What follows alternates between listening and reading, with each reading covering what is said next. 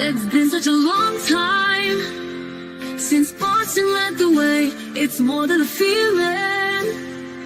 It's Mike and Tom to start the day. The heart of Massachusetts should be freedom, justice, and liberty. Freedom led pilgrims to Plymouth Bay. Salem trials had justice too late.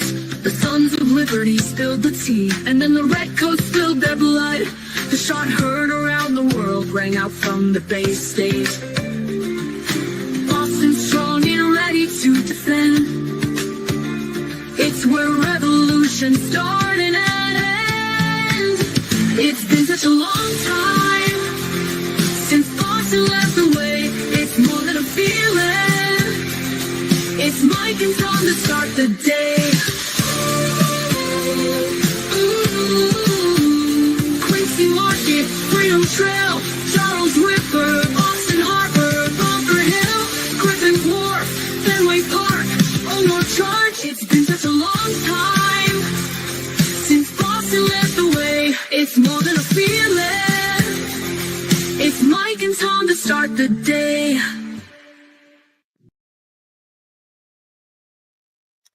Hi, everybody. How are you? I'm just going to try to move myself around here. Give me a second.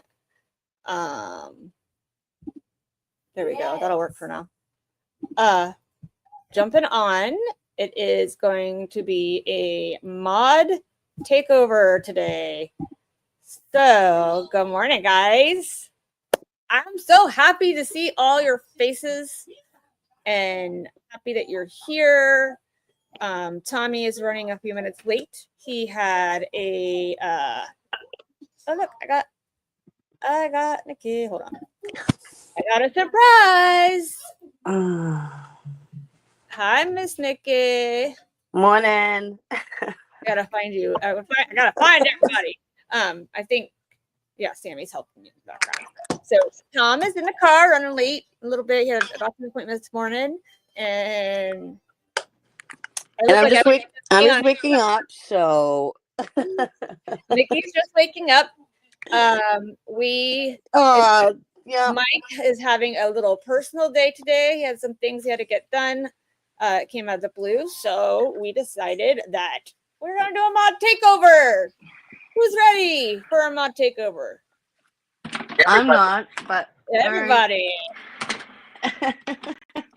Nikki's not awake for her mod takeover yet. I am not. I'm putting it on mute so I can make coffee and. Yeah. All right, you mute yourself, and we'll figure out what's going on. Okay. So, how are you, Tommy? Huh? How are you? I'm good. I'm very good. Just driving. Good. Usual. Live in the car. You're good at that, though. I'm not good at driving and talking and stuff at the same time.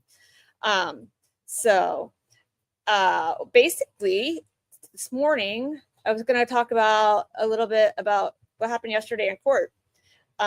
Did anybody notice that? So when Hank was talking about sanctions and stuff like that and wanting to put all the new motions under seal for just the defense, not for him, but just the defense, so that he and the judge can read it and verify that it's okay.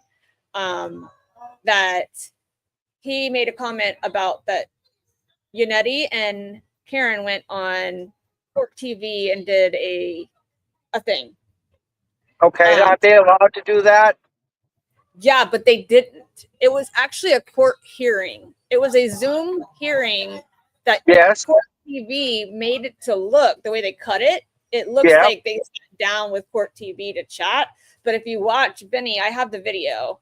If you watch Vinny, he will tell you that it was a Zoom hearing. Let's listen to Mr. Yannetti in a hearing talking about the federal investigation, and it was a year ago that it happened. Good morning, guys.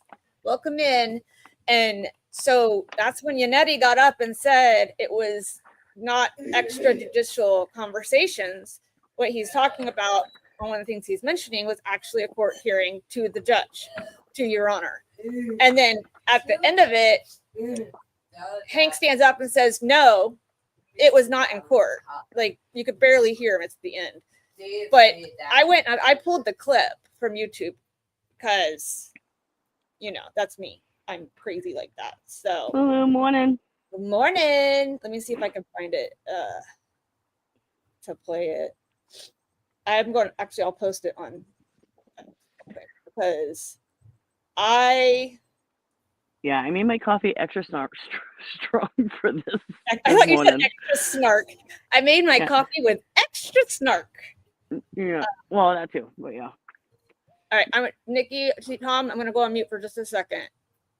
Okay. What's up, Tommy?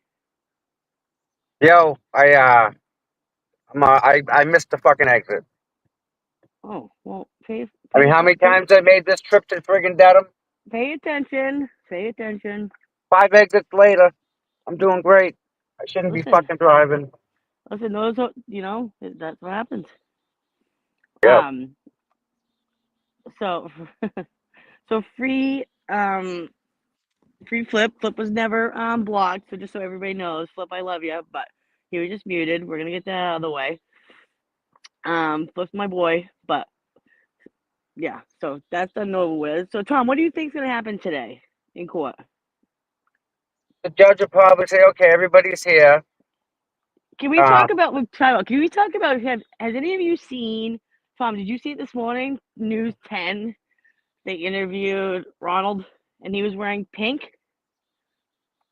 Yes. What does everybody think of that? What do you think of it, Tommy? I don't think they barely touched on the guy. What?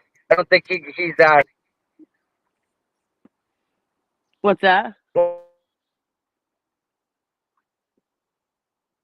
He must be in a bad spot. Not the average person.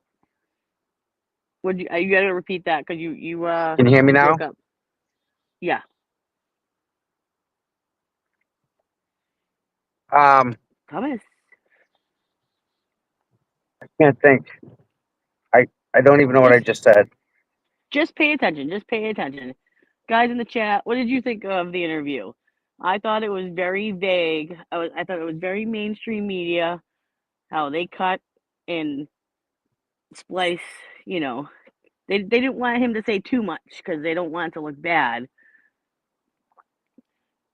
But the media does that all the time, Nikki. All the time. They cut I'm and well aware. they make it. That's why I don't watch mainstream media. I mean, how many times it pisses me off? How many times have we seen Karen Reed say something or her father and have the mainstream media not play it or just cut it up to make it look like it fits their soundbite? Hold on. Okay, And the reporters. Kelly, if you can hear me, the lady's live streaming. Hold on. What? I can hear you. What? I'm sending this to you. It's on, sorry, on Twitter. Look up Boston Justice. She's live tweeting federal hearing. So put it up. Okay. X. Thanks, Flip.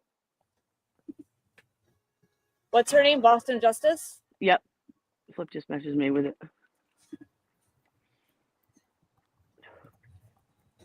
Is there anybody at the federal courthouse?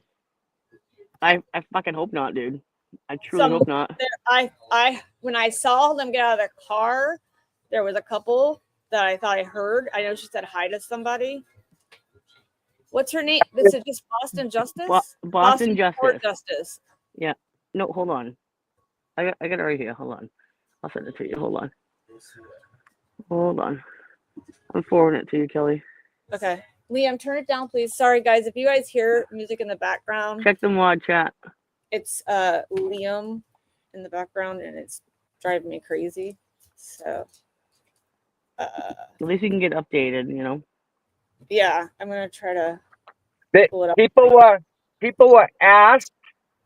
People were begged not to go to Boston. Why are there people in Boston? No, I don't know who went. I just know that some people were like, nobody should be in selfie going there. No, this is in because people were allowed in the courtroom. Certain people were allowed in the courtroom. This is like a reporter. You said it's on. I just check the mod chat. I'm trying. I'm not awake for this yet. Sorry, guys. All right. Mod chat. Nikki, aka Nick Nat, doesn't do mornings, period. Okay, so I need to. Yeah, everybody should be in denim just supporting Karen if they want to like be, supportive. Jesus Christ, supportive. And nobody should be in Southie. It's not. Hold on. It's making me put my password in. It's not wanting me to open it. Yes, Lord. And I don't have coffee yet, so you can imagine. Do this. Here, hold on. It's just, hey, Blue. What's up, girl? It's just the backspace. Okay. I know. Well, plus I was up earlier and I fell back asleep. And you fell back asleep? Yeah. So funny. Hi, Amanda. Hi, with my dog. What's up, Glenn? How you doing? Can you guys see my coffee? Let's see. My coffee is brewing. Can you hear it? It's not brewing fast enough.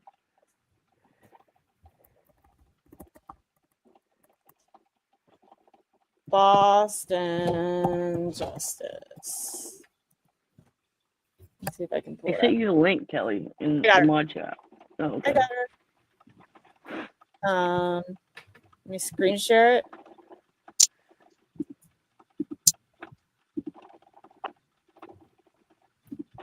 I just had to. Yeah, it wasn't, me too, Glenn. Me too. There we go. Can you zoom you guys, in? I'm not a professional. I'm trying. Okay. Can you zoom it in so we can see? Or you want to read it or? Let's see. I'm gonna try to. Let's see if I can get the layout. There we go. All right, so it says Federal Judge Slayer is wrestling with his role, says he must accept the SJC interpretation of state law and show difference, not total acceptance, however, to SJC factual findings. He calls it somewhat fuzzy. The Commonwealth respond saying it's clear that the SJC's view must control. That's the last one she said. Yeah, you start from the bottom and work your way up. Okay. Not from the top down, because. Let's try this here. What's up, Kevin? Yeah. Okay, as of an hour, it says, hello from the U.S. District, where the defense for you, Karen attorney, will ask Chief Justice Judge Dennis Saylor to find that retrying her in the state court for murder and leaving the scene would violate her constitutional rights. Reed contends jurors in Norfolk, let's see. Hi, Peppa. He contends 5 jurors made statements affirming that 2 acquittals. Argues Norfolk County judge failed to inquire, declared mistrial, and dismissed the jury without notifying the defense. The Massachusetts Supreme Judicial Court found the judge rightly declared a mistrial out of necessity in light of juror notes declaring an impasse. Says Karen Reed is sitting at the counsel table next to her lawyers in a large courtroom. Judge Saylor's on the bench. Basically, federal constitutional question. The judge notes he will consider her claim de novo. Reed's attorney, Marty Weinberg, opens, I believe strongly that the court should establish a precedent that the right to post-trial voir dire is an essential part of double jeopardy protections. In essence, the state court judge should have investigated the jury's findings. Judge Saylor asks Weinberg to explain what would give him the power to probe what happened in that jury room. Weinberg cites constitutional grounds. Then it says the acquittal is not the announcement. It is not the finality of the verdict. It is a decision by the jury, reads attorney Weinberg tells the federal court. Here we have powerful evidence that the jury acquitted, and the state's decision is so what, who cares, Weinberg says. He notes none of the other 7 jurors have voiced any opposition, even anonymously, to the claim that of the 5 that jury acquitted on 2 counts. Let's see. Weinberg urges the federal judge to call Kearney jurors into his courtroom in Boston, where there are no cameras and question them. Is there precedent for federal court to require voir dire of state court? The judge asked. There is none. The double jeopardy. Weinberg says. And then Reed's attorneys, Alan Jackson and David Yannetti, are sitting on the back bench today in federal court. Reed's other attorneys are sitting in the gallery across from her parents. There are empty benches and only a handful of spectators. Many Reed supporters decided to stay away in deference to the serious, tightly constrained. People went into Boston this morning. Tommy, mute your mic. People were told not to go to Boston. That Thomas, can you hear me? disrespect. Is he wanting to talk, or is it disrespectful to Karen? Oh shit! Are you Go ahead, good? Kelly. Okay. Yeah, go ahead. And then it says that we all stated these people decided to stay away from the hearing. Nothing prevents Judge Saylor from doing some fact-finding, Weinberg contends. There's nothing more important than the double jeopardy clause. The case cries out for some decision-making in the area that hasn't had a great deal of decisions, Weinberg says. Judge Saylor has some factual questions. He wants to know how much fact-finding the SJC did and whether he's required to give a difference in their findings. Weinberg describes some of the facts on the record that led the SJC declaring Judge Kearney had manifest necessity to declare a mistrial. Defense disagrees, contends judge deviated from her prior practice of not talking to defense or prosecutor before declaring the mistrial, argues she did not seek any alternatives to mistrial. She could have asked the jury if there was a unanimous decision on any counts, Weinberg said. Liam, please turn it down.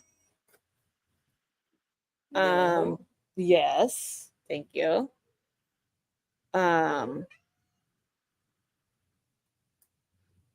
Does the argument require I ignore what happened with the first and second notes? Judge asks. Weinberg responds, the dialogue surrounding these notes show different. The defense wanted a verdict, not a mistrial. That the judge's prior practice was to read the jury notes to counsel before the public. She deviated from that in the process at the last minute and declared game over. Let's see. Does the argument require I ignore what happened? Oh, wait. No, we said that one. I got to go up some. Simply put, Superior Court Judge Kearney erred. Reed's attorney Weinberg tells the federal court she made a mistake. She misunderstood the notes. If the jurors' post-trial claims are found true, there was no manifest necessity for the mistrial on all counts, Weinberg says. The Commonwealth is up. Liam, please be quiet. Sorry, guys. The Commonwealth is up, says factual findings were made to require the difference in SJC rulings that must control. The determinations cannot be relitigated in the habeas action, the state's attorney says. The Commonwealth strongly rejects Karen Reed's defense argument that Judge Kearney did not consider alternatives to mistrial, cites her actions in response to the first notes when she encouraged consensus. The state attorney argues no inkling in the jury notes of agreement on any of the charges. Federal Judge Saylor says he's wrestling with his role, says he must accept the SJC interpretation of the state law and show deference, not total acceptance, however, to the SJC factual findings. He calls it somewhat fuzzy. The Commonwealth responds saying that it's clear the SJC's view must control. Let's see what we got now. I put 2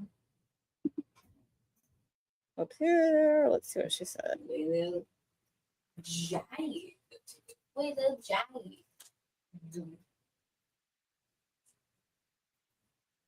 Where was I? He's wrestling kind of fuzzy. The Commonwealth argues Massachusetts law requires a verdict must be allowed into court and or doesn't count. The double jeopardy clause of the United States Constitution does not go so far as to say the state cannot impose that requirement. The state's attorney tells the federal court. He says jurors could change their mind about their counts right up to the declaration in court. It has happened.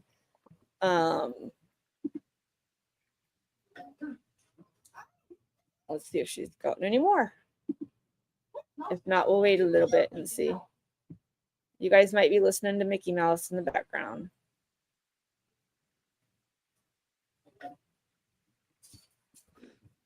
Okay, I think we're caught up. All right. We'll go back and check it in a minute and see what we can find. How do I'm trying to find how I get you guys back up here. There we go.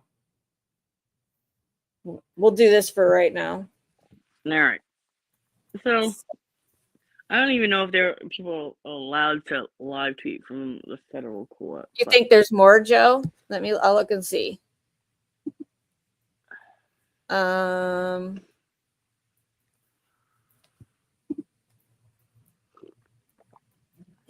Hey, if everybody can hit the like button, that'd be fantastic. We're waiting on Kelly to do this. Like and subscribe, guys. We need Caden here to tell everybody to do it. He's good at it. I don't see any more.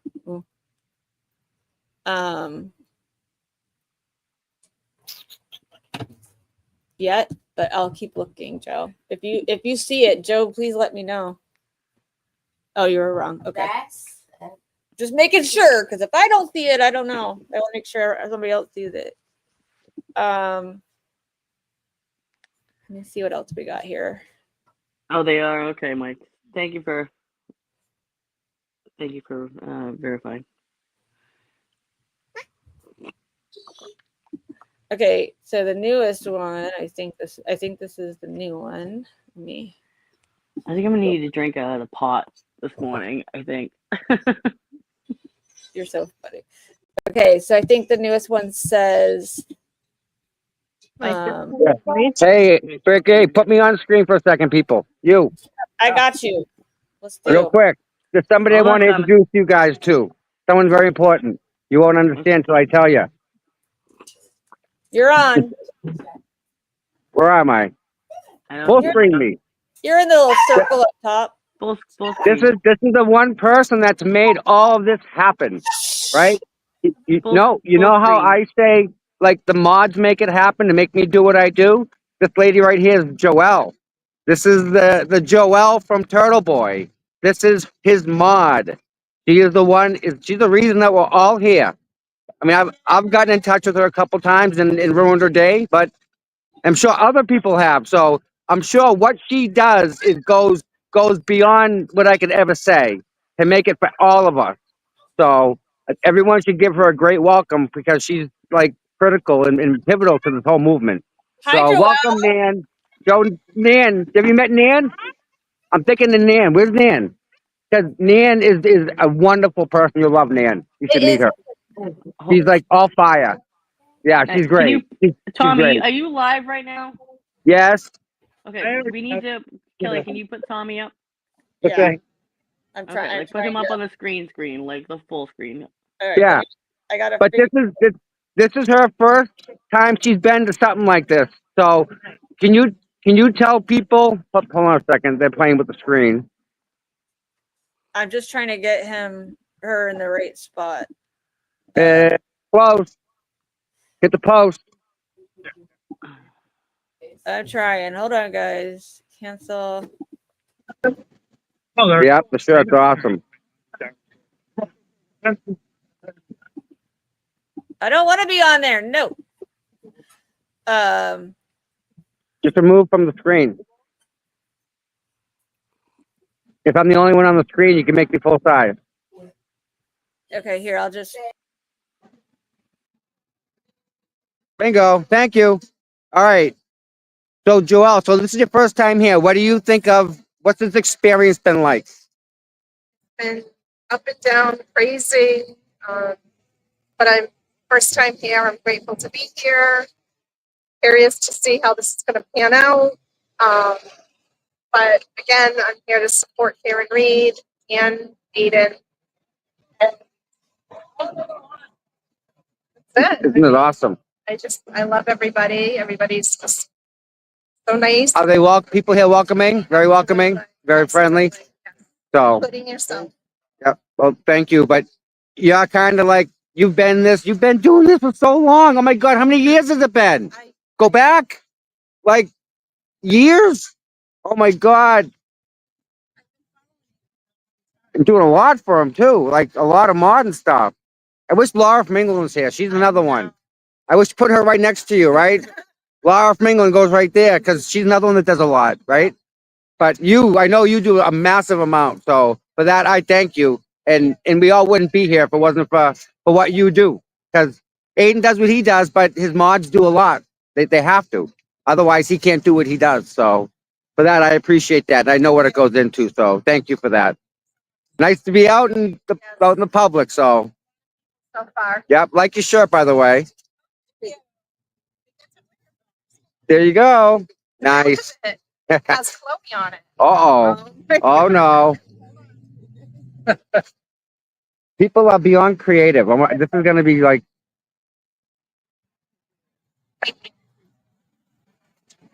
Where's Chloe? Look at that. Awesome. Ain't that something else? Wow. Well, I'm glad I finally met you. It's been a couple years now, right? Probably longer than that. Yeah. So, but yeah, I'm glad you're out and about, and I'm glad you met the people. And you know, excellent. So awesome. And again, I mean, not only the people that watch, but the people that are watching really help. So again, all that, we all thank you for watching, and again, people that do the work behind the scenes, it's a big part of it. So for that, Sure to follow group, and you'll get all your information on there. and it's Uncle Turtle Boy on Twitter, right? Yeah, at Uncle Turtle Boy on Twitter. So there you go. I wish he has. He shouldn't be dealing with this. I hope he just walks out head high again. Yep. This shouldn't go far. I hope. Again, it's Norfolk County, so all bets are off. We don't know what's gonna happen, right? So, right. So there's a place down the street that's a really good breakfast. If you guys are hungry, the Grateful Diner. It's down on the left at the very end of the intersection. Yeah, it's pretty good. Still live. Yep, we're live. And listen, there's bathrooms downstairs at the Registry of Deeds. They're open all the time. They open them early for us. Will, Go live, okay. just so you know. This is the reason Turtle Boy is as successful. Right here, his mod. Joelle. She's been there a long time. And she does a lot of work for Aiden. So, there you go. Yep. She's first time here. So, you know Will. So now, Will, you know his mod, so you're good to go. Giddy up. Yeah, go. So people just say mill around and they just talk and, yep. Shay, you know Shay? She's a sweetheart, the little girl that runs. Oh, yeah. Every time she sees you, she straight beeline right to you. Yeah. Her mom's a sweetheart too. So many names all at once, like here you go, right? I mean, and everyone knows who I am. I don't know who leads it there. I try, but yeah, awesome. So thank you. I like that sign. Yeah, that one there. She just, yep. Badass. I didn't do this. Yep. Great. So, yes, definitely. Hopefully the rain holds off.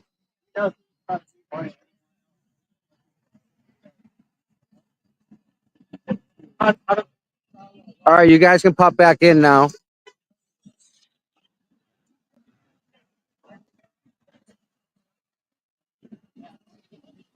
What up? That's All awesome right. that she's there for her first time. Bob? I said that's awesome that she's there for her first time. She gets Yep. to meet everybody, and Yep. And look at Mike.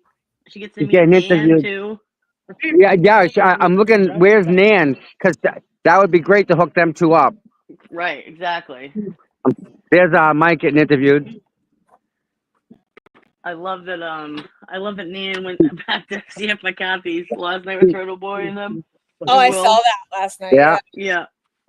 Yeah.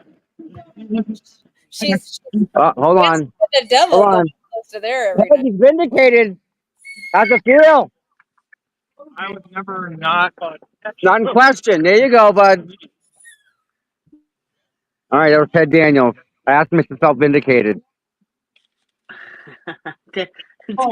Teddy blocked me on Twitter. Him and I are no longer friends because I called him out one time. You want me to talk to him? I know a guy. No. I can give two fucks, Tommy. Yes, Nan is Jesus still in Christ. town. I think she's at. I Seriously. think Nan is supposed to be at federal court today and at the courthouse with the Reed family. I heard she was invited. I hope she is. I really hope so. That is the cutest thing. Bettero is at federal court. Ooh. Oh, let's go check out. She said Joe said it sounds like the court is done. So let's see what this has. I'm good. How you been? Yeah. Catching in when I can. Yeah. Hey, In between jobs. it all works, man. So thank you. Hey, Thanks for Kelly, stopping can you by. make us smaller and then make Tommy Karen's got bigger? to come in and see the judge to finish up what they did yesterday. Kenny's working He's the not here back. yet. It's federal court. I think it's I can do this No. side. No. And they're asking for it. That's the fucked up part. They keep like spring it. They don't understand. We see it all, but here it is. I don't understand. It don't make any sense to me. How much money are they blowing on this? Ridiculous. Ridiculous amount of money. Citizenship. Listen, you seen the crowd here. You think we need security? Like, is this an unruly crowd? Like in any way? And anytime I come up here, they're like, "Who's this?" Yeah, Because I'm not here every day. and but they're welcoming, right? Well, yeah. This isn't a rowdy crowd, but yet they have troopers that just not happy. Try to minimize the damage. Whatever. So I just looked at the newest one on Twitter. Let me see if I can pull it up for you guys. I get back. All right, bud. Thanks for stopping by. We're here all the time. Flip's been See you saying them out again. in the chat. Don't be a stranger. Okay, so That scumbag. what is going on here? Stop screen share. Okay, so I'll just read it to you. It says, Reed's attorney, Marty Weinberg, gets to respond to the Commonwealth, says law doesn't bind the federal court from looking at Weinberg, citing long list of cases. He says state law doesn't govern state law conflicts with double jeopardy clause, he says. Hey, off the stairs. How you been? Good. And that's, I believe it's over from what Joe. There you go. Good jump.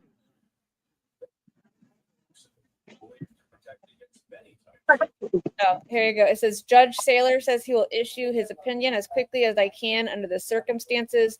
Mr. Weinberg said it's a wilderness, it's a thick forest anyway, Judge notes. So it's over. They should be on their way back. What's Yeah, this? well, that's gonna take a minute for sure. So Coming from Southeast. I put this on my channel and broadcast it out live. Yeah. Really? they Okay. said that's why when she said 11 o'clock, I was like, I don't know if she's gonna be at 11. Hi, how are you, dear? How are you? Good morning. Kelly, Yes. I got something. What do you got? All right. What do you got now for numbers? 1,500. Okay. Listen. Here we go. Okay. Okay. Trying to help other creators, right? Yes. Voices for Justice with Danielle Yep. on YouTube. Nice. We might have to take a picture of it to post on because it's kind of blurry because of Yeah. the trucks. I got it. So, That'd be cool. yeah.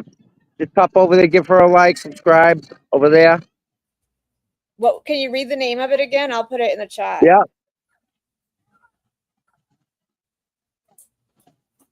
Voices for Justice with Danielle, right? Yes. Okay, I'll put it in the chat so people can see it. Please. Thank you so much.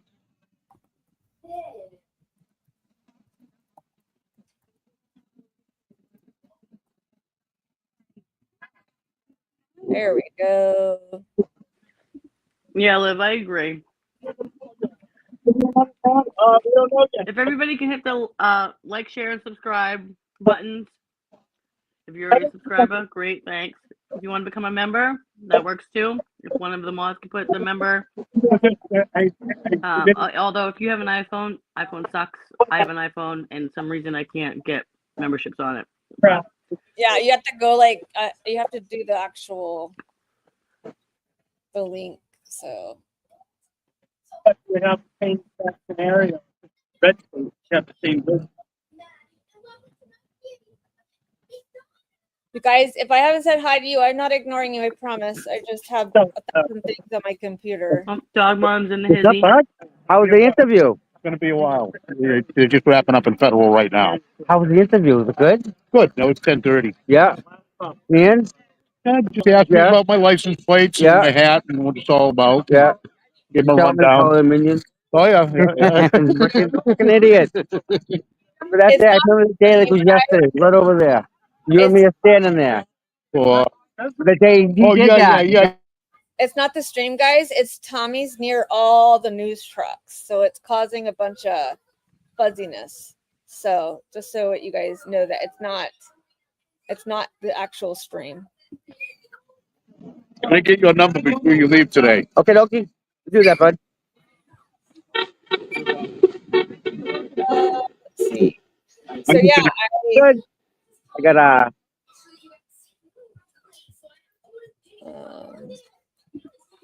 I wanted to play that if I can find it here. Zip your lip, little boy.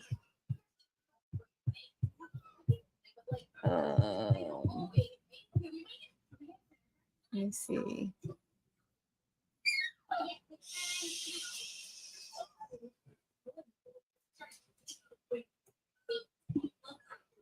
All right, let's go back to here and see what's going on. Let me see if I can post it or send it to myself. All right. Everybody there? Am I the only? Everyone muted but me? Oh my goodness. I'm here, guys. I promise. I'm trying. Let me get this to my computer and I'll see if I can. Nan is still around, guys. She is, I believe, at the federal court hearing with Karen and her family, and then she was going to come here for the other hearing with Bev. So let's see. Open says me. I don't know if I'm gonna try to share it. I'm gonna try to share it with you guys.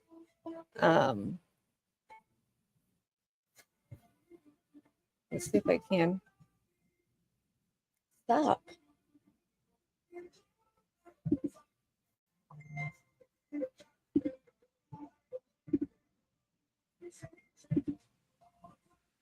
No, that's not it. Let's see. All right, I'm back. Yay. I'm trying to share a. a video. Maybe. Listen, maybe it's the camera. I don't know. I think it's Good the camera morning. with the. We're just No, talking about how it's much just work you do. it's just a service, We're Tommy. talking about how much work you do for like all the other stuff for Karen, and then you got a family on top, right? Oh yeah, hard work right now. Breaking out a sweat. Yeah, that's Is he in there? yeah, Better be in there. yeah. My girl, Joe. There you go. Is that a touchy thing? I love everybody. There you go. Me flipper in there. Yep. I'm gonna put it on. No? What's Mikey saying? Come, Mikey. I He's thought not he was there. even in He's there. not in there today. Oh, Oh, yeah, he's working way too hard, too. Flipper's not in there? I don't know. I don't see him. He's in the chat. He's in the chat. I guess. Yay! I can't. With your chat of kind of, you have to look at it, and then like it'll just skip, and you'll miss like 5 or 6 things. So Okay. thanks. Where's Nan? I don't know. We're looking for her. Where is she? Nan! Oh no, she's with federal court. She was Karen with her family, with a mother and father, which is good. We want Nan to know them because that's gonna blow her mind how nice they are, isn't it? I'm glad. That's good. I'm glad I'm they glad spend you that go time there. with them. You know Yeah. what I mean? Yeah. So that's a win for I everybody. decided, Yeah. I was gonna go in 'cause I was right down the street. I know you almost. I mean, you can walk there for crying out loud, right? Yeah. It's all right. I didn't want anything to go wrong. I like your hair. But there's somebody that's tweeting from inside the federal court, so we're getting. Oh, so it's still going on though. It's still going on, right, guys? Now Huh? it's done. Now they're on. They should be on their way back. Done. They're on their way here. Oh, they're on their way. But that's even still. It's going to be a while, right? It's gonna be a wait. Yeah. 100% it's gonna be a while. Yeah. Traffic coming from Southie to Dedham. So Yeah, it should be. It should Sorry, be. Good.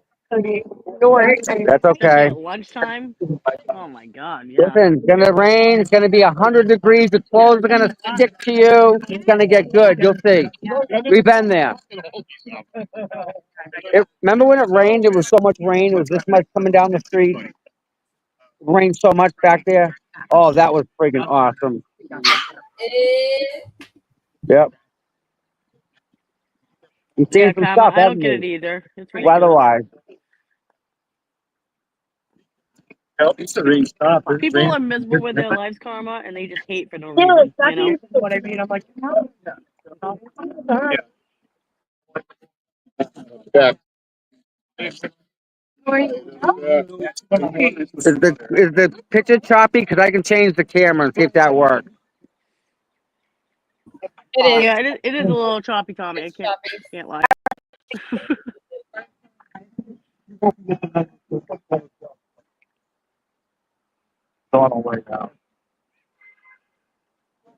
Oh, Amanda, I'm so sorry. That's awful. Let me get out and reset. Hold on. I'll be right back.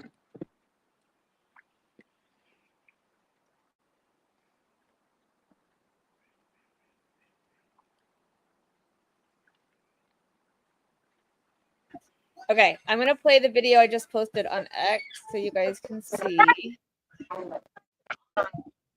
Let's see.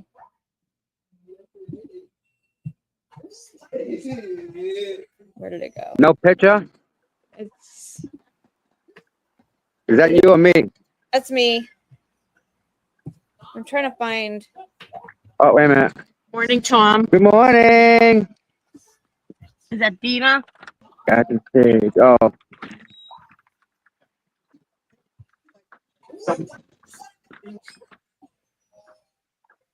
They do, Queen. They do.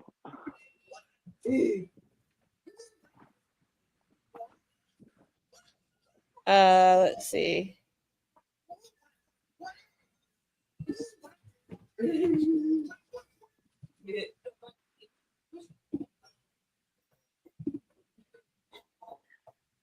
Hey, Kelly, it says Aiden just posted the Commonwealth's response to his motion. Oh, boy. I guess. I don't know. Hold on. Let's see.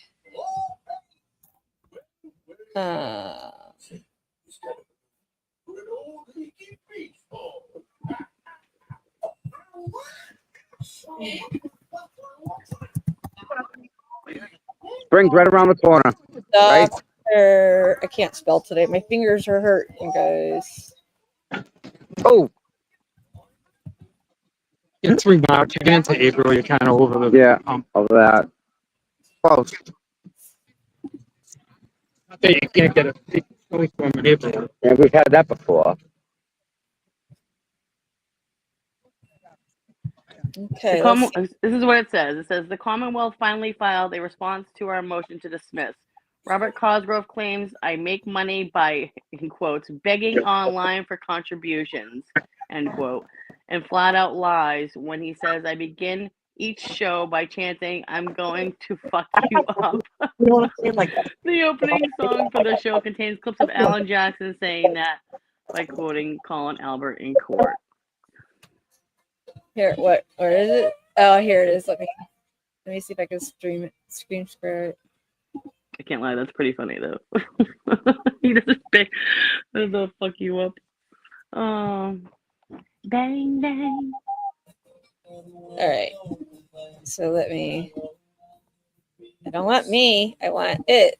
There we go. So there's where Aiden was. Read the motion. All right. Defendant is self-employed, supporting himself via a variety of internet presentations, appearing on such outlets as YouTube, Facebook, X, any Twitter. He broadcasts quite frequently, at least 4 times a week, and has monetized his production in various ways, including selling subscriptions, begging online for contributions, selling t-shirts, etc. He attempts to present himself to the viewing public much as he seeks to portray himself to the court as an investigative journalist, reporting matters of public concern when often breaks stories, but conducting investigations into matters neglected by law enforcement before viewers' very eyes live on the air. Defendants, whatever, too. I don't know how to read those things. The crusading journalist pose is supplemented by assertions of virtuous moral outrage, fearlessness in the face of opposition, and crass vulgarity as seen, for example, in the opening of his YouTube shows, which begins with an extensive, repetitive chant of, I'm going to fuck you up. Oops, I shouldn't have said that word. Fuck it. Sorry, that word was not supposed to be said. By the way, that song makes me happy every time I hear it, so Yeah. I don't That care. and Tick Tick Boom. Yeah, I love Tick Tick Boom. Amy and I were jamming out to that song. We were getting ready the other night to come up to see if my copies. It says he has a new article out too, but I'm not gonna take that right now. Liam, shh. Why do all of my animals and my dog, cats, and animals and children want to like jump on me today? Dude, you have a zoo and it's disturbing. You're disturbing. Hey, listen, I never nothing hiding for everybody. I know that. You either love me or hate me. Is what it is. I am totally okay with it. Let's see. Fuck it. I'm actually what's going on. I'm trying to find the video I posted and it's not coming up for some reason, but we'll see. Liam, please. You guys are all aware that I have a special needs son. And so if you hear him in the background, that is because he had to go to the doctor this morning. He has a sinus infection and school would not let him come back until I had a doctor's note. So he likes to play music. If you guys hear it, I apologize. Liam. Okay, here we go. Let me stop that. And I'll share it.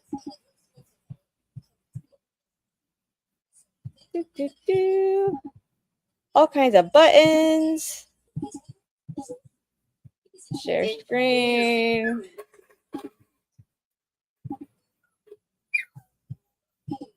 All right, let's see if you guys can. Let's see, ready? Wasn't in the court. But I want you to take a listen to David Yannetti, who is, you'll hear his voice. He wasn't in the courtroom, but was appearing via Zoom in tried, and now where Karen Reed will be tried. But it'll be a search for the truth, not only of what happened to Boston officer John O'Keefe, but also a search for the truth of how this case was handled by the investigators. And today, another big hearing, and we heard something that I think for the first time, like we heard little bits and pieces about this federal investigation, but I want you to take a listen to David Yannetti, who is, you'll hear his voice. He wasn't in the courtroom. That's vulgarity online. But here's the thing. That's not illegal. And gave the world, the judge and the rest of the world, an update on that federal investigation of the investigators. Take a listen. On that score, something very important has come to light just yesterday that directly bears on this issue. The Norfolk DA's office and the Karen Reed defense team participated in a conference call yesterday with a representative from the U.S. Attorney's Office. The U.S. Attorney confirmed during that conference call, confirmed for both parties, that not only has there been a federal investigation of this case, but it is ongoing. It's not over. It continues.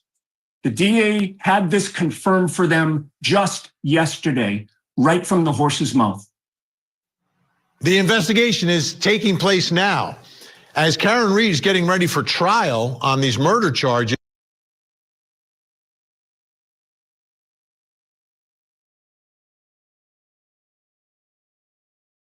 Hold on. That is the court TV appearance that Yannetti and Karen Reed, supposedly, according to Hank yesterday, presented to the judge as a his wanting to, or them talking to the press. And it wasn't. It's actually a Zoom court hearing. That, right behind you. All the houses behind you, Scott. All the old ones. It's actually a Zoom court hearing that Yannetti and Karen were in back in 2023 when when the hearings first came out, or when the letters first came out. So Hank is representing 1 week later after he misrepresented the federal letters. Oh my gosh, dog.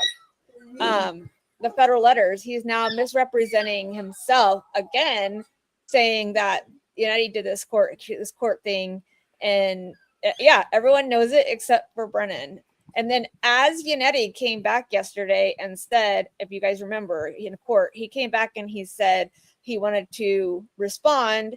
And he said that Yannetti, that he did not want extrajudicial conversations that were put in front of the judge to be considered in that.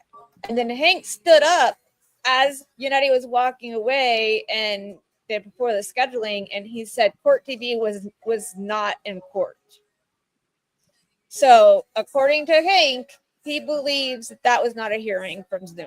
He believes that, Liam, please turn it down. He believes that it was that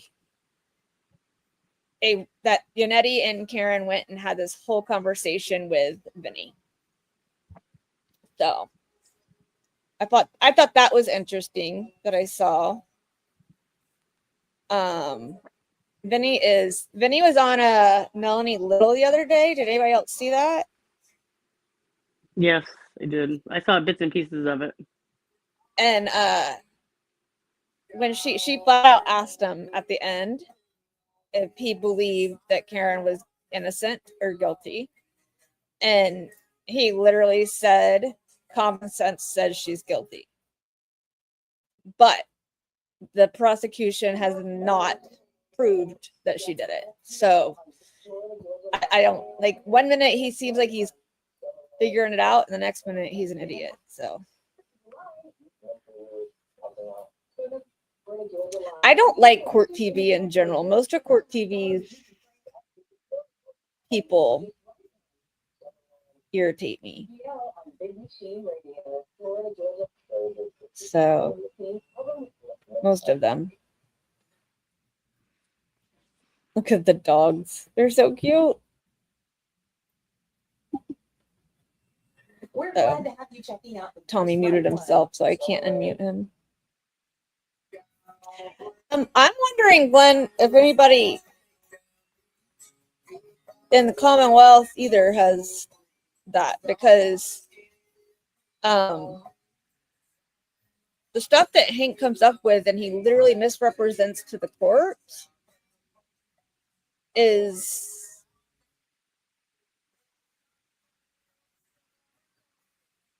oh really? I was not aware of that.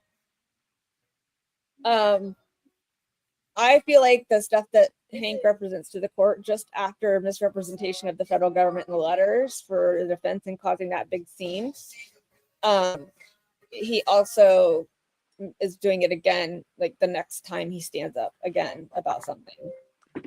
Yeah. And the other thing was, well, he also said that like Flip was the one that posted about like Brennan said that Yannetti went on court TV. Flip actually was the one that posted about it. He didn't go on court TV. It was actually a Zoom meeting in front of the judge. Yeah, the video that I just posted was the court TV thing from a year ago that we just shared, and that was the actual hearing. But Vinny does say it's a hearing. So yeah, please turn that down. Brendan was lying, and I mean, honestly, like the bottom of it says an interview with can I show you the dogs? I can have my Frenchie somewhere. I don't know where she went. She's hiding over here. I have a puppy that's crying right now. It's driving me crazy. Yeah, I don't really. Liam, turn it down, please. No. Yeah. He's nonverbal, yet he tells me no every time. What was it? The other thing that I had said. Let me get to my profile here. There is one of it was posted that Crosby on his LinkedIn claims, this is Dr. Crosby, the animal behavioralist. He claims that he is employed at the Harvard Canine Brain Project. The proper name is actually Canine Brains Project. And according to their website, he doesn't work there. So that was one of the posts I saw yesterday. And then the other thing is that, okay, so yesterday, Hank said that on the 19th, the 18th is when he was accusing, or he said Miss Little got up and said about the federal investigation, February 18th. And she did, because that's the last information that they had. The 19th, he said within 24 hours that Hank was notified by the state's attorney's office or the U.S. attorney's office that the investigation was closed, right? So the 19th. On the 21st, which is Friday, Plevin drops his bombshell show, I guess you want to call it, with his 200 viewers, saying that he has the federal investigation is over and done. And at some point he said months ago, but he says it's over and done with, all of that stuff, right? So then the 24th is when Boston 25, Ted Daniel, and Christina Rex picked it up, and a couple other people that posted it. But yet, when asked when he told the defense, he didn't tell them until the 26th. So who leaked it? Right, exactly. Who leaked it? Because if Hank knew on the 19th, how did Plevin find out on the 21st? And then it goes to the 24th for the news media, and the 26th is when they tell the defense. Right. Yeah, we all know who leaked it. But it wasn't even. Why did he wait? Like, I was watching Lawyer yesterday, and him and his dad, because his dad waited a week and stuff. Huh? He waited a week. Yeah, like and lawyer, you know, Peter, he was like talking to his dad, and even he was like, the second I heard him say that, I was like, whoa, whoa, whoa, whoa, whoa, like, why'd you wait a week? Even EDB said it, because I was watching. I love watching EDB's reactions. Yeah, she's a riot. Yeah. So like yeah. this morning, I was watching her reactions, and when Hank said that, Oh yeah, she was like, she pissed. was like, "Are you kidding me? What did you wait a week for?" But I mean, and in that week, it was somehow leaked when he's the only one that had the notifications of it. So it's just frustrating to me. The NCDA is claiming they received a letter. Same story in the Walsh case too. Seems only the NCDA office was told. Well, Kelly, you want to make Tom's screen bigger? Yeah. So people can see what's going on. Not my ass. I know. I'm trying. I'm trying to do this. Now I'm all big. Wait a second. Cancel me. Let's go back to this one. We'll just remove you and myself. How about that? Nope, don't want to do that one.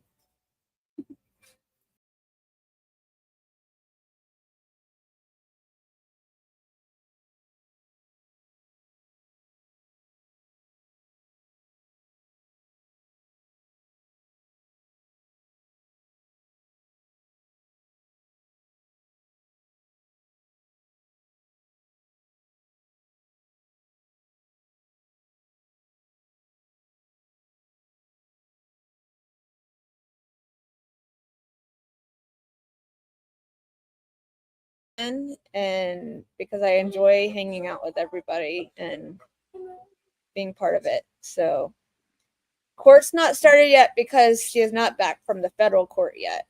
They just left the federal court, I believe. You guys are so sweet. Seriously.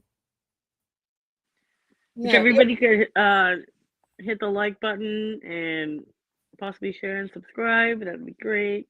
Tom muted himself, yeah, so he's muted.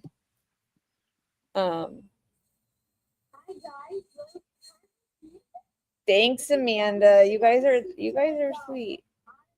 Who else did I watch after Brother Counsel? He actually he cracks me up. He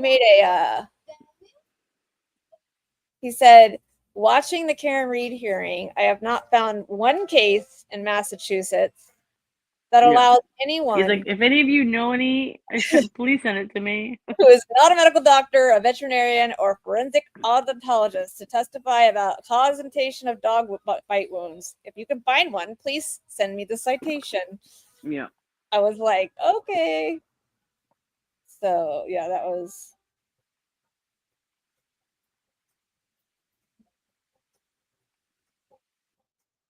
Let's see. Why did all of a sudden?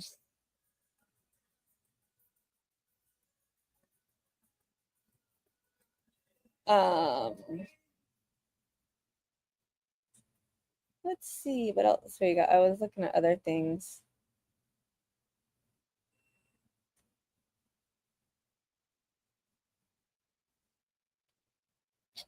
Trying to see if there's any other news popping up for you guys. Tommy, what's going on over there? Well, we're just talking about Amy. Miss Amy. Yep. She's gonna come on later. She said she had to take. Yeah, that's cool. Whatever, whenever. Cool. So. No, this is Kelly. Kelly's in Texas. In Florida, Thomas. Florida. Sorry. So yeah, it's just here I am, right? And trying to make everybody happy. Doesn't work out too well. Trying. I went out last. You're always gonna find that one. You know what I mean? Going through the breast surgery We're today. just trying to figure out the layout, guys. So. What's her name? Yeah. Patty. Let her know because I'm going to get ashes after this. So that's Wednesday. I need ashes, and I'll say prayer for her. Patty, Thank you, Patty. Patty, let her know. Say prayer for her. Thank you. You're welcome. I mean, it worked for Amy. It's gonna work for Patty. I prayed for Amy. That worked. Yep. Right? I mean, it takes work, but we did it. So, yeah. Yep. God is good. So, yeah. So, I hope for the best. You know? Good. Good. I mean, it's a big thing, right? It's in her left side. Yeah. So we keep calling her left.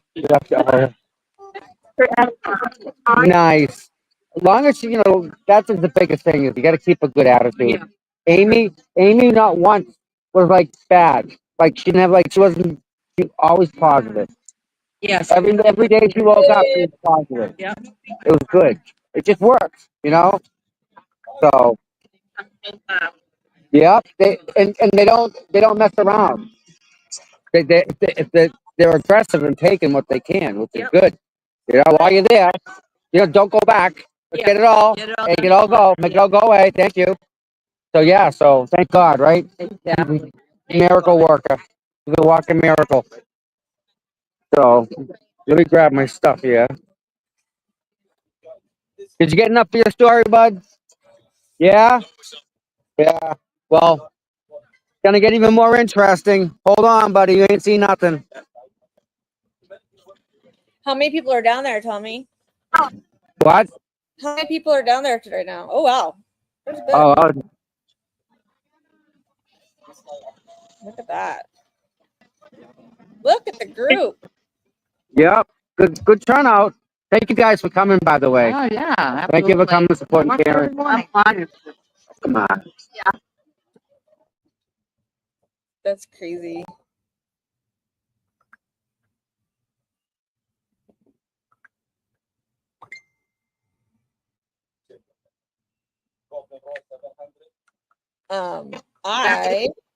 I can provide them if needed. We're right.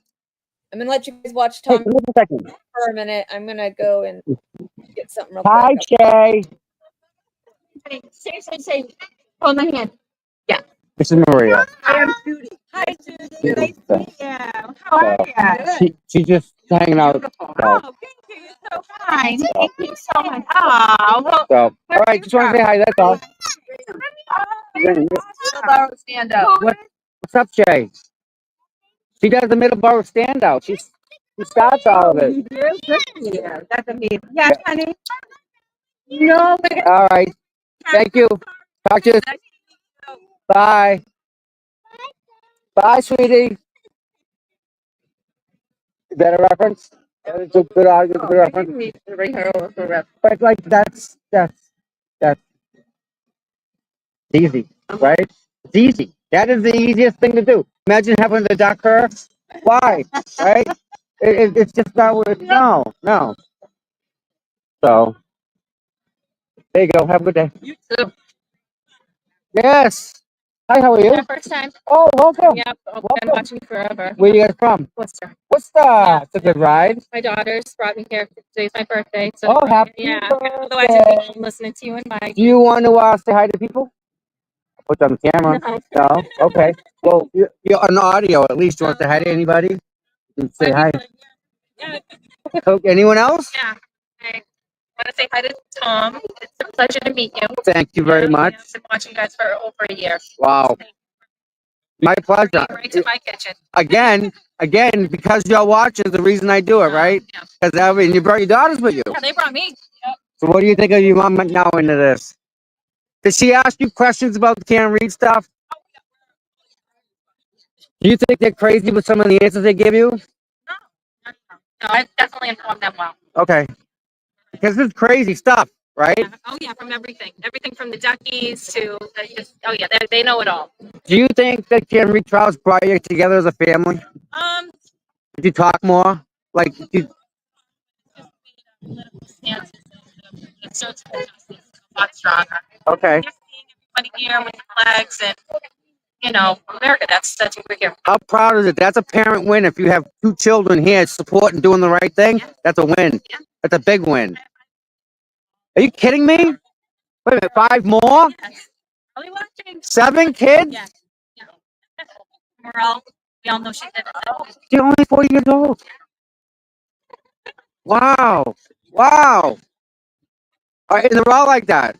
Boy, you gotta write a book or something. How to raise kids. Wow. Yeah. Wow. So you're excited to see Karen? Yeah. I didn't know it was coming. I would have really decked out, brought my signs. Yeah, Like, yeah. They surprised me. So Nice. That's a good one. Like that. That's a good one, guys. So they surprised you by coming here. yes. Wow. Yeah. Yeah. Like everybody just So, all right. So it's first time here. What's your opinion? What's your first thought of meeting all the people that are here? felt with pride. Just absolutely so just proud to be a part of this. It's just like historic, right? Yeah. You know, It is historic. Yeah. it really. I see it that way. Yeah. Have you met Jolie? Do you know who Jolie is? No. You know Turtle Boy who wrote the story? His mod is right there, the lady in the blonde. Oh, okay. She does wicked lot. Like she's half the reason we're here. Like it's the back end work. You know? She does a wicked lot. So yep. So all right. You've been all right, so yeah. Kinda local for you guys. Nice. Well, what do you think's gonna happen? Today, I don't know. We're hoping that she just disregards everything that the Commonwealth is bringing. It makes no sense. It's absolutely the dog person that he's bringing in is absolutely not qualified. I'm kind of concerned about the gag order. I don't. That seems like something judge would do. And then what's the other one? What did I tell you? The dog expert and Dog expert. getting rid of Jackson. We're absolutely hoping that that's not going to happen. Right. That can't happen. I mean, he needs to be able to choose her defense. Yep. That makes no sense. What a great lesson though to teach your kids about civics. Yes. Right? Yeah. And about the judicial system and how The criminal justice. So- boy, this is your thesis right here, man. Right? Bang it out. She did it right. You want video? What do you want, right? You're guaranteed to get this. What, you get a doctorate after that? Is that what you're going to be a doctorate? Yeah. Awesome. Look at this. Right side of justice. Yeah, the right side. That is so good, guys. Look at this. I'm proud to be here. Like, this is really, wow. Yeah, I just felt my blood pressure down. Yeah. Nice. All right. Well, my pleasure. I'm glad you guys came. Really, and you brought the sun with you. See, sun's coming out. So, yep, she'll be here soon, but she'll come right by. You'll see. Yeah. Well, if you need anything, you ask me, right? And I can't thank you guys. I know, right? Like I'm in your living room, right? Yeah, I'm in your kitchen, all right? Right. Yeah. So, but you guys, that's a good one. You guys, that's awesome. That's this next level awesome. Yeah. Here they come. Are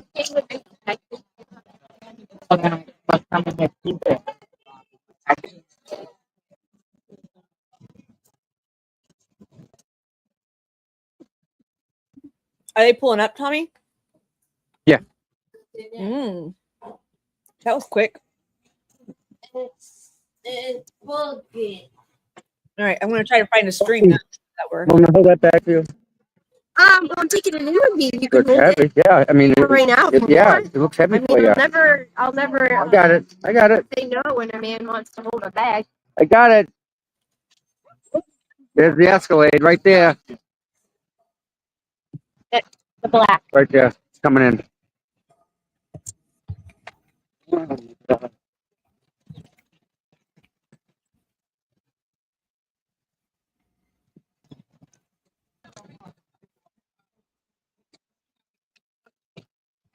Good morning.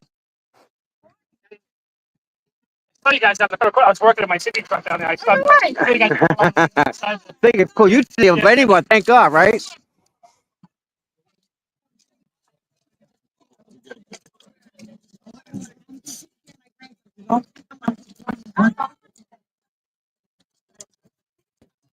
Good job. Thank you very much, ma'am. You got a fan club, I told you. You know what? You know what I got? I got the best team and the best client you could ask for. Isn't that the best thing in the world? The truth never fails, right? It's easy to tell the truth. Oh, yeah, you're a big part of that team, you know? Everyone works together, right? Absolutely. There's Liza. Great job in there, Liza. So I'm not positive. What have me I'm not sure.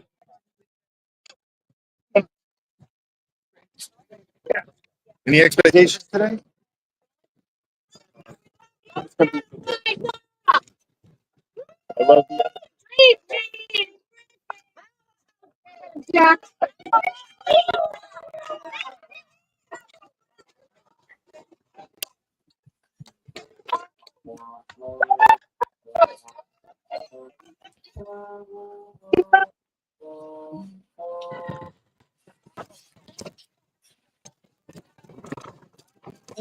Yes.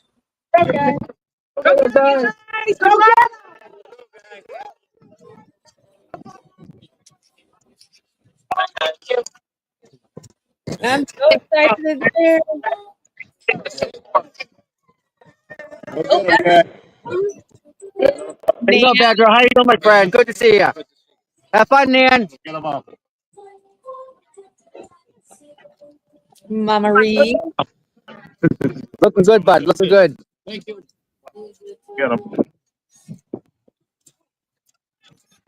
They made it quickly.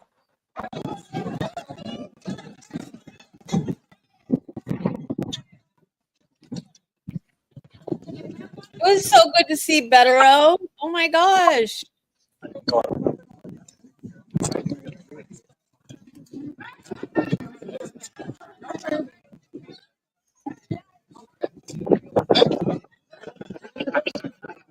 Ow. You guys more than my wife.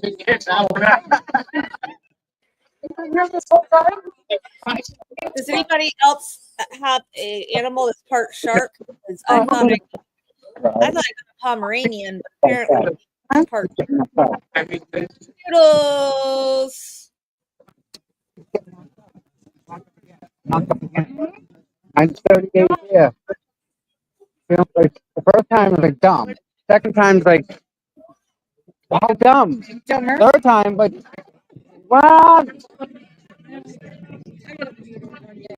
right.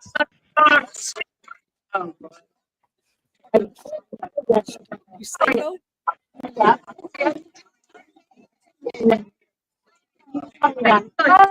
I know. It's so sweet. It's so sweet. Your dogs are part human.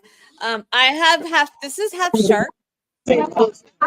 He's half cotton ball and half shark. And his teeth hurt. Time for lunch, Carrie. That's what it is. Bev will break for lunch now. She needs to go have her claw. How you doing? How are you? Good. Good to see you. Are you sneezing on me? You see Karen going, right? You saw Yes, Karen going, I don't right? know if they accused there. They Karen probably going. Something else. It's like, oh my God, it's good. What do you think better of? What do you think of all the other people here?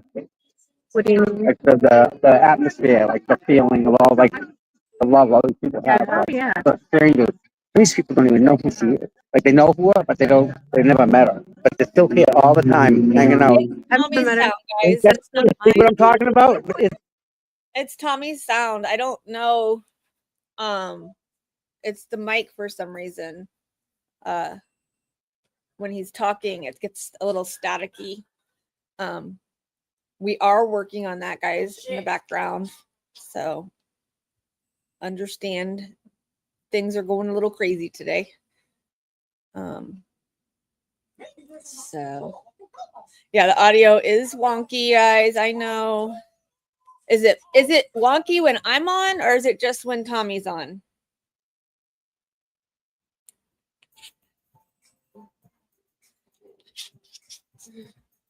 It's mine too. I'm too loud. Okay, well I can turn down my microphone or my thing. Thank you, Momo.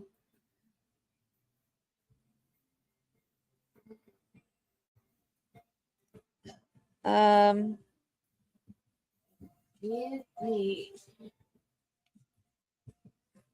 fine. Okay. I'm like, if I'm too loud, tell me. I'll let you know. I'll do what I can to help fix it.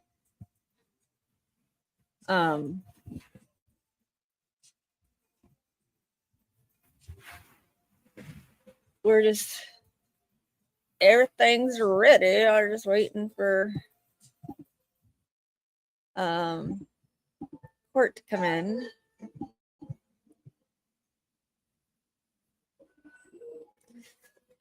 Court TV says it'll probably begin right about noon. So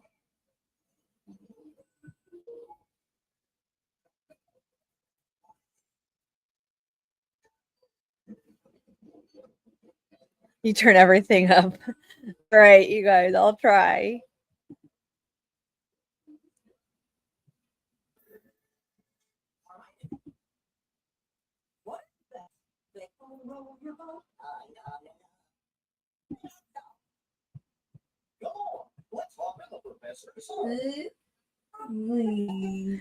Well, yeah, I actually muted him myself because it was being so loud with the static. I don't want to hurt people's ears and everything when it comes to that, but I have no problem turning. Hi. There he is. Oh, let's go. I've been watching you. It started. I think you're awesome. Thank you. And who are you again? Jennifer. Hi, Jennifer. I'm just a random fucking citizen. Are we all? Are we all? We all are. Thank you for coming and supporting parents. Absolutely. Yeah. Wow. Yeah, and Aiden. Is here. And, Yep. let's get in there. But do you mind if I get a picture? Please, let's go. Oh God, it's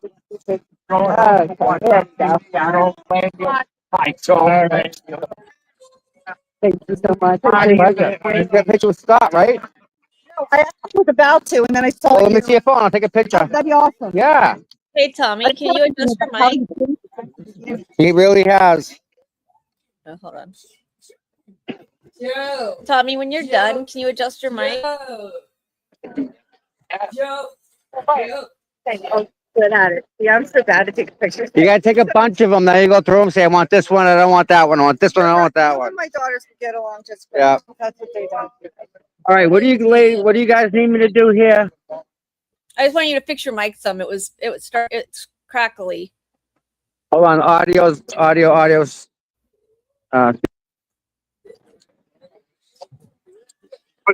that sound better? Hello? That sounds better to me. Radio check. Does that sound better to anybody on there? It sounds good to me. Yeah, people are saying Saying the audio's like No, who's on? crackle. Kelly. I don't know who else. it's Nikki me was right on. now. I think Amy was on. Yeah, they all said it sounds better. Hi. Okay. Well, that's good then. That's what we want, right? Yes. Let's see.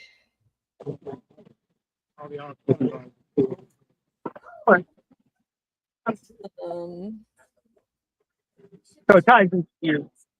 Yeah, no, I've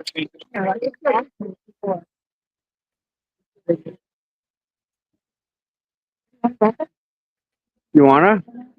It's lunch now. They'll be in there a while, I think. I'll probably go. So there's no, so that means that's not getting. Well, again, right? She's gonna take lunch at 1 o'clock, right? 1 to 2? Yeah. Well, what are they gonna do today? They actually not taking lunch today? Yeah. We can go take a picture. We can go down there and get some to eat.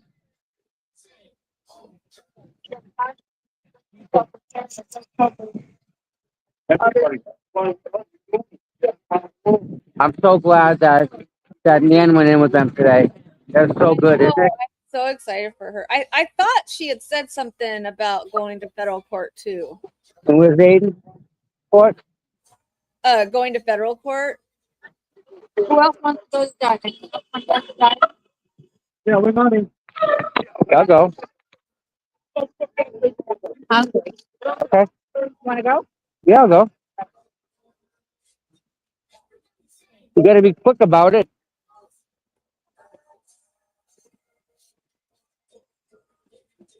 All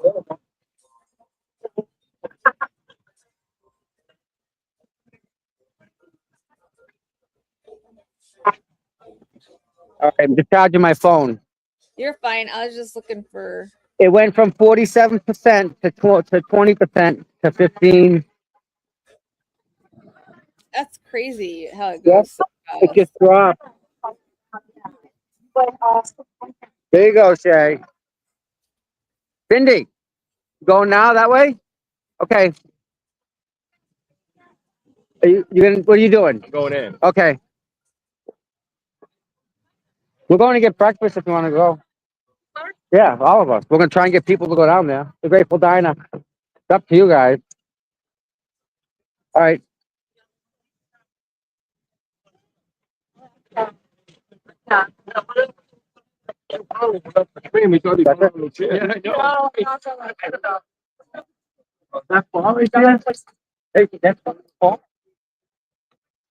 Walking the other way? Walking the other way? That's not him. No, he's got a bigger app. On a scale up, nope, definitely not him. I get that. Quick eyes too. You already gauge that right away. Nope. Nope. I'm going. You going? Breakfast? Hi. Okay. All right. Just me and Cindy. It's up to you guys. They have a diner. They have a place to get bagels. They have a. Have you seen the dessert? The dessert place there? Oh my word! We'll take care of it.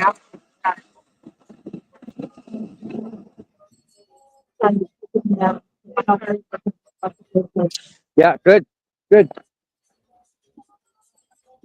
Okay, okay. The taco place did look good yesterday. Whatever.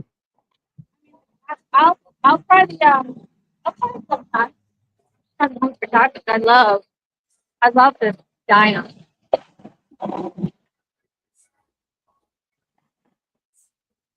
Oh, I got the best message. Okay, everybody, heads up. Yeah. I just got a message from Brian and Sarah. They unfortunately cannot be here. Not by their choice. They want to be here. They can't, unfortunately. But they're sending their love. They're both okay. They're both fine. Covering still? Yeah, she's okay from that thump. But she just sent me a message, and she wants everyone to let everyone know that her and Brian are good. And BrianHale.com, his photos, you can find them, buy his merch. He's looking for a new computer.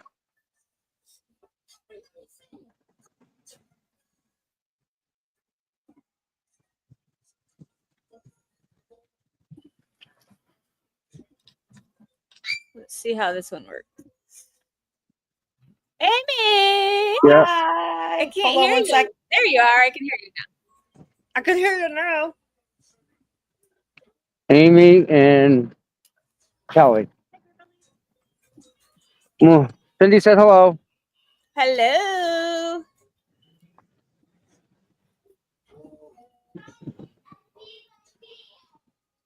Good turnout today, huh? Yeah, I'm so happy that so many people. Tomorrow's off. I think we go Friday. Friday, I think it's Aiden. Friday, Aiden or Karen. So was today federal for Double Jeopardy. Right. Yep. I thought they already discussed. Oh, Karen looked good though. She looked pretty confident going in. So excited me and went in. Yep. Kevin, court's about to start, or we would send you a link right away. But maybe when I go, if there's a break or anything, we can get you up here. But I'm glad Will just went in too. Yeah, Will went in. Good. But just have them, they're our guests, to see it firsthand for At themselves. least it's not sitting down all day in there. Right. I mean, we're biased. We see the stuff. And you're right. Imagine being there all freaking day. They only got a half a day. So, yeah. But, hi. Because there's a spot. Thank you, sir. Just because there's a spot. Liam, where you going? Thank you. Your girl's back. Can you hear me? Yes, I can hear you. You look so pretty. Hi. Oh, girl, I've been running Yeah, around. I Thanks. Hi, Tommy. Nice to see the chat. I have been completely Hi, out Amy. of this. Flip, always a pleasure to see you. Blue Eyes, Melanie. Hi, Tommy. Hey, fan of the truth. Always a pleasure. Lucas, did you bring the beer? Just asking. So what's been happening? There's Olivia. beer. Wait, where's the beer? Are we drinking Gemma beer? Kid's Tooth. I love seeing you in chat. Yeah, me and Lucas are always drinking beer. Always. I thought you weren't drinking anymore. I'm not. Mark Cunningham. Hey, honey. Oh, Kevin from Southie in the house. Lucas, you don't see Can Amy? nobody see me? Huh? I can see you on the screen. Yeah, someone just said they can't see me. Casey, how you doing, mama? Casey and I will be doing the Free Karen Read standout, the nationwide standout on March 28th at Franklin Plaza. So if anyone is near Franklin, come and see me and my girl Casey, who's also in chat right now. Hi, Kimba. Hi, Darcy. Rhonda. So hi, I have Lulu. a little boy with a sinus infection who's driving me insane. Yeah. Ugh, it's so hard. My kid's an ear infection kid. Sucks. Liam, please turn it down. This is what I have to do all the time. He's like, Joe, I wore this just for you. I love it. And actually, oh my God. Dave from the Laborers Union. Good to see you, honey. I'm sorry, March 30th. Don't judge me. I'm still recuperating. It's Tatum, Joe Flip. Good morning, Harley. So what's been happening? Sharon from South Brockton. I love that name. That's that one's handle of the day. Lucas, you just made me feel a lot better because I was wondering if I did something wrong. He's like, yeah, I see her now. I was looking at the chat. Oh my God. So funny. So what's been happening? I really have not been watching at all. So they're there right now. They just got there. Okay. We went over, we read the live tweets from the federal courthouse and the things that the judge was saying there. That went pretty quickly. I thought it was gonna be a little bit longer. And then the judge there basically said he would look over everything and try to come up with a decision as fast as he could. And then from there we went. Oh, I played so you know how Hank said yesterday in court that they did a court TV interview, and then he got up and said, no, we didn't do any interview like that. And basically said it was a Zoom hearing. And I went and found it. So I played the piece, and YouTube or Court TV in the title was like, made it sound like they were doing an interview, and they cut it off, but it was actually a Zoom hearing. But Vinny did say before he introduced it, it was a Zoom hearing for the court. It wasn't like they were on with all the tomfoolery. This is what happens. After Yannetti said it was a court, don't look at the court hearings and stuff, that wasn't extrajudicial talking. Hank literally stood up and said it wasn't in court. You could hear it at the end, and then sits back down. Like, he doesn't go.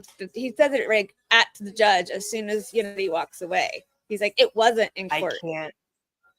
So I went and found it, and I played it this morning. Good for you. You are quick with the info, Mama. That I'm like, no, it's not it's a whole video. It's a whole thing. Like, Liam, please, do you know how many times I asked you to turn it down today? Sorry, guys. Liam likes to. Yeah. I'm really loud, so I tried to adjust my mic.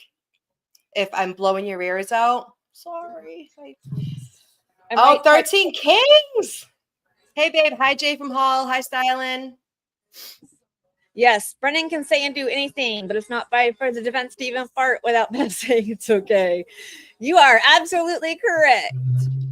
That's so funny. And if you notice, like, Hank has been doing this where he makes a motion, but then he adds 15 things to it that's not in the motion. So the defense has no idea that it's coming. Right. And she doesn't stop him. Like, any normal judge would say to her or say to Hank, stop, sit down. We're not going over this till you put a motion in for it. Then we'll do a motion hearing. But if Alan Jackson did that in the middle of open court, she would be like, Mr. Jackson, sit down. Tell me I'm wrong. Oh, for sure. I'm wrong. And she'd be like, you're on a line. You find this famous read?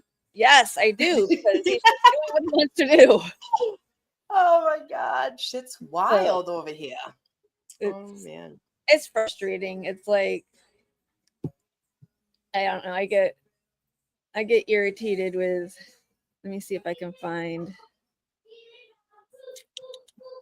I'm gonna try to put Liam. How many times do I have to tell this boy to stop? Oh, he's all right, honey. He doesn't know. He's everyone. If anyone has a problem with your kid in the background, then that sounds like a personal problem. You're a good mom to great kids. So thank you. I do appreciate you. Wait, Dev would stamp Jackson on the Darcy, absolutely she would. I don't have the ability to pull up comments, so I will address something as they come. I'm not used to that. All right, there we go. How's that better? Is that better? It's fine. We're good. My head's being cut off. I'm still learning how to work this stupid layout thing, so it's well, now we're covered. I mean, it doesn't matter if we're covered. We're not going to be saying anything anyway. No, it's going to be full screen when it starts. So, hi, Mary. Good to see you, Mama. Stella. You guys, it's his music. He's playing. So Liam is autistic, of course. He's nonverbal. He loves drinking songs. Any song that's country music that has alcohol in it, my son listens to it. So actually, if you got Caden's in the kitchen right now, he's playing Tick Tick Boom, playing with his like bouncy DJ, and he's like, DJ, say Tick Tick Boom. He's fine. He's like, you guys are great. I just feel bad because I know my computer's right next to him, and if I do tell him to turn it down, he'll go no. Yeah, he don't care. He's like, whatever, Ma. And then I told you how Liam tells me to F off, right? Have I told you that? He's not like, if you tell him to go take a nap, he'll say, you go take a bubble bath. And I'm like, if you ever threaten me with a good time, because I will go take a bubble bath. And I'll lock the door too. And he's like, with a bar soap. I'm like, okay, I will use soap. And then he's like, and shampoo. I'm like, thank you. I get to wash my hair too. I'm not upset with that. Peggy, oh my God, I haven't seen you forever. It's so good to see you, Mama. Plevin is ridiculous. Let's talk about Plevin. What's he doing? Well, no, I was saying earlier. What isn't he doing? It was funny how, like yesterday at court, he said that Miss Little got up and said on the 18th about the thing or the federal investigation. He is so smart. You guys have no idea how smart he is. Like, he can tell you exactly he tells you the date. We just realized it the other day. We asked him what day it was, and he tells. That's amazing. Like, look, Liam, what's today? 5. Good for you, Liam. You guys know that I have my own channel, Talk Time with Amy Boston, and Miss Kelly is my co-host over there. So if you haven't subscribed, go over there and subscribe. And all our live, You go take a bubble bath, usually Noodle. so chaotic because there's like children and music and TV and husbands and See, that's the thing. We're like used to it being real great life, job, so Liam's I right. feel bad when I'm Boston on here. Mike is taking yeah. Boston's just Boston out Mike here. has a finger injury. He's taking a personal day today. Yeah, he's taking a personal day. Yeah.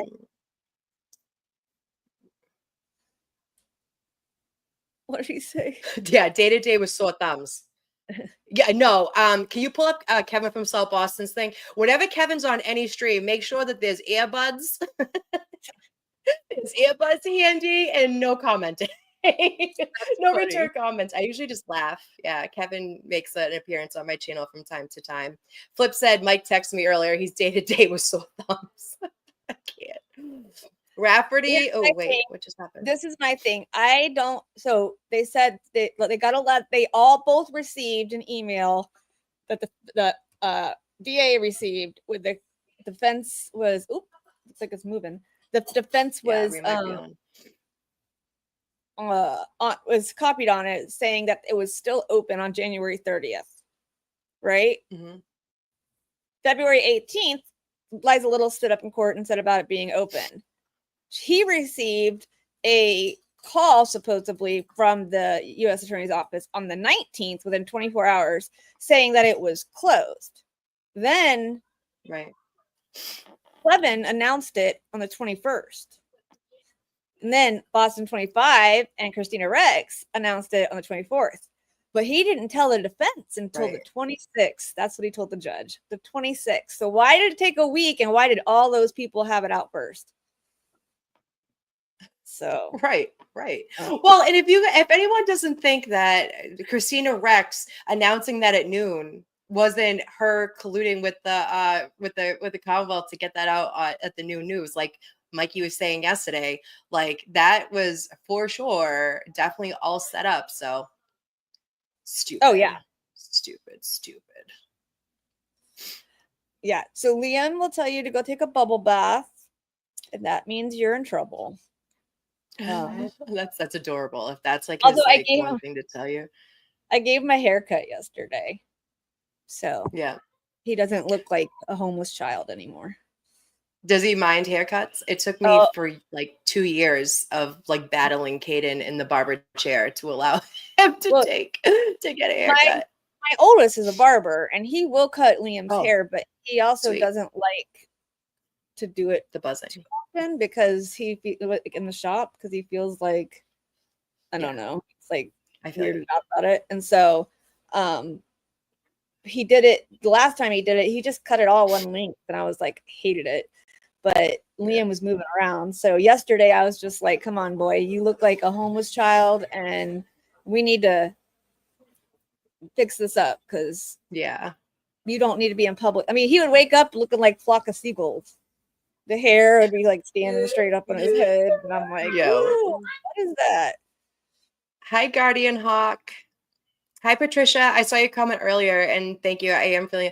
I'm sore today. I'm not feeling great, but I'm here, and I am feeling much better than day one. So there's that.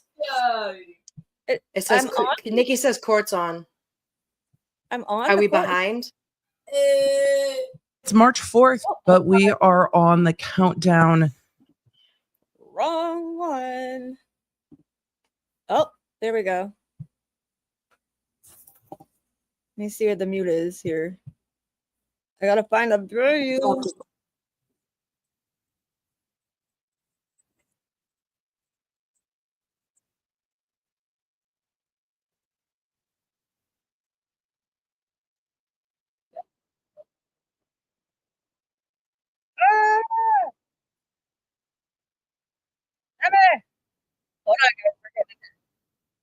I'm here. You have to choose the tab and then share screen, and make sure that the thing's all the way up. Did it not share? Do present, share screen. Citizens got in and out of the courtroom appropriately. We were told he was the commander of the extensive security operations in this case. It is reasonable to conclude from that statement that Fanning was either directly in charge of the jurors, which the court is now telling me he wasn't. Again, you were told that at sidebar that day by Ms. McLaughlin. No, we were not. We were told. I have the transcript. Well, Your Honor, what we were told is what his title was. Commander of the extensive security operations of the court. So we reasonably concluded that he was either directly in charge of the jurors or in charge of the people who were in charge of security of the jurors. But we were never allowed the opportunity to find out exactly what his role was because the court didn't take evidence, refused our request at the time in good faith. Both Mr. Unetti and I asked the court to take evidence from Lieutenant Fanning. The court I think it was declined. Ms. Little. I'm sorry? I think it was Ms. Little who asked me to. And what was the court's response? The court's response was to decline that invitation. We didn't take any evidence, which would have drawn down on the issue, so I wouldn't have to make reasonable conclusions. I would actually have the information. So, of course, that's one of the issues that is attendant to our motion to dismiss, because it seems wildly inappropriate. Here's what we do know about Lieutenant Fanning. Once his name was uttered, here's what we did know. He's among the troopers that is one of Michael Proctor's supervisors.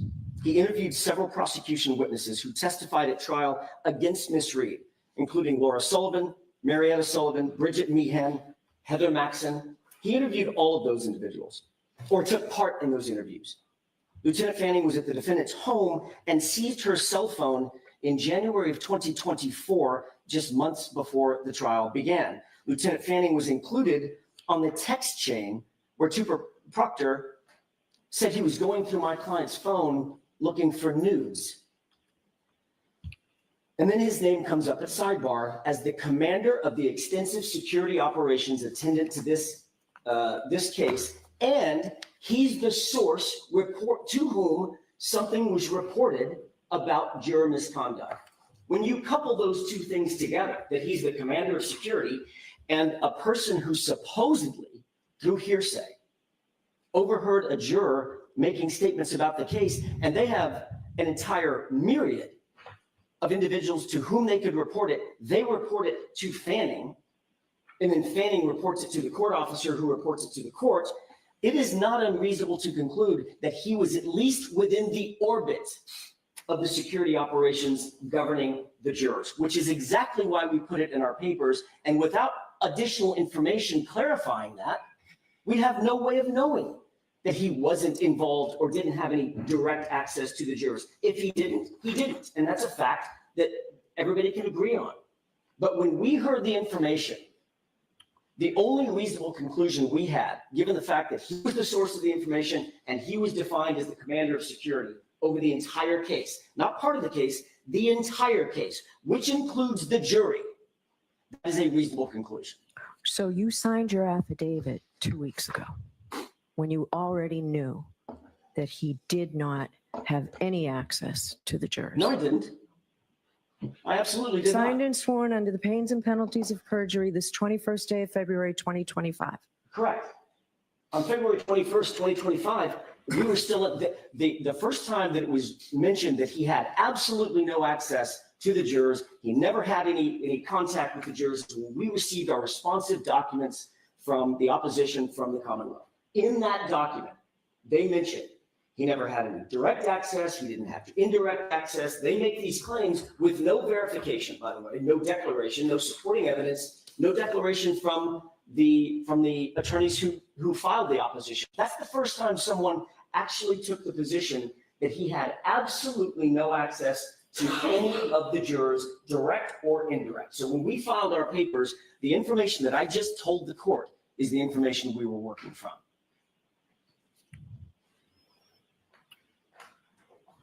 I will let you move on. I can tell you, I'm really not satisfied with your answer, Mr. Jackson. Well, put it this way. Let's say it this way. So now that you know that he had absolutely no access to the jury, what's the nature of the conflict? How is your client's right to a fair trial jeopardized? Is now there that you evidence know it's not true. Is there evidence My question to the court is there evidence that he had absolutely no access, either direct or indirect, with any of the jurors? I don't know that to be true. I mean, I take the court at its word, obviously, clearly. I take So the court we at its will word. we But will the- move on from that, Mr. Jackson. We'll move on from that. So Well, the court's asking what is our evidence of, or what's our indication of the impropriety of him being the person that actually reported this misconduct and ultimately leading to the exclusion of a very, very defense-friendly witness, I'm sorry, defense-friendly juror, or presumably a defense-friendly juror, and knowing at the same time that he was intimately involved in the prosecution of my client. That's the reason, because he was at least within the orbit of commanding, according to Ms. McLaughlin, commanding the extensive security services over this case, and he ends up, just ironically, who knew? He ends up being the source of the information that got that juror removed. That's awfully coincidental, Your Honor. And yes, that's the foundation on which we built our argument that that shouldn't have happened. He certainly never, ever should have had any access, even in the orbit of the jurors, directly or indirectly, and the court never even inquired as to why he was the one receiving the report. Why Lieutenant Fanning, of all people, who then reports it to the court officer, who then reports it to the court, who then removes the juror? That's an awfully straight line between Lieutenant Fanning, who has an interest in this case, and the removal of a juror. That's improper in our view. And that's why we put it in the papers, and that's why we argued it the way we did. Because we were working off of extremely reasonable beliefs based on information that was provided to us at sidebar in the court's presence. all right. So that's your answer to my question. That's my answer. May I have a moment to confer with counsel? Yes.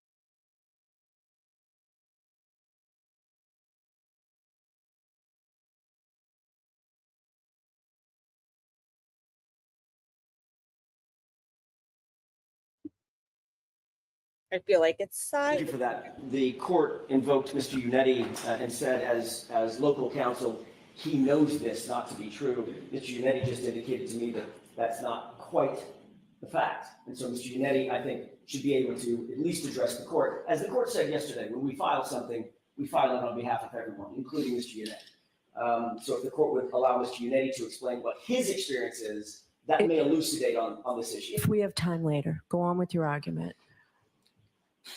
I'm happy to, Your Honor, and thank you for giving me the opportunity. The cumulative discovery misconduct by the Commonwealth, as laid out in our moving papers through their agents, has been both egregious and pervasive. We've outlined most of these issues in our moving papers, all of these issues in our moving papers, but I want to concentrate my argument for the court this afternoon on the exculpatory Sallyport videos. I'm not waiving any of our arguments in the moving papers, but in the interest of time and focus, I think it bears upon the court at this point to consider most prominently the Sallyport issue, or the Sallyport video issue. The Commonwealth, to start off with, two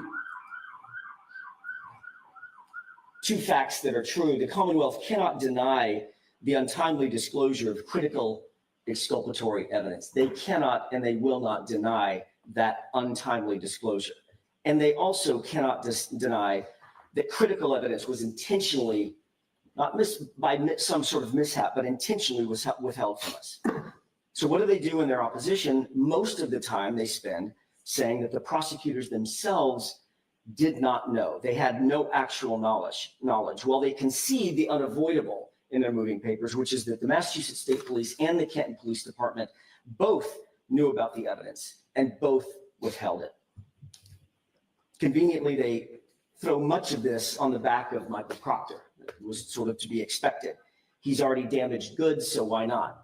And they also bring in a newly revealed sergeant, a sergeant by the name of DG Petro, who's already retired, gone from the police force, and who interestingly retired just 2 days after the Commonwealth's October 2024 disclosure revealing previously withheld Sallyport video.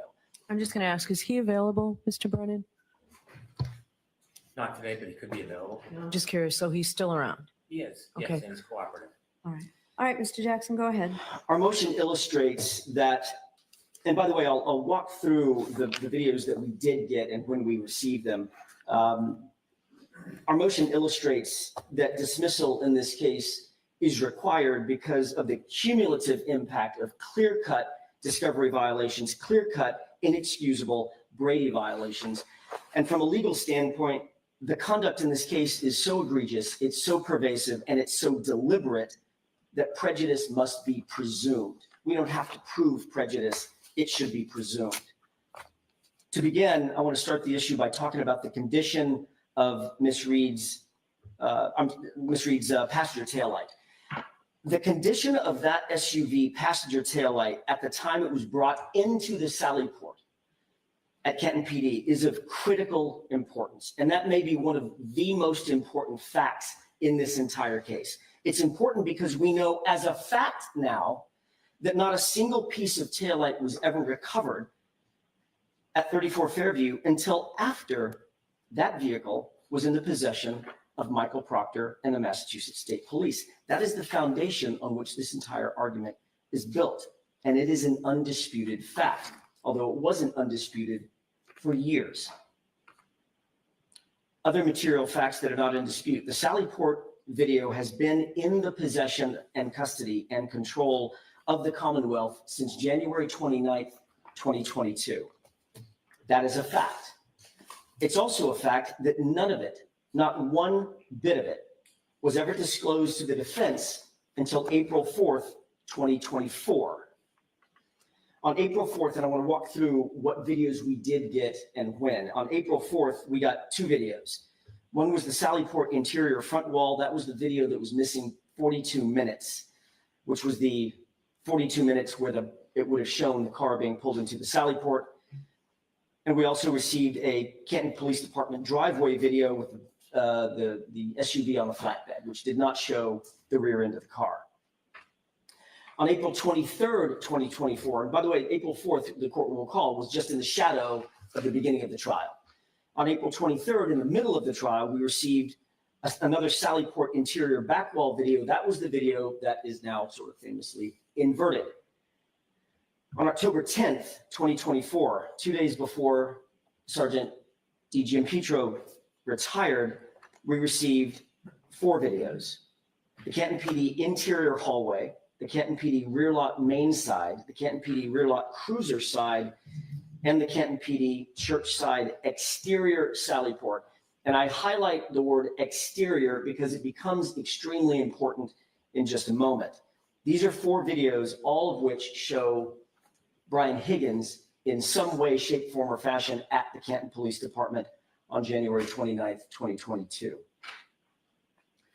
Then in January 28th, 2025, the Canton Police Department main driveway side exterior Sallyport was given to us. That's a grainy and very wobbly video that nobody can sort of make heads or tails out of. You can see the general outline of a vehicle, but the condition or the quality is so bad that you can't tell what the condition of the taillight is, which is what we're interested in. And I bring this to the court's attention, or I highlight this, because this is the second exterior Sallyport video that we ever received. One on October 10th, one on January 28th, 2025. Then on Friday, this past Friday, something pretty remarkable happened. We just received a report from Sergeant Buchnick dated February 28th, which is 5 days ago now.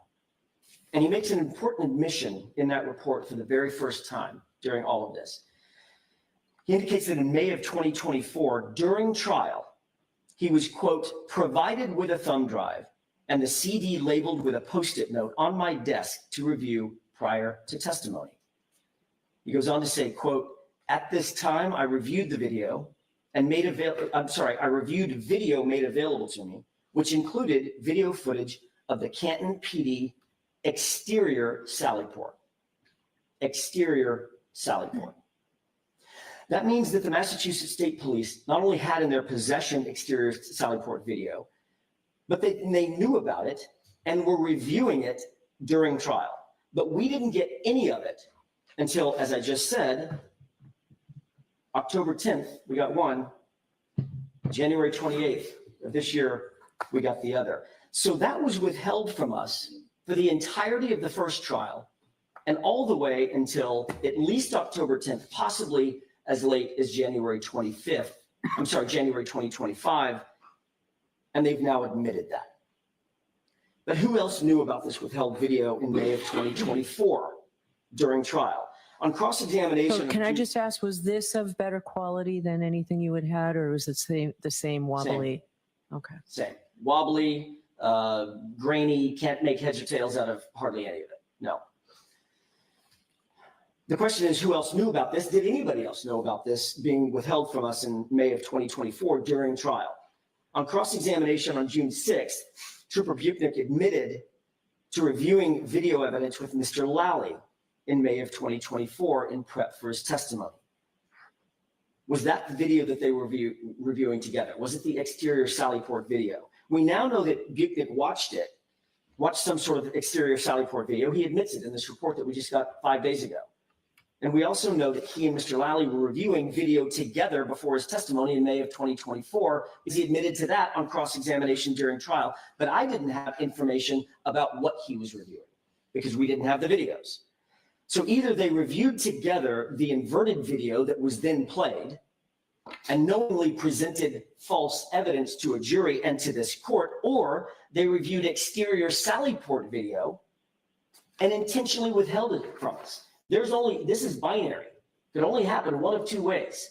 Either it was the inverted video that they prepped on and then presented inverted video to the jury, which is a problem, or they reviewed external or exterior video and did not provide it to us intentionally. Either way, the withholding that evidence admitted to now by Trooper Buchnick was obviously egregious. It was obviously in error. It was obviously calculated. Another important material fact not in dispute, on April 10th, 2024, the DA certified disclosure of, quote, all evidence. Can I just get back to that, what you were just discussing about May 2023? Yes. How is that exculpatory? Because the videos themselves, as the court will see through the presentation of my oral argument, that the fact that those videos all just happened to either be grainy, wobbly, missing 42 minutes, or from the wrong angle and flipped backward, all tend to show that the Commonwealth doesn't want the condition of the taillight to be seen by anybody when it's pulled into the Sallyport. That is a reasonable inference. In other words, it's the cumulative effect of the bad videos that helps us. That's why it's exculpatory. All right. And also, could you explain to me the prejudice? I will get to the prejudice as I move through now or no? If you can, if you're going to do it later, that's fine. I will do it later. I think the prejudice is cumulative. Obviously, we didn't have the information that we needed to be able to cross-examine the witnesses that we needed to be able to cross-examine at the time that it was provided. Okay. It just very obviously, there were certain videos that were clear from some cameras on other days and other times, but these cameras that were late discovery that was provided to us just so happened to all go out. They all find their way to be defective in one way or another at the exact moment that we would need them. On April 10th, 2024, the DA filed its certification of giving us all evidence that they had in their possession, and that they had done a reasonable inquiry. Both of these, that certification was just flat not true.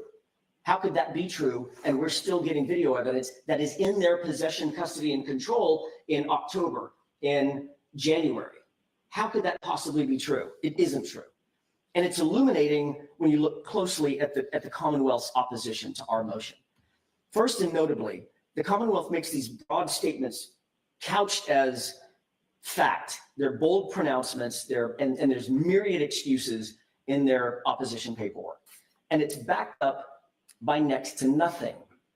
Not a single exhibit at the time they filed their opposition. There's some exhibits that have been lately provided, including some exhibits just a few minutes ago that they're now adding to their exhibit list and to their opposition.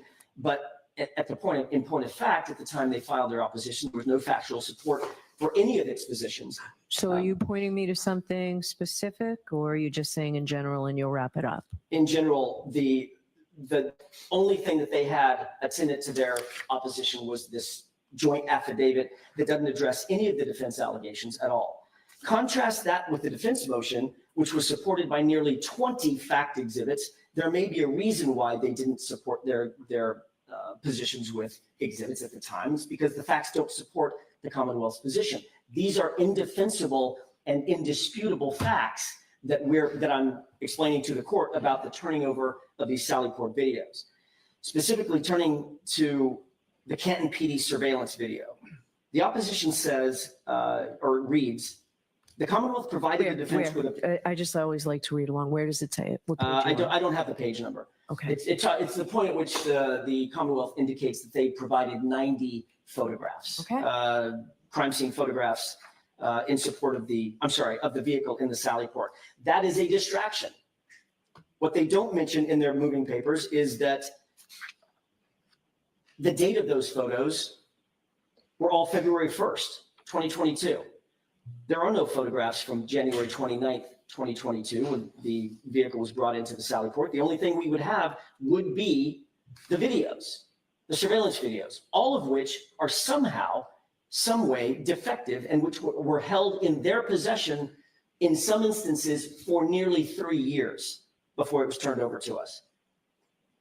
So it's the condition of the car at the time that it was brought into the Sallyport on January 29th at around 5:30 p.m. that matters. That's the only time that it matters. The other evidence referenced by the Commonwealth about a 5 a.m. ring video and Canton police cruiser at 8 a.m. and the independent observations of Dighton police officer Sergeant Barrows, they all corroborate the defendant's contention that the taillight was cracked and not shattered at the time it was brought in to the Sallyport. And we're still talking about the condition of the taillight, obviously, when it was brought into the Sallyport. The Commonwealth next mentions that Lieutenant O'Hara from the CERT team arrives at 32 Fairview Road at 4:56 p.m. They then go on to mention that he was preceded by another trooper at 4:54 p.m. and that the car got to the Sallyport at 5:30, suggesting, obviously, that the search began and taillight pieces were found before the car ever arrived. That would be interesting if it were true, but it's not true. It's a distortion of the truth. It doesn't matter when the CERT team actually arrived and drove up there and sat in their warm cars and waited for other team members. The last team member to arrive didn't arrive until 5:41, 11 minutes, long after the car had already been secured in the Sallyport, long after Trooper Michael Proctor had access to that passenger taillight. The first taillight piece was not seen or found or recovered until 5:45 p.m. after the vehicle's arrival at Canton PD. That was seen. We can see who's got access to the vehicle and who makes access to the vehicle in that inverted video. Once we turn it back around, it's very obvious. It's Michael Proctor milling about at the passenger taillight. These are important details to get right. The timing matters. The opposition claims that the defense theory is quote unquote evolving. They write that the defense quote struggles to establish how the condition of the defendant's broken taillight in Canton, in the Canton PD Sallyport, is in fact exculpatory. How is that exculpatory? The condition of the taillight, that it was cracked and not shattered as it moved into the Sallyport. How do we struggle to describe that as exculpatory? Of course it's exculpatory. Of course having those videos withheld from us is prejudicial. There is no struggle. It's on the video. It's on the ring video that establishes that the right rear Lexus hit the back of the Chevy Traverse, cracking its taillight. The Commonwealth, pretty desperate to ignore that inconvenient fact or that inconvenient piece of video evidence, literally previously said in open court that the Lexus only got close to the Traverse, only to be completely impeached when everybody in the courtroom at trial saw that 5,000-pound Traverse jostle, its rear wheel jostle, under the impact of the SUV right at the right rear or the passenger side taillight. Now the Commonwealth, with no factual support, no factual underpinnings whatsoever, says, okay, hang on a second. It did hit it, but it didn't crack the taillight. So whose theory is evolving? Ours or the Commonwealth's? The defense has never wavered. We knew that Michael Proctor, from the very beginning of this case, had been lying about the time he first took possession of that SUV. He claimed that it was at 5:30. The court will recall this. We had litigation concerning this. He wrote it in at least 9 reports that we were able to count. 9 reports or affidavits. Those affidavits sworn under oath, and the Commonwealth repeated that time for nearly 2 years, even going so far as to argue to this court that the defense got it wrong, that we were wrong because we failed to calculate for daylight savings time. So the Commonwealth battled us, and this is something I think the court has to really weigh and balance, the following conduct. The Commonwealth battled us for nearly 2 years on the singular issue of the time that the SUV got to the Sallyport. They finally took their medicine at some point and had to admit to the false time and chalked it up to a Scrivener's error in 9 separate documents, memorialized 9 separate times, some of them under oath. And all the while they were battling us on the time that it got there, no, the defense is all wet, they're wrong, they just didn't account for daylight savings time. Oh, no, this was just a little mistake, it's not a big deal, it was a Scrivener's error. And the entire time they're making both of these claims, they had video in their possession that established unequivocally that that car was in Michael Proctor's possession at 5:30 and pulled into the Sallyport at 5:30. They knew the time. They knew that he had retrieved it at 4:12 in the afternoon and not gotten it to the Sallyport until 5:30.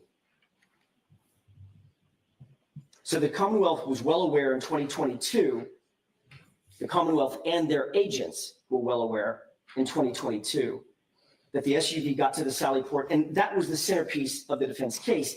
They knew that the videos would directly impeach the lead investigator on this case, and they say that we struggle to explain the exculpatory nature of this evidence. It's not our struggle to explain it, it's their struggle to acknowledge it. Of course that's exculpatory. It directly and unequivocally impeaches their lead investigator on one of the most important issues in the entire case.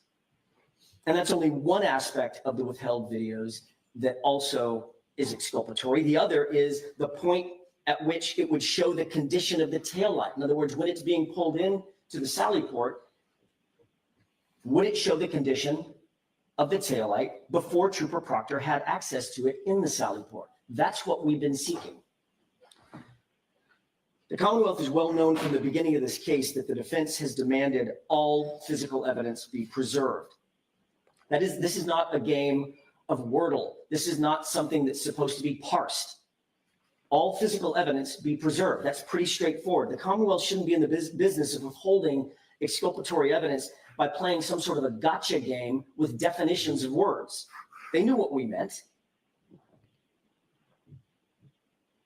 We don't actually know what the Commonwealth has, so we have to be as broad as we possibly can when asking for evidence to be preserved. So all physical evidence clearly includes the entirety of all the Sallyport videos. The Commonwealth parses words by saying, well, we never asked for the Commonwealth to preserve the CPD footage from the Sallyport because the Canton PD is not the crime scene. You asked for crime scene footage, and Canton PD is not the crime scene. Well, first, I think that's a disingenuous argument that plays right into that sort of gotcha that we've discussed. I think the Commonwealth is better than that. That's not what we should be doing in a trial for murder. And second, let's not forget that District Attorney Morrissey actually defended publicly Michael Proctor by explaining that when Michael Proctor said he responded to the crime scene, and of course we knew he didn't respond to 34 Fairview, DA Morrissey said, oh, he was talking about Canton PD, which is the crime scene. So they can't have it both ways.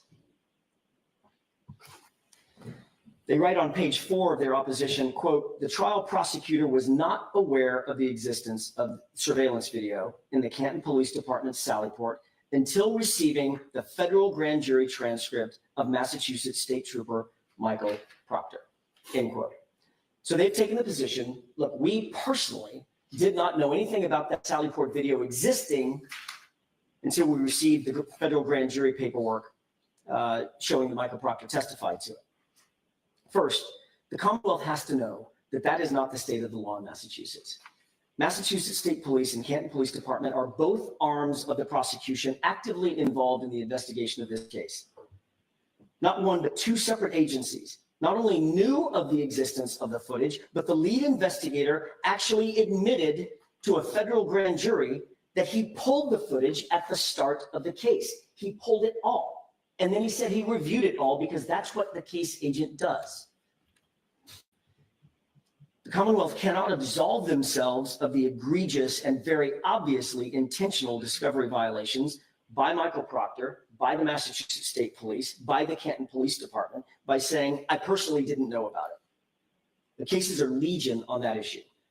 Commonwealth versus Sleeper, 2002 case found at 435 Mass 581. And this is Hornbook law. Quote, a prosecutor's duty to disclose exculpatory information or exculpatory evidence extends to evidence in the possession of the police who participated in that investigation. And then Massachusetts Rule of Criminal Procedure 14A1A, the prosecutor shall disclose information covered by mandatory discovery, provided it is in the possession, custody, or control of the prosecutor, persons under the prosecutor's direction or control, or persons who have participated in investigating or evaluating the case and either regularly report to the prosecutor's office or have done so in this case. Michael Proctor worked out of the Norfolk DA's office, physical plant.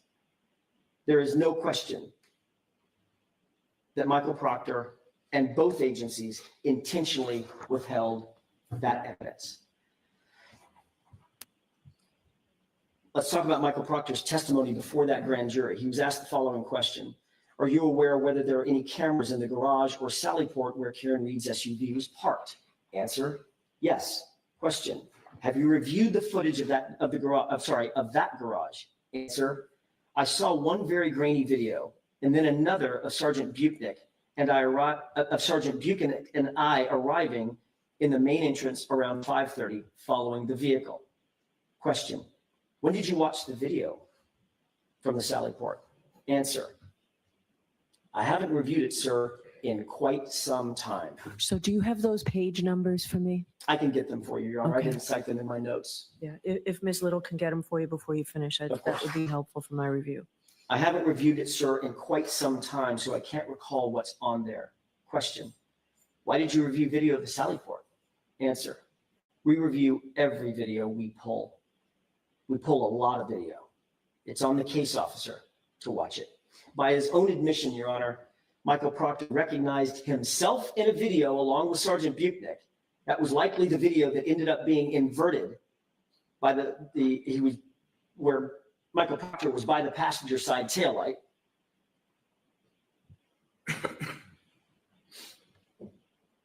And that was before any taillight material was ever recovered at 34 Fairview. That is highly inculpatory of Michael Proctor. It is highly exculpatory of Karen Reed. Another point of fact, by his statement, Michael Proctor admitted that, quote, we pulled, end quote, the video. That video is on a 30-day overwrite.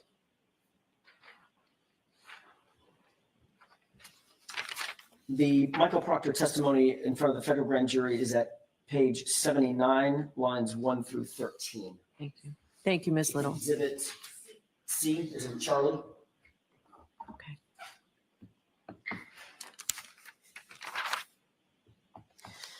The video is on a 30-day overwrite, Your Honor. We all now know that. We didn't know that before just a few weeks ago. I don't expect that the Commonwealth knew that either.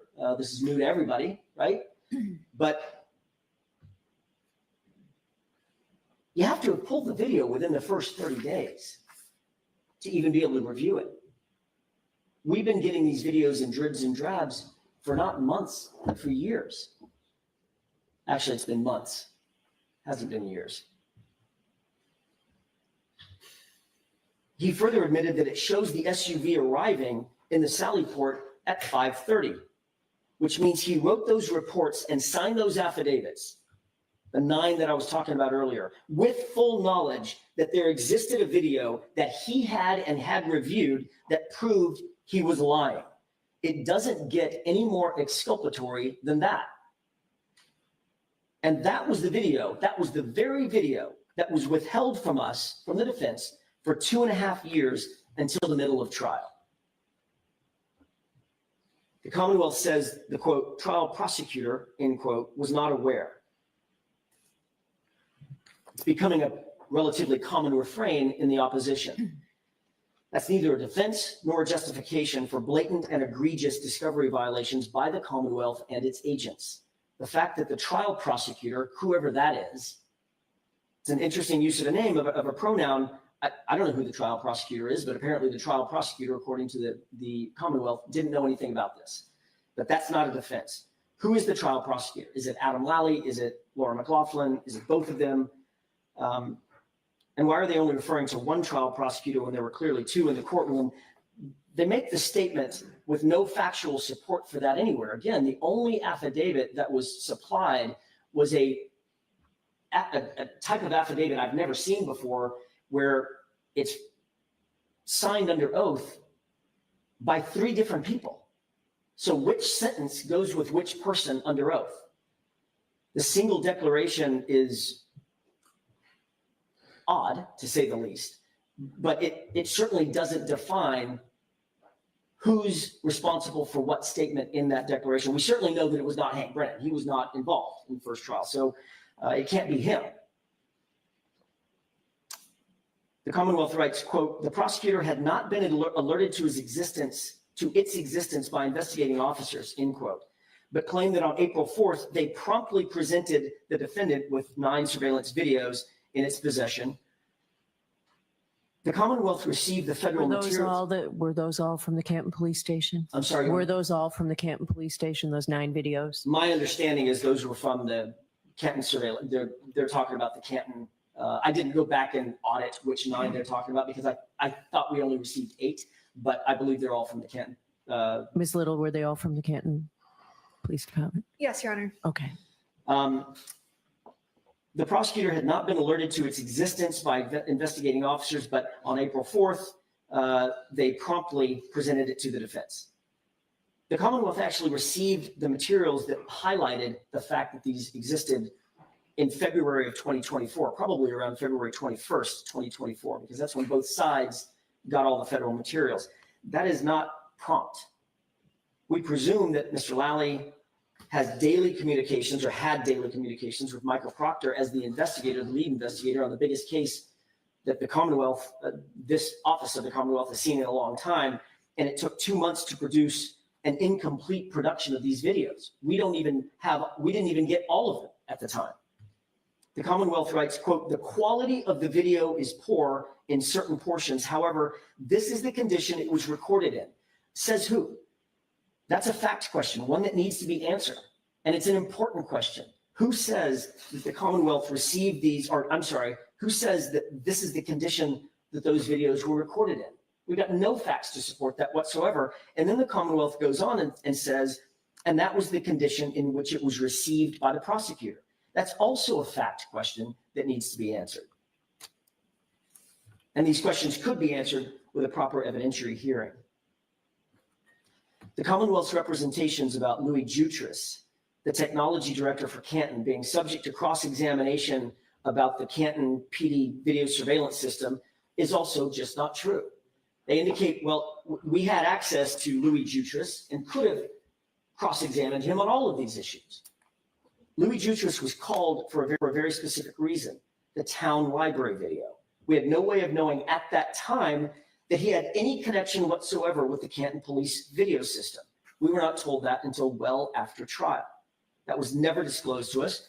And I think Mr. Brennan used this phrase not long ago, that would have been nice to know of Mr. Louis Juctice. The first time Louis Juctice was ever disclosed to as the person who installed the cameras at Canton PD was in a report dated October 10th, 2024. According to Colleen Crawford, and the court's heard her name as well, one of the Commonwealth's experts, Juctice indicated that he replaced and disposed of the camera capturing the inverted video at some unidentified point between January 29, 2022, when the inverted video was actually taken, and July of 2024, because it was quote unquote defective. Interestingly, that's the only video that's clear. It's inverted, but at least it was clear. And that's the camera that, according to the Commonwealth, was replaced as defective. A week after filing its certificate of compliance, after the defense brought to the court's attention that 42 minutes was missing from the Sallyport video that we did receive, lo and behold, the Commonwealth produces a new video that also purports to show the passenger side taillight, except, as the court now knows, that's the one that was inverted. In the moving papers, in its opposition papers, the prosecution says, well, the prosecution had not previously received this video or knew of its existence. This is now the third or fourth time the Commonwealth sort of runs to this argument. I didn't know. We weren't sure. We did not know about its existence. No matter how many times they write it, however, it does not change the Commonwealth's responsibilities. It doesn't change the prejudice that the defense suffered. We should have had these videos at the very beginning. So, Mr. Jackson, I'm just going to ask you how much longer, this is the luncheon recess, but how much longer are you going to be? Probably 45 minutes, I would say. All right, so we'll break.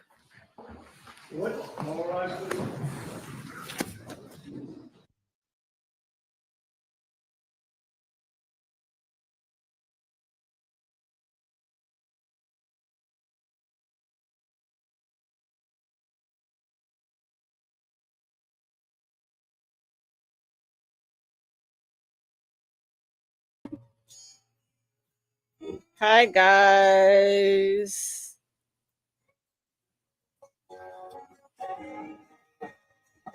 What was I right about, Lucas? I'm confused. I've been trying to take care of Liam and take care of you guys and everything at the same time.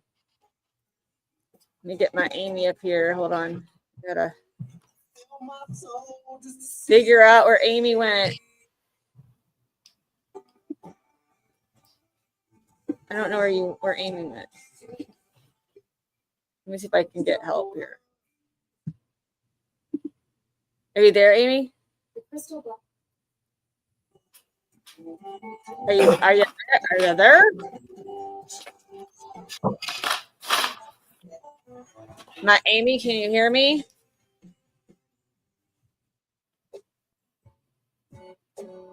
I can't hear you. Can you hear me?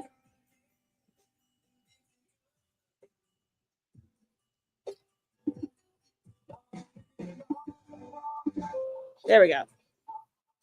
Are you there? Hi. Thanks, girl. Yeah, I'm here. I can hear you. Can you hear me? I said that Bev would. Yes, I can hear you. That Bev would break for lunch. Yes, she needs that lunch.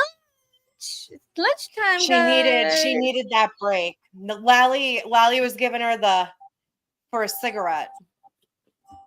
Oh yeah, he was like, I gotta lay on the ground. I can't do this no more. He's giving her the eyes. Yeah. Yo, that was. Dude, listen, everything AJ said was spot on. Not only that, like stuff that we didn't even hear. Hold on. All of a sudden, my computer like started making noise.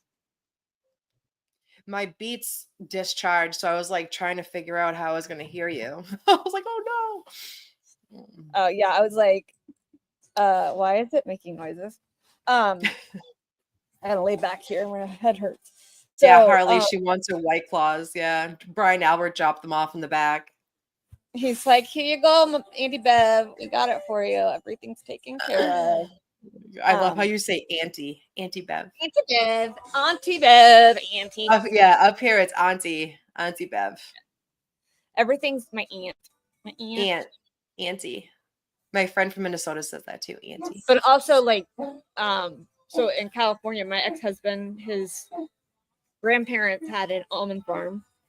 And A what? An almond farm. Oh, an almond farm. Okay. And in California, you don't call them almonds; they call them almonds. No, sir. Yeah, and I was like, so for a lot when I was married to Kevin for like 13 years. So when I first went out there, and they're like, "You want some almonds?" and I'm like, "What the heck is an almond?" What's the thing you often put in a macchiato or on top of an apple in the fall? What? Caramel? Caramel, yeah. I hate when people say caramel. It's not fucking caramel.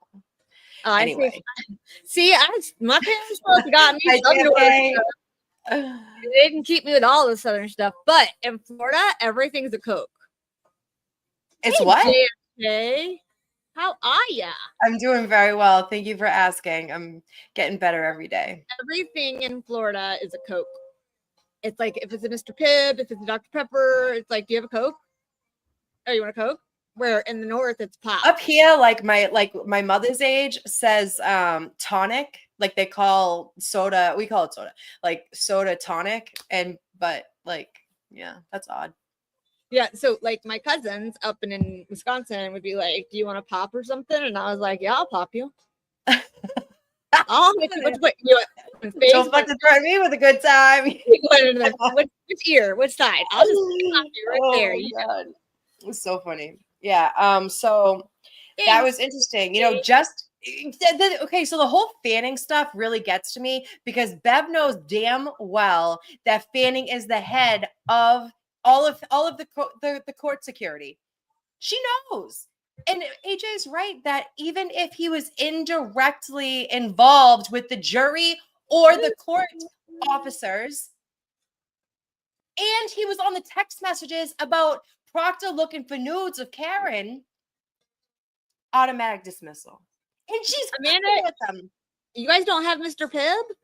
What's a Mr. Pibb? Is that like Piggly Wiggly? Stop it. No, it's like a Dr. Pepper, but better. Is that the name of it? It's called Mr. Pibb or Pibb Extra now. Oh, interesting. Yeah, they changed the name to Interesting. Pibb Extra. But JFK's so whack. Yeah. What?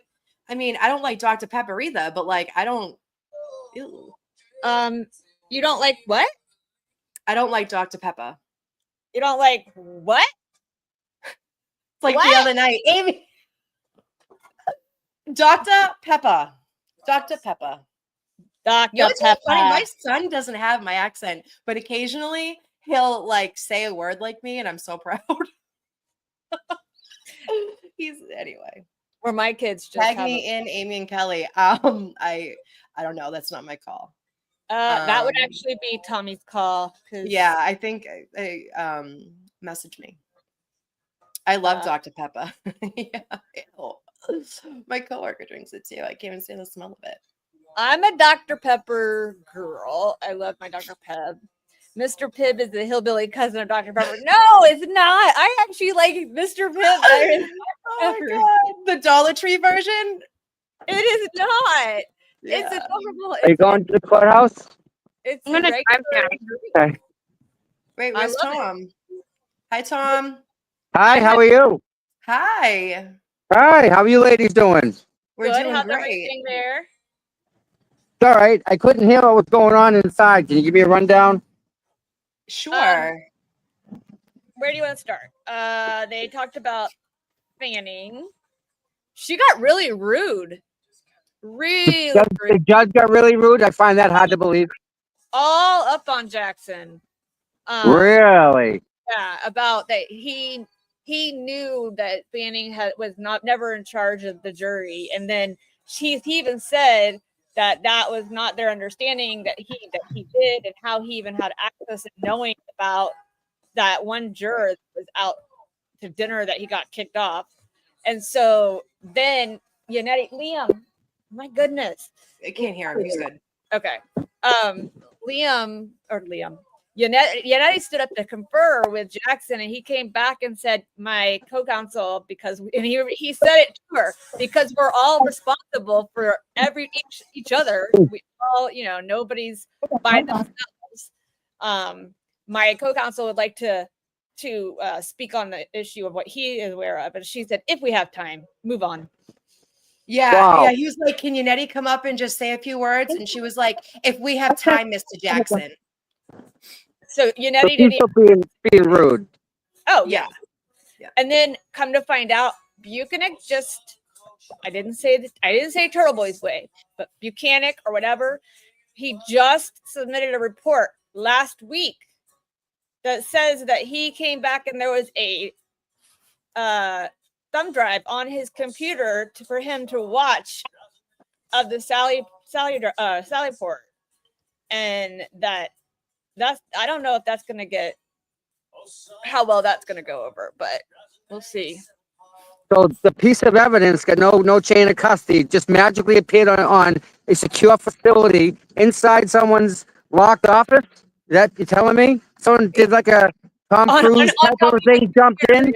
And said, "What?" It basically is like, it was kind of like Alice in Wonderland, where it says "drink me." Yeah, it just appeared out of nowhere. Yeah, it's like, watch me, pay attention. Somebody broke into the DA's office and put a thumb drive in a locked office. Sounds like it. Yep. Whole bunch of work for a thumb drive. Have you ever heard of email? I'd call him that at home, but I just feel weird. Bukkake. You guys are crazy. Someone just asked. Whoa. What else do we talk about? Tom, your audio's Well, Tom's at Dedham, and there's like no service there, and probably other creators hogging up all of the stuff. So we just got to work with what we're given here, right? So those news vans take it too. Wait a minute. So pull up George's. All right. What? Pull up George's. Is that better? Turtle Boy got a new charge filed today.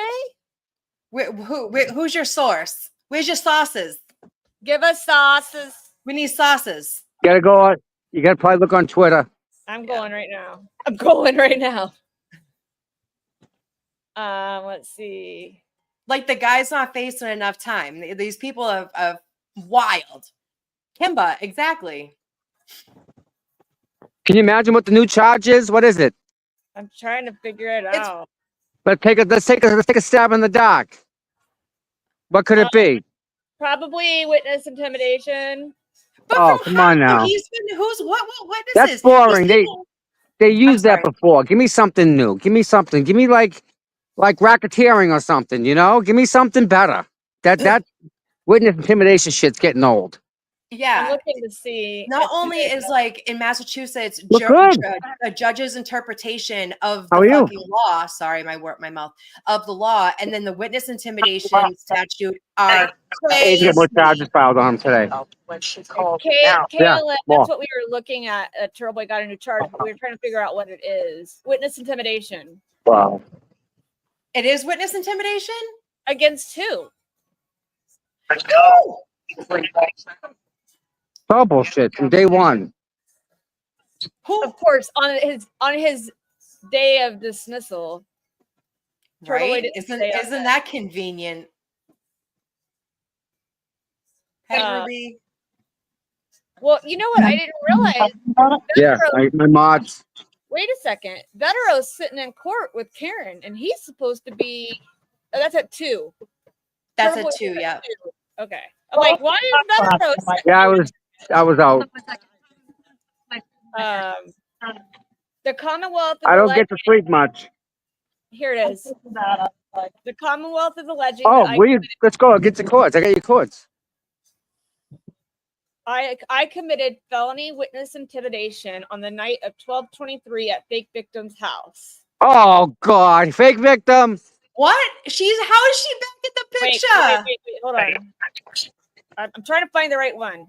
They're gonna make her proactively a witness. Like, go away. Wow.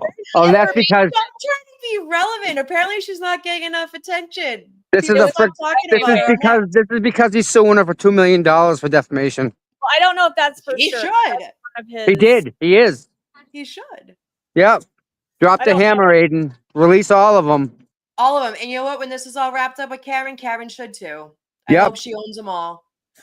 I'm trying to find anything that's like solid. People evidence. think Twitter's like they can hide. They can't. That's the No. thing.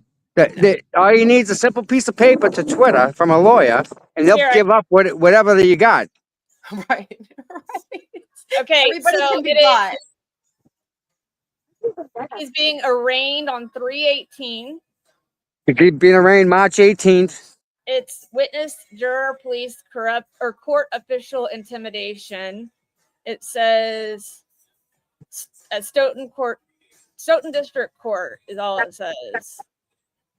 I don't believe for a millisecond that he went to fake victim's house. I don't believe that. It's not. I don't think it's fake victim. I think that was the wrong. No, I read it in chat. My bad.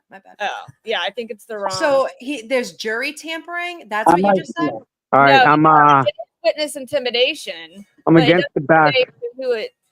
All right, That way. Tom. I'm confused.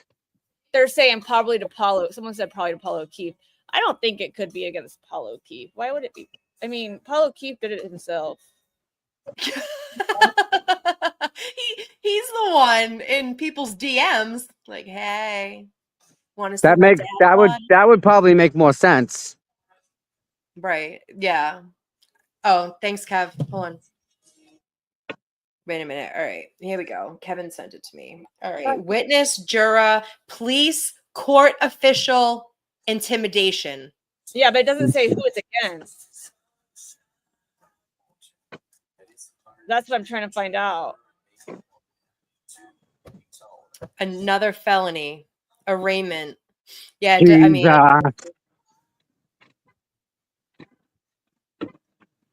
his arraignment's on that's 3/18. crazy. Yeah, he supposedly did it today. Oh, like in his free time, right? Yeah. What the frig? Around here. When did he do it today? What? With that? Yeah. Oh my god. That's and you know what too? But the courts keep entertaining it. Yep. You're right. Oh my God, Like, Lisa, they should get stop. charges for wasting a court's time, a judge's time. Like there's like real criminals out there with real charges. Go to them. Go help those victims. The offense allegedly took place March 5th, 2025. March 5th. Mm-hmm. Yeah, today. It happened today. Well, that's no. They were Wait, filed. Is that because they were filed today? It happened today. It was filed. It was filed today. Okay. It has the date of today. So someone went today and filed it. But isn't it convenient that it's his hearing to dismiss all of his charges for witness intimidation against the McAlberts and Bukaki and Tully or whoever else put him. There's just so much going on. Some of the details are foggy, but like, isn't it convenient that today is the day that he's going to ask the judge to dismiss his case, and there's more intimidation charges from somebody today? That's not I don't believe in. They said that someone says they think they're going to try to revoke his bail. Wow. No. Yep. I am in the twilight zone. What is happening? Hey, Toots. Court officer intimidation. There is now going to be a bail revocation hearing today. What court officer? What? How does this like? I feel terrible for him. Wait a minute, hold on. Yeah, KP Crazy predicted times more happening was here. coming. Where's Meredith? Does Meredith know anything? That's what someone's saying in chat. Yo, this is what? It smells fishy to me. And someone just said KP has been saying that there's more coming, and she's in the know. Yo, she don't go to jail, but they're trying to keep Aiden in jail. Yo, she's nuts. That bitch is unhinged. Saw that? What I It said- say to them? Well, what Third again? party What court. position do I get put in? Right? To Oh, work. and that's my opinion about K Peter. I'm not putting on this channel or Kelly or Tom or anything. I just want to put that out there. That those are my words. It said somebody said that Did today? that just because the alleged offense occurred. Liam, please turn it down. It's so loud to me.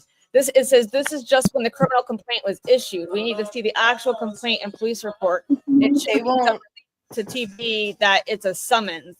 It should have been. It could have been a straight warrant. Apparently, they're just something. I don't know. God, are they going to arrest him when he shows up for his dismissal hearing? Few weeks ago. This is fucked. I'm like lost right now.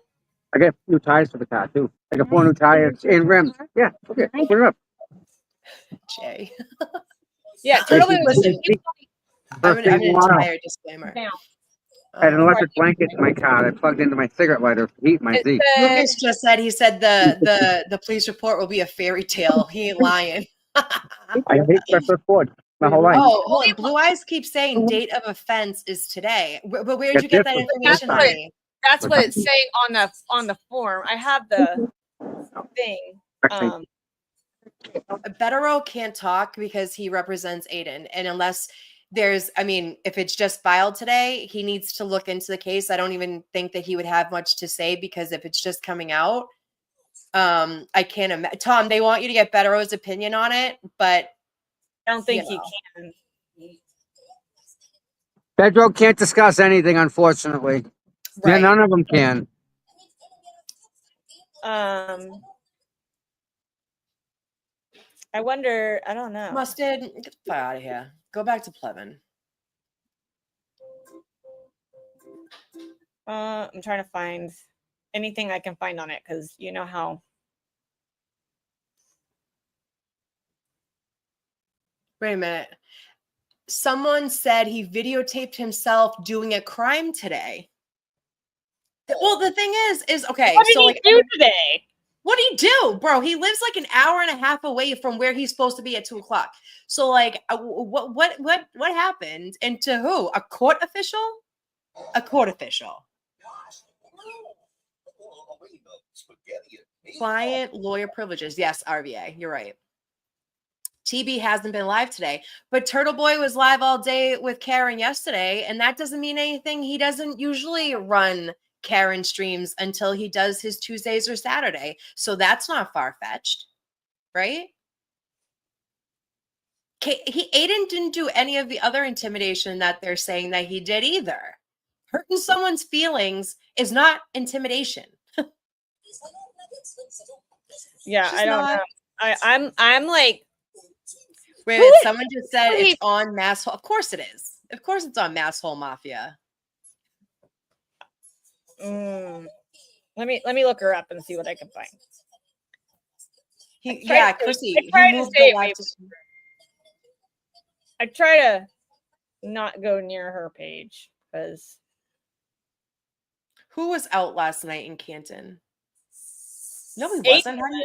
Aiden was. He was? He's with Nan and them. Oh, okay. Yeah. Maybe someone saw him and just wanted to fuck with him. You know what I mean? That's what the rest of them do. What? Chris Albert? I was there on Tuesday at CF McCarthy's having a great time with everybody.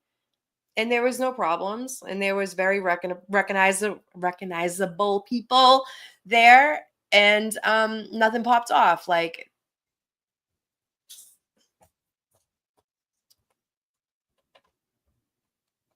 no, so I see it's an amended charge, but there's nothing in the amended charges section that's below charge. I noticed that too. Oh my God, Jay from Hull. Can you pull that one up, please? Jay, you always crack me up. Always. What do you say? So close to the first of the month, I figured the food stamp 5 would be busy selling food stamps. Oh. Oh my God.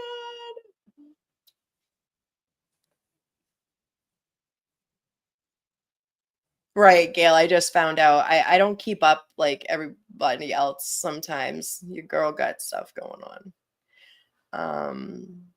A meal of food. CF McCarthy's got great food. They do. Their pizza and their fried pickles are slamming. If you ever go to CF McCarthy's, get their fried pickles. One almost killed me on Monday night. Hurt my face, but they're delicious. Yeah. Artwork, we heard about that. We're trying to figure out. It's a witness intimidation charge today, but we don't know. That's crazy. I can't find anything. Massimo Mafia only has on Liam. Get out of there, please. She only has on a that when I sent you on your phone, the docket.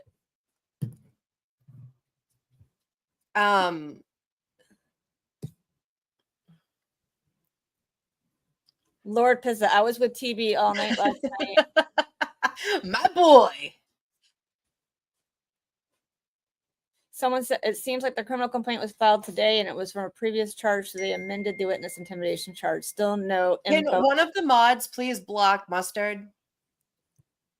I would do it myself, but my phone's not near me. And let me see if I can pull it up. Aiden was with Meredith, Will, and Nan. Yeah. Mary, I'll never go to Canton. Yeah, I mean, it's not worth it. Liam, Steffi. The thing is that like Clara and Turtle Boy and Mazza and Brian, Tom, everybody is very recognizable there. So, but like I said, there was a lot of creators on Monday night as well, and like just stayed away from Deanie. Mustard. We're looking for mustard. Because Paul is a donut. Stop it. Stop it right now. He streamed from home yesterday, but he didn't do anything, I don't think. Liam, Steffi, what are you doing? Give me a moment. He's into something. And it's going to be, mommy is going to be upset. Hold on.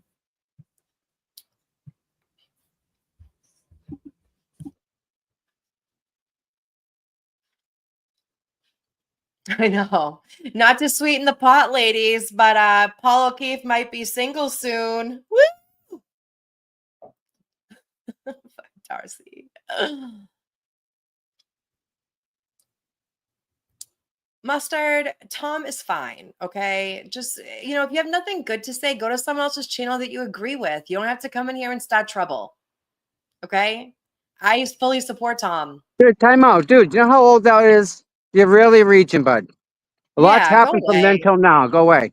Go away. No one wants to hear you. I don't want to read your shit. What am I reading? He came into some kind of contact with a witness. Yeah. TB was charged with another kind of felony. Wait, they better not revoke his bail. Agreed. You ladies in Massachusetts that's desperate to need a Paul. Yeah. Yeah. I see those red flags from fucking 10 miles away. I don't see my. Yeah, I don't know. I only see him on StreamYard, Kim. So I don't know. No, let's go down and see Scott. Scotty Mick. There he is. Wait, we can't see him. Kelly, bring him up. Oh. I can't put him on stage. Hold on.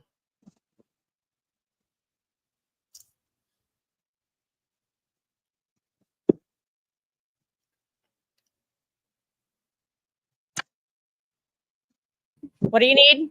Can you put Tom's video on stage? Oh yeah.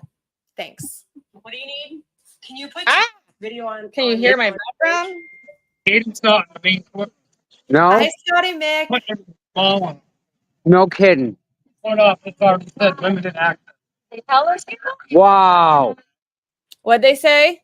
Yeah. Small courtroom. People trying to get in. It's not going to happen. They're gonna be not happy. All them people right there trying to get in to Aiden's courtroom, they don't realize it's a small courtroom. Really? Yep.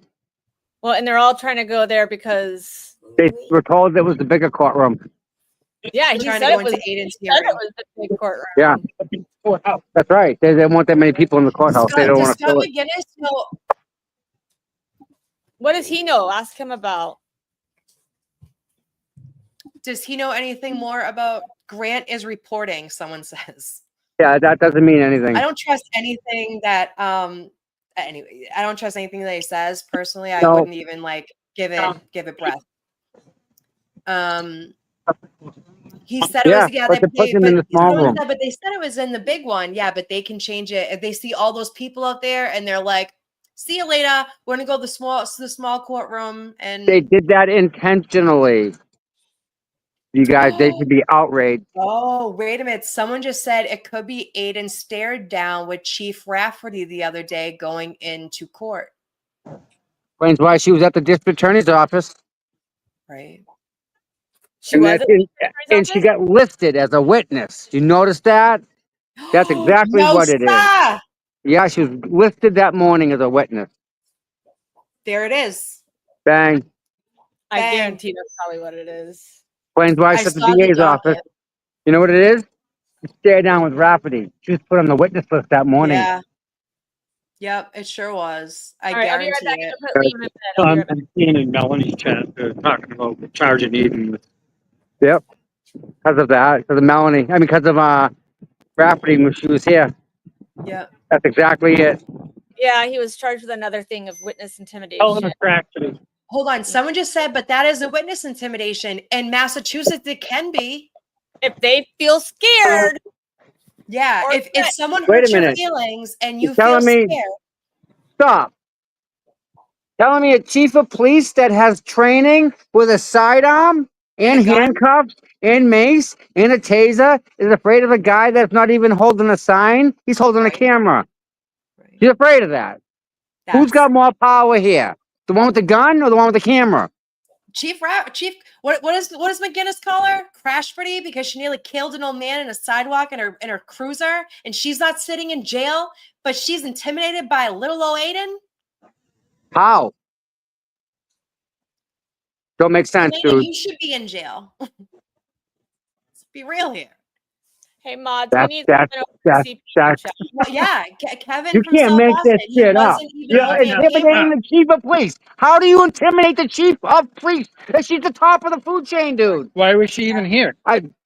Again, She was escorting Paul in. escorting and- Paul in because of the way before. And Lisa Yeah, Reed just you're said right. that they set that up as a setup. They knew what they were doing. They knew Aiden would be there. She's got He no said it on his jurisdiction. live. She's got no jurisdiction in this freaking town. Bro, She's everything chief of in the police in state is fiction. Canton. I don't understand. Well, hey, she looked at me. Hi, how are you? She looked at me pretty funny. Gave me the old side eye. I'm Kevin offended. just said Turtle Boy's eyeballs are intimidating. It's Wow. retaliation against Paul getting No. caught being a horn dog. Yeah. No, Stay out no, no, stay out no, of girls' no. DMs, Paul. You're a married man No. with kids. Stop. Stop. You know what this is, guys? Back up. Back up. Look at the bigger picture. Hey, guys. Look at the bigger picture, right? Shut him up. That's all Jen McCabe went looking for, right? Shut him up. Make him stop, right? Yep. Right? Guess what's coming up? Trial 2.0. You don't think they want to shut him up? Come on. Oh yeah, they definitely do. But like putting him in jail, like right That's now. a great way to shut him up. That's how they do it. I know that. I mean, Can you I pull feel up I feel Queen better Miss that Little? Can you pull that Who? one up, please? Who Queen is Miss it? Little. On X, No, on the stream. on YouTube. Hold on one second. Hold on, my son. Hold on. Queen Miss Little.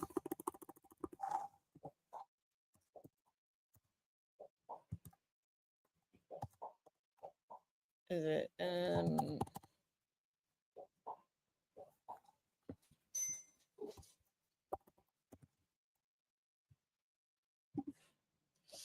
Let's see. Am I looking for something special, Amy? No, it's okay. It's way past. She basically was like, if the Where'd she go? Oh, Queen Whistle right here. Right. If the chief of police is scared of someone looking at them, then they shouldn't even be a cop. Never mind the chief of police. I agree.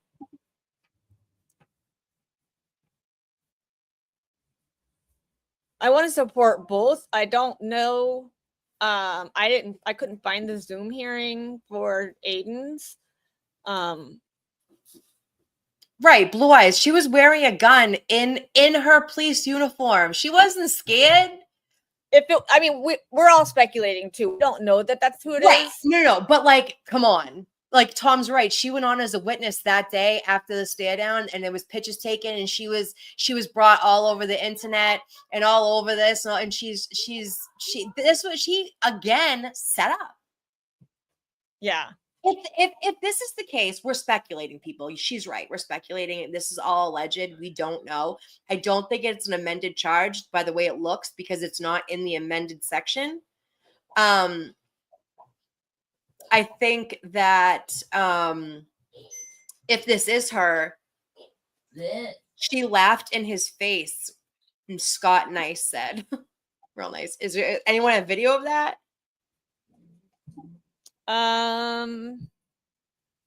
She was smiling. I just saw a picture. Oh, so Massholt is saying that's Chief Rafferty, my three sons? I didn't, when I was on her, let me check her page. I don't like being. Hey, who's got this? Little Listen, love. Happy birthday, baby. who's got chief of police being intimidated on the bingo card? Come on. Not this somebody. girl. Somebody. No. Somebody not has it. today, at least. Come on, No, tell me. I mean, all right, who's got new charges? How embarrassing for her. You Who shouldn't saw even this? be a cop. If Who saw this coming? threatened by a look, get out Who of saw this coming? I stare people down all the time. Who saw this coming? This is ridiculous. You can't make this up. I mean, but Tom, we don't know for certain, but it's like the only plausible thing, right? Because it was filed today on the day that was dismissal. She's walking in with the O'Keefe. She does a stare down. Like, Well, and then we saw her at the DA's office. That's big. Why was she there? I just posted the screen share. It says, reminder, Turtle Boy is an unhinged low IQ maniac that has threatened a witness through the witness's security camera. Drove at least an hour from a house to do it. Stayed home on Tuesday night. Kids, don't get plastered. Make your side piece cry and commit crimes. Thanks for coming to my TED Talk. She didn't say anything. I don't see anything else on her except her posting. She's obsessed with Aiden having another girlfriend. That's ridiculous. It says Aiden Kearney's latest crime was committed in the presence of the glarer and that weird Nan woman, the latter of whom filed the whole thing. Smart. Board of Bars overseers might be interested. Not sure why she filmed as Aiden threatened a witness through a security camera, therefore memorializing the whole crime. These geniuses are your leaders and prophets. So they went and got the security footage from CF McCarthy's last night, analyzed it, went and wrote the charges, and then submitted and filed them before, what time is it? Before noon? How's that happen? That doesn't. Tell me, how? I don't know. How's all that get done? That's what she said. That's what she just posted a little bit ago, 126. And you know what? If the board of overseers ever calls me, they're wasting their time because I can't say enough nice things about Nan. She's the most professional, most ethical person I've met in a long time. So yeah, she's great. Nan posted a picture of herself and Bettero in the courtroom. So what's that? Is that gonna be grand larceny now? What was that charge? But listen, What do you mean? Listen, Come on. if they went back to the security cameras They and said Aiden's Trailboy standing drove. outside, and he's having a meal of food in CF McCarthy's, and he's not bothering with Chris Albert or Colin Albert or Jim Ferris. Like, none of them. That's not intimidation. But they said that Trailboy they're drove an fishing. hour to a witness's house and yelled through their security camera, and that Meredith was crying, that he was drunk. No. No, that didn't No. happen. No. I doubt that happened. No. I was literally standing outside of CF McCarthy's. Caitlin, where is the screenshot? If you tell me where it is, I'll try it. Masshole. I just looked for Masshole stuff. I didn't see anything. Someone says a YouTuber said he sounds like he went to someone's house for an interview. No, he didn't. Stop. He was out last night with Nan. Wow. Everybody says. Guys, they're stretching shit again. Here we go. Make a mountain out of a molehill, right? Tom, I know the Glare is there today. If you see him, he was out with them last night, and you can get the tea of like what went on. I mean, and Nan was just fine. I just saw a picture she posted on X with Bettero. Yeah, no, I don't believe anything that Grant or Krusty says. Period. So like, this could all be just them making shit up. He's not stupid. Thank you, Jess. He's not. He's a very intelligent man. Knows exactly what he's doing. I think the Rafferty angle is probably a better one to go. I think the Rafferty angle is better. Yeah, it seems more logical. Listen, rational. if Aiden's like me, when you're in Canton, you want to get out of Canton. Like legit. As there he fast is. as you can. No, I found Aiden's hearing. There you are, guys. Any word on what's going on today? Motion to dismiss, and it'll be a bloodbath. Thank you. No, I didn't. Oh.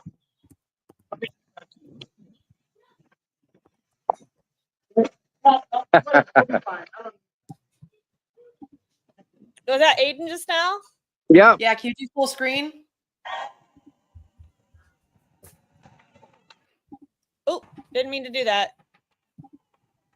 I gotta find the right one. Tom full screen. Tom full screen. I'm getting there. I have to remove you and me. We're all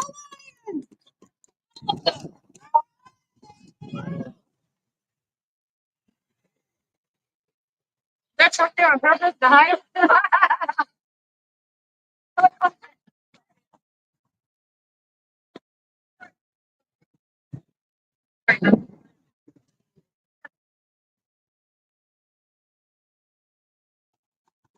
Wow.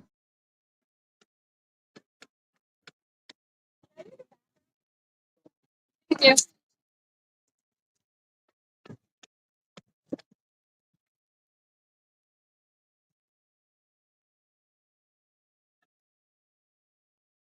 We go, Jess. How you doing, Jess? Hi, Tom. How you doing, dear? Good.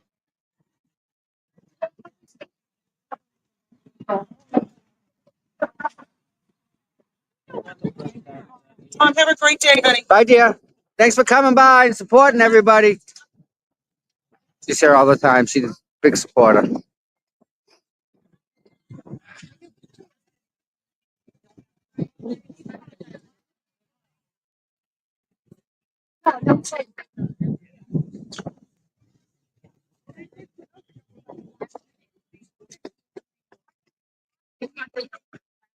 Problem is, everybody and their brother's on the internet, right? Everyone's got a cell phone. Everyone's sucking up the data.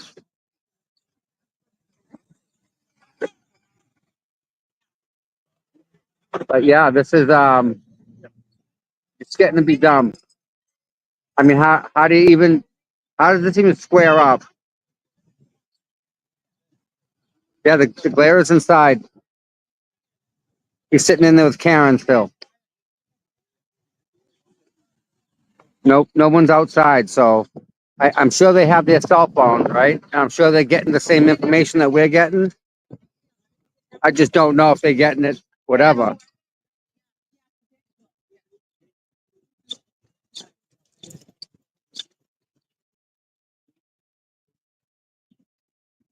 They're already in the courthouse, guys, so there's no way.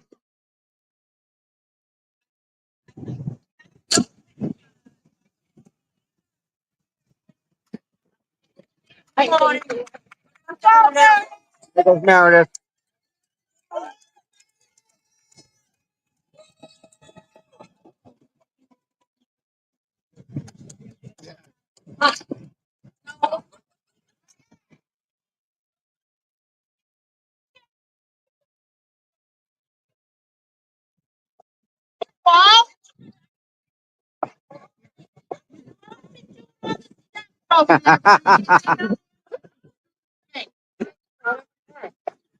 Right.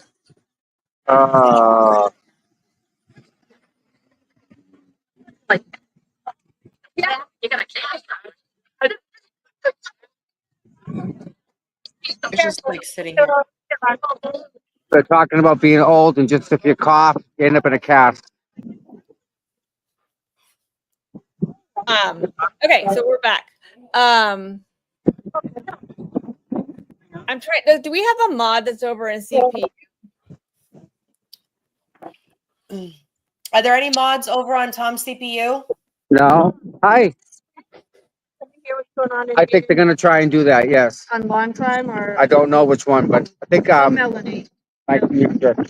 Yeah, everything's Meredith just Great walked in stuff. looking dashing in her green coat. So So my everyone can settle down about Yeah. that. We're trying to try it again. Okay, give me 2 The minutes. information you can tell Meredith, Melanie that you can find it on Jackson, X, or someone can look send at it this. to her This from is X. I intimidating don't for know. you? I mean, Amy, to go put leave. You what? I'm a cop. I got PTSD. My cousin was killed in the line of duty I because seen, of these people. I seen stuff that I don't want to I can't repeat hear you, honey. back. My cousin Michael Davey was killed by his own people around here. We came right to Dedham Court where it was dismissed. Imagine that. Yep, here we are again. Another cop killed. Ugh. That's wild. Federer's in there with Karen. He's sitting behind Karen because he hasn't been admitted for Hawk VJ, I think, into the court yet. So where was he a cop? Weymouth. Weymouth, okay. I'm from Whitman. Yeah, 2 Michaels dead in the same couple of years. That's horrible. Wow. I don't know who the judge was. Who's that? He was hit by a car, but there's more to it. Yep, always is, They right? just don't tell you. Yeah, but if their policy was if he didn't have to hold his gun for 2 minutes, then the guy would be dead. But he was Hispanic, so they were afraid because of people being and they also killed an innocent. But you know what?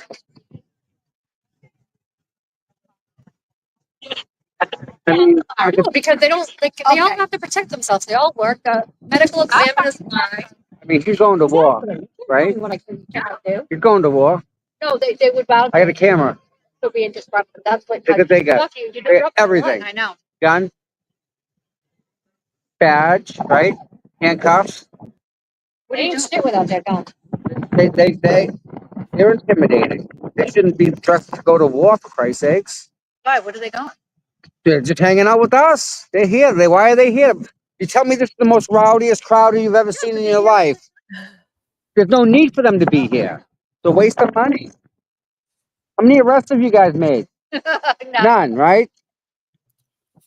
Not yet. Jeez, you're holding out hope, right? Wow. I know you. How are you, dear? What do you think that Good. guy's gonna do? Unbelievable. Seriously. Right. Half of us got freaking canes. No, Come on. jumped off Plevin's channel and said there was explosive news coming. Look as old as my son. Wow. It tells you how much power they got. They do, and they aim to kill. Yeah, they don't care. Nope. They don't care.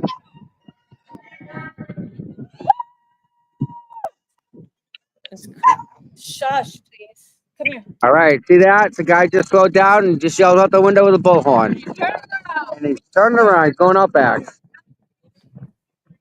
So, nice.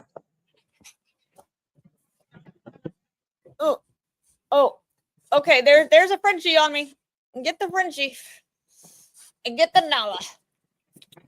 Hi, big girl.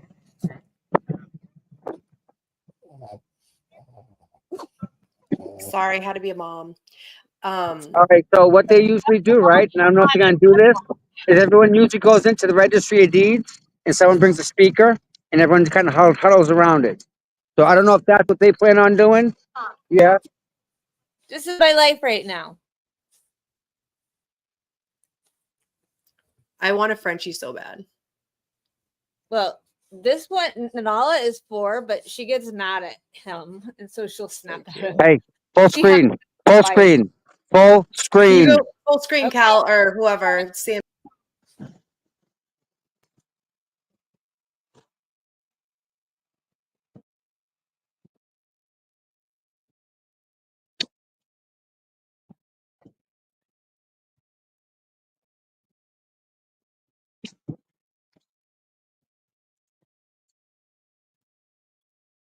Hey, get your camera ready. Put the other shit down. Get ready to move. Something's gonna happen. I don't know. Keep moving around. Yeah, I'll put the body cameras on. I would. Yeah. Put your shit over there.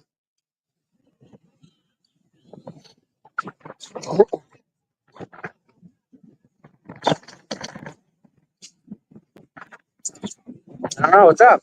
How you doing? Yeah. All right.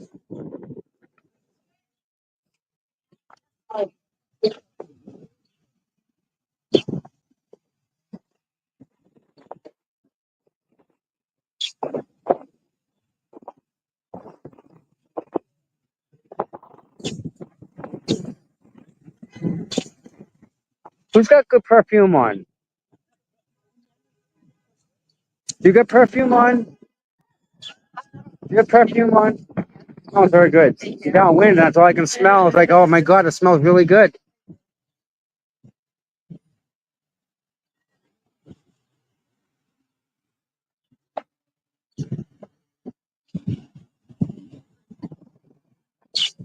Gail, hang tight, girl.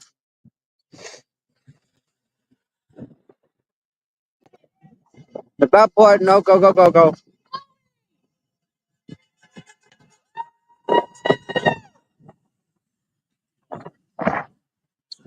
Oh, he's a new guy. He's gold. Oh, there you go. Yeah.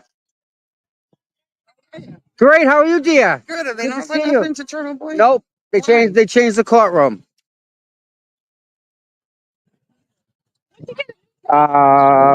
Listen, just Hi, Tom.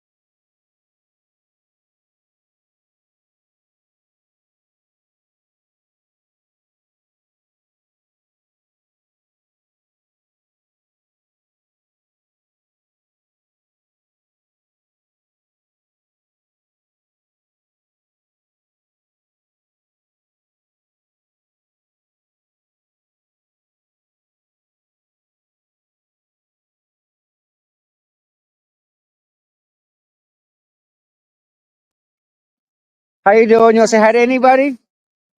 I want to say hi to my friend Claire, who's coming from Maine. She should be here any minute. Wow. Keep driving, sister. You're almost here. There you go. We're not getting in. What do you think about that? I think they pulled a fast one in the end, didn't they? Yeah.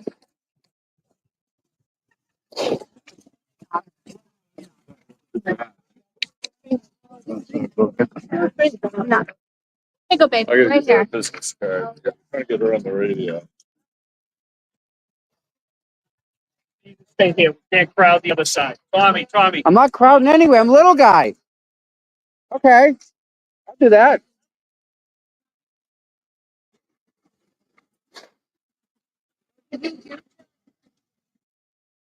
Bobby.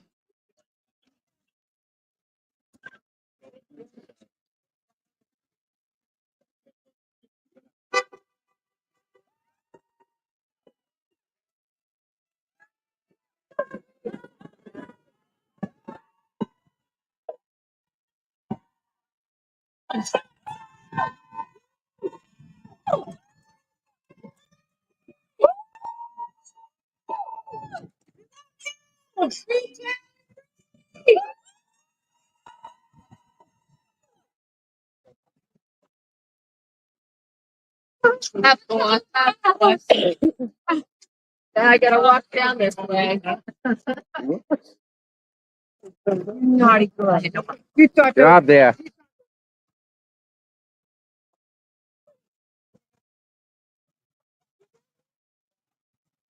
Scott.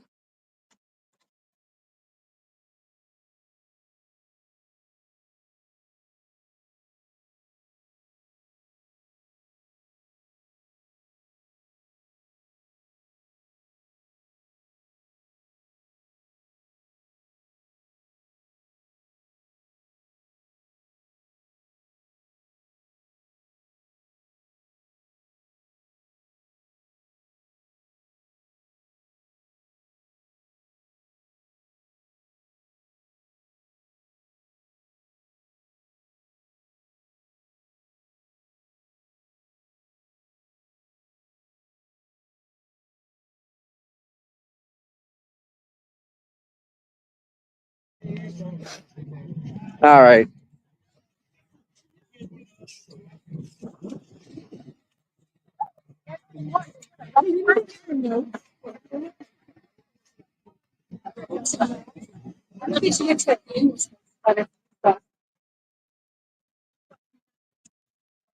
And so bring the record.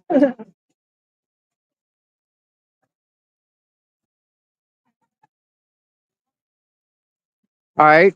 Listen, I'll give you guys a piece of that. Hold on a second. Give me. Just wait here. How are you? How you doing? You were in your last. Oh, not a nice dog, huh? Well, it's nice to see you.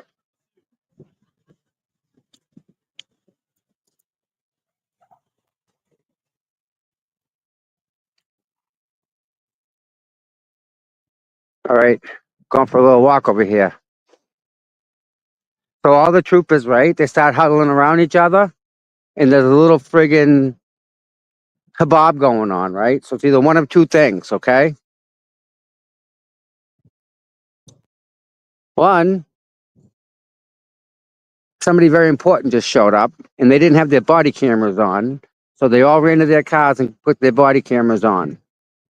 The ones that didn't have them put their jackets on. So they're messing around with that. Why would they want their body cameras on, you ask? Right?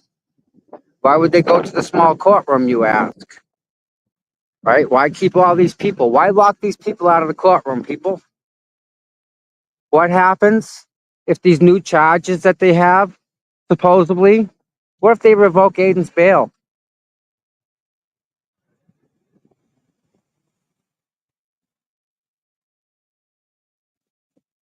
What if they revoke his bail?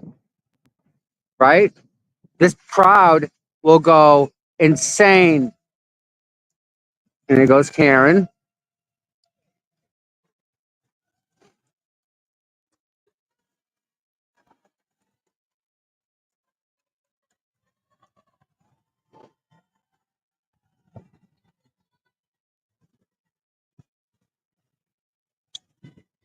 Boy, it's funny to see the whole thing from over this side, and I'm in the middle of that. Jesus.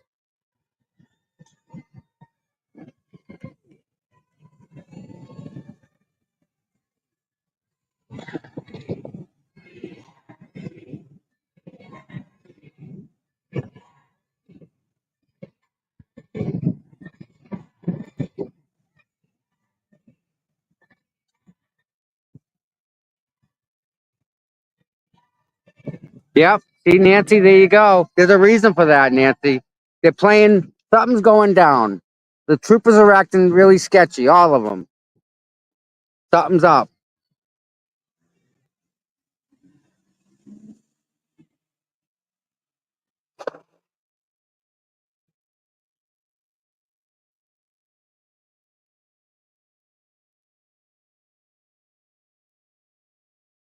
It's pretty freaking insane.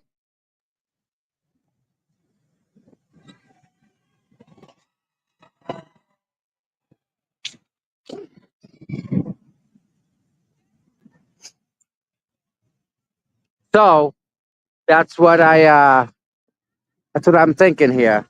Hi, lady. How are you? How you doing? Good job, guys. Keep up the good work. Scott. Right here, guys.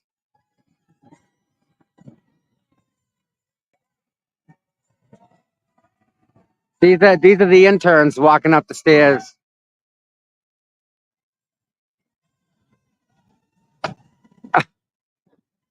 Pretty awesome.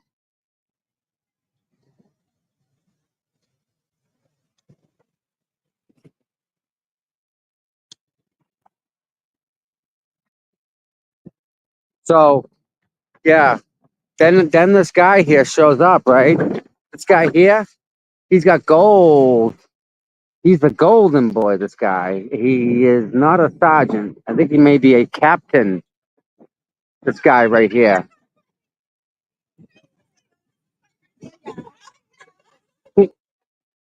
Who's the trooper with the gold? Who's the trooper with the gold on? Right here. Take a picture of him. Guy. See the head of the barracks, I wonder? That guy with the gold. See, he's got gold on his hat. Yeah. He's somebody. Like one of those old kind of. Hey, Will. Hey, what's going on? I don't know yet. Okay. I don't know yet. Because it's something Where's Aiden's hearing? In there. in there, small courtroom.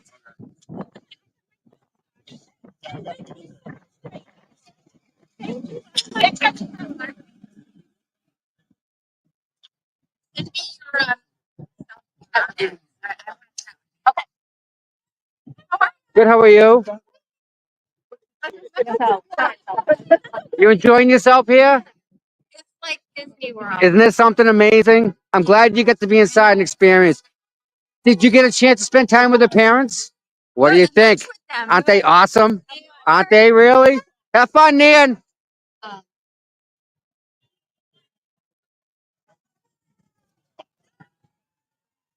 So weird right now. Yep. Where'd they just come back from? Lunch. Where'd they? They all went somewhere. They met somewhere. No, I know, but they're way down there. Yeah, I don't know. I might go to my car charge. Your charge here. No. I meant like. Yeah. Interesting. Very interesting. No.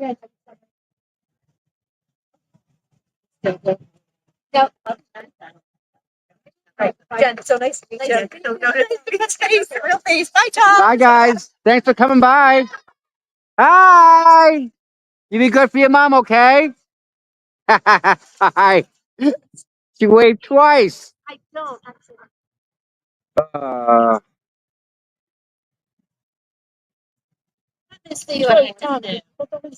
Yes, they go downstairs. They usually go down and there's someone put the speaker on and you all huddle around it. Kind of good. Kind of nice. Oh yeah, because of the way the acoustics are down there. So one person with the speaker, and it turns everything like you can hear it all. It's awesome. So where'd you guys come from? Bridgewater. Okay. Where the hats, mom and daughter. Yeah, I know. Those hats are freaking awesome. I got them in the car, but I couldn't just. Yeah, I got Too windy. And if it rained out, you'd be like throwing them. Keep them. Keep them aside. Oh, and you know, somebody's got to wrap the mood. So, yeah, who's watching? Yeah. So. Like, yeah, another idea. You hear about new charges on Aiden? Yeah, is that right? I mean, I guess I am, but I feel like I can't. Is it real? Because Grant said it. I just applied for a regional. No, weird. Do you know who it is? You know what I done?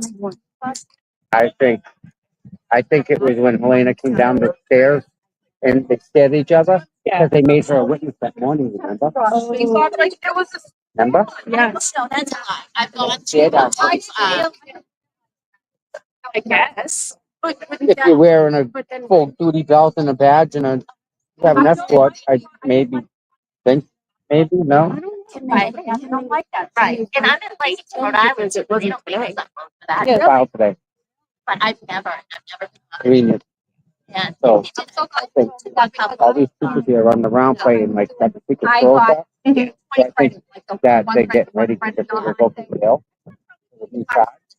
Because they try to be on bail, you have to take your nose clean, right? Yeah. If it's in the bag, if they put them in cuffs and walk them out, these people aren't going to be too happy. No. Right? They've got to yeah. Think about that for a second. Yeah, I don't. That's wild. But I wouldn't feel past them. That's really great. I've gone to a couple conferences. Fucking Yeah. Yeah, what's But even worse is I feel horrible for him, but I just instantly Yeah. like he's Why do you have to ask them anyways? But I guess some things to take the attention off of what They could be. Bingo. And all this stuff, this fake information about the FBI doesn't tell you they're done. They never have. They're going to call John Gotti. Hey, by the way, dude, we're done investigating you. You're all set. Go back to work. Even if they're done, that doesn't mean they told you what their final conclusion was. That's it. Maybe they're done. They're done. Maybe they're Part done one. next Yeah, week. They exactly. show up. Yeah. Indictments part 2. Yeah. How are you? Thank you. Casey. Nice to meet you, Casey. Thank you for coming to visit it. Nice. So, yeah. Yeah, so that's it. Crazy. I mean, if you put that past them, But now it's going to make sense, right? yeah, yeah. And then they're saying something about he was asking for copies and they pulled the video footage and he was doing something. I don't know.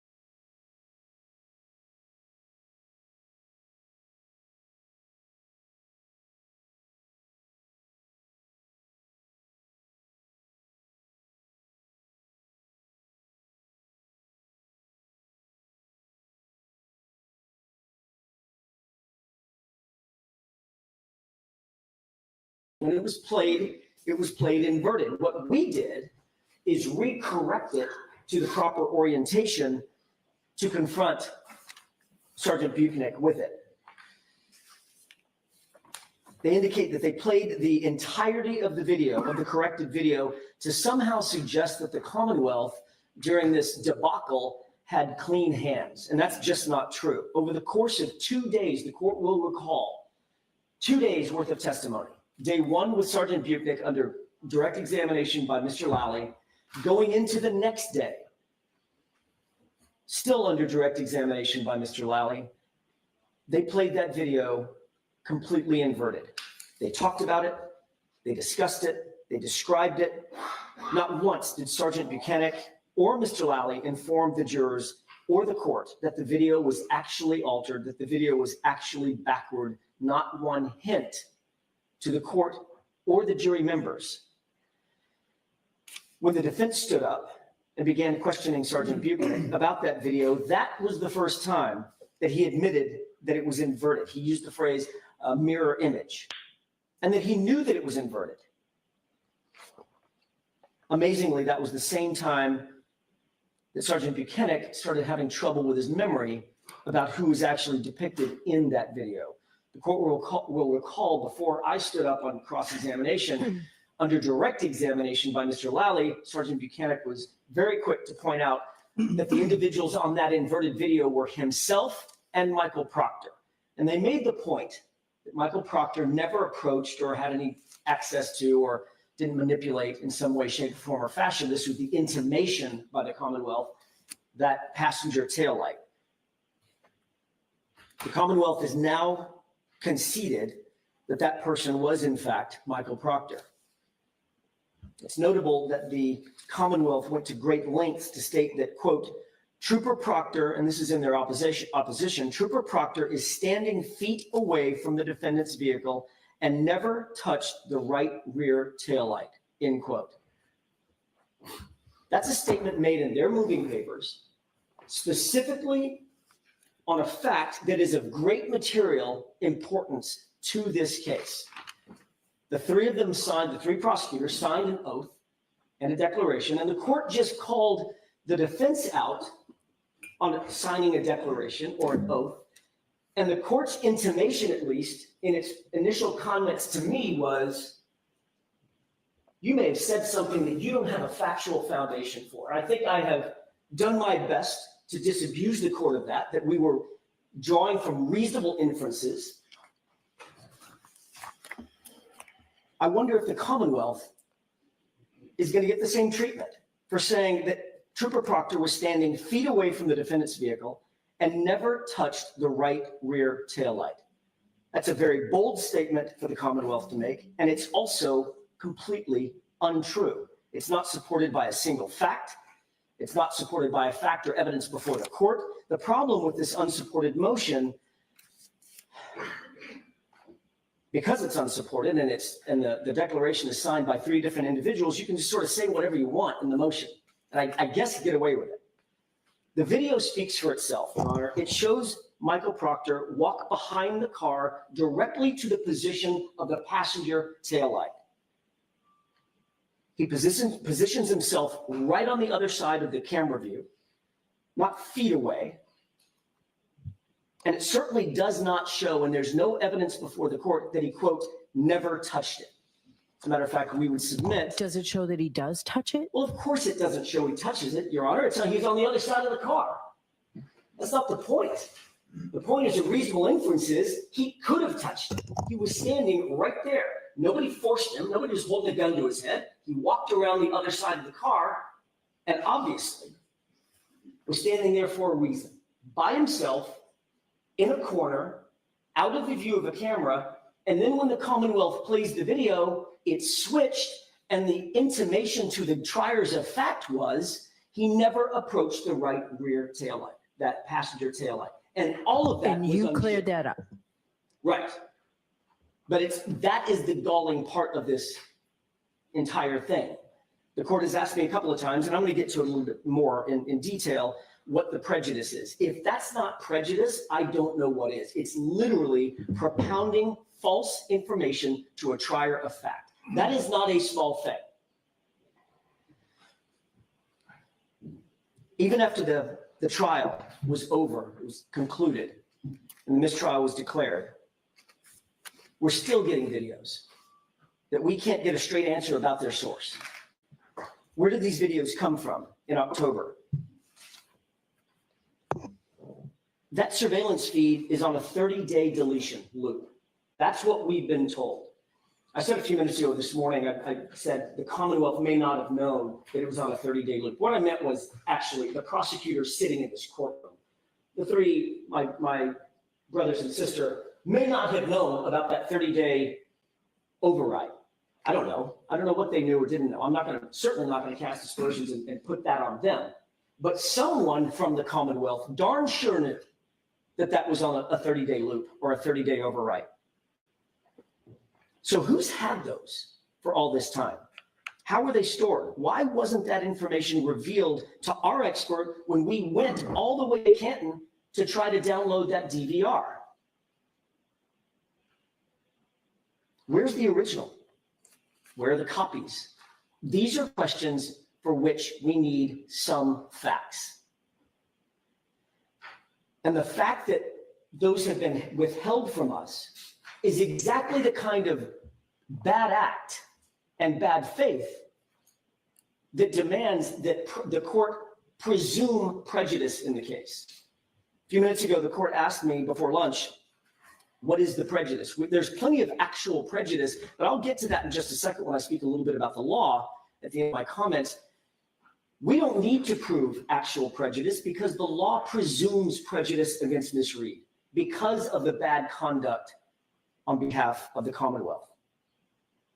And yet again, when it comes to this same issue, the Commonwealth recites this now worn out sentence: the prosecutor was unaware of the existence of these videos, end quote. How many times are they going to try to excuse away a blatant discovery and or Brady violation with the sentence that the prosecutor was unaware? It just doesn't matter. And that brings us to the October 10 videos that we got in 2024. The Commonwealth claims that they received these videos on or about August 21st, 2024. They sort of vaguely claim that these videos were provided along with a letter, quote unquote, letter from Canton Police Chief, end quote. There's no report, there's no email, there's no communications, there's no text message, nothing other than this, quote, letter. And it actually wasn't a letter, it was more of an informal note written on a personal pad, a Canton PD pad by the chief. There's no chain of custody log authenticating the videos, no authentication documents whatsoever, no foundational documents, no indication of where the videos came from or how she came to possess them at the time. But she did write on that little pad, quote, that is how it records, LOL, no tampering, end quote. LOL, laugh out loud. So the chief of police is laughing in the face of serious Brady violations, in the face of serious evidentiary violations and what was the discovery date? violations. 10/10/24 you received that? Was that the date? 10/10/24. That's correct. By the way, the Commonwealth claimed in its opposition papers that, quote, the prosecutor requested that both Massachusetts State Police and Canton Police Department produce all relevant and material surveillance video, end quote. And that was sometime unidentified between April 17th, 2024 and April 24th, 2024. I laud them for that. Good. I'm glad they demanded finally, in the middle of trial, quote, all relevant and material surveillance video. So why didn't we get this from Canton PD until October 2024, well after trial? What was the delay? And why did we get another video in January of 2025? What was the delay? How could this be seen as anything other than intentional? We know now that Sergeant Buchanan, we know that Proctor, we know that Chief Rafferty, and now through another report, we know that this officer, DGM Petro, all had access to and knew about the videos. And then we have on top of that, in the middle of trial, I think it was Mr. Lally, it may have been Ms. McLaughlin, someone said, it's unclear from the opposition, that all relevant material surveillance video be turned over immediately, and it still wasn't done. That is an intentional withholding of evidence. And then we get these new reports. What's probably most troubling is what's in the reports that we got on Friday, this past Friday. Additional reports from the Commonwealth in a report from Sergeant DGM Petro. He reveals the following. He writes this report on the 27th, which was last Thursday, and then we got the report on the 28th. He says that in February of 2022, and I'm paraphrasing, in February of 2022, Proctor requested Sallyport video of SUV inside Sallyport. Apparently that was provided. I mean, we have to presume from his report when he says Proctor requested in February of 2022 Sallyport video of the SUV exterior footage that he downloaded it from somewhere and gave it to him. assuming it was February of 2022, that would have been before the override, I presume, because I think the math in my head is it's 28 days in February. If it's in February at all, it's within the 30 days from January 29th. So it has to have been.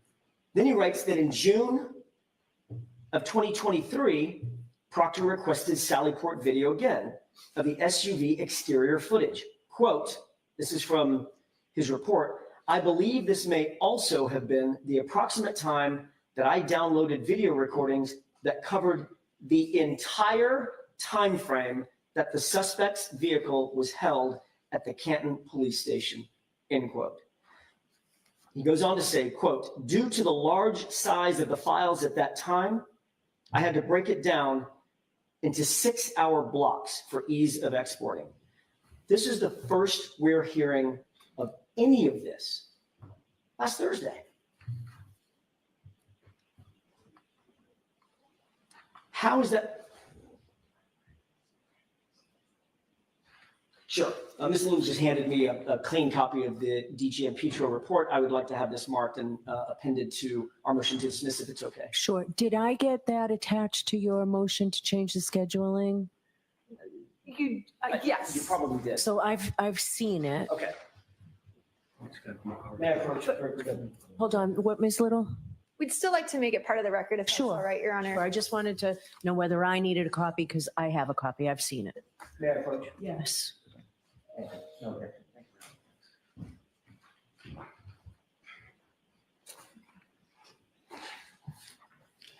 So are we marking it? So we need it if we're marking it. Oh, I'm sorry. My mistake. Exhibit 1 so marked. Okay. Go ahead, Mr. Jackson. Thank you, Your Honor.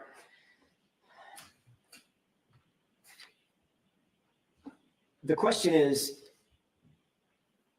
how in June of 2023, now I'm going to go a little bit slow here just because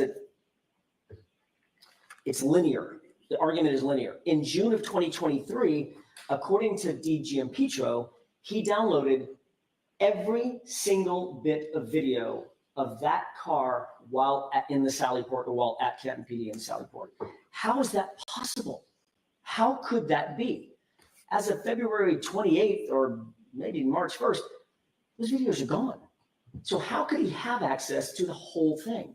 It's because someone at the Commonwealth downloaded the whole thing. They saved it.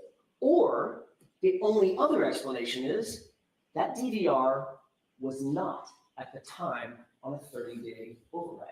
It's the only two explanations. Again, this is binary. So in April of 2024, as the court knows, we got additional video, and that's the inverted video. In the spring of 2024, while trial was being held, DG and Petro, quote, it says, quote, I downloaded some video recordings that you and I believed may be needed to refute claims being made by the defense. The you and I is him to Chief Rafferty. That's who this report is to. And it includes footage of Higgins. So now we find out for the first time that Chief Rafferty and this sergeant had been talking and strategizing about how to defeat some defense arguments, presumably, by use of videos that had never been turned over. And the Commonwealth uses a phrase in its moving papers, I believe in this motion, about ambush. That is the definition of an ambush. So DG and Petro admits that he, Rafferty, and the Canton Police Department had Sallyport video that was material to the case. Remember, his quote was that you and I believed may be needed to refute claims made by the defense. They were strategizing about how to defeat certain of our arguments, and they didn't turn it over.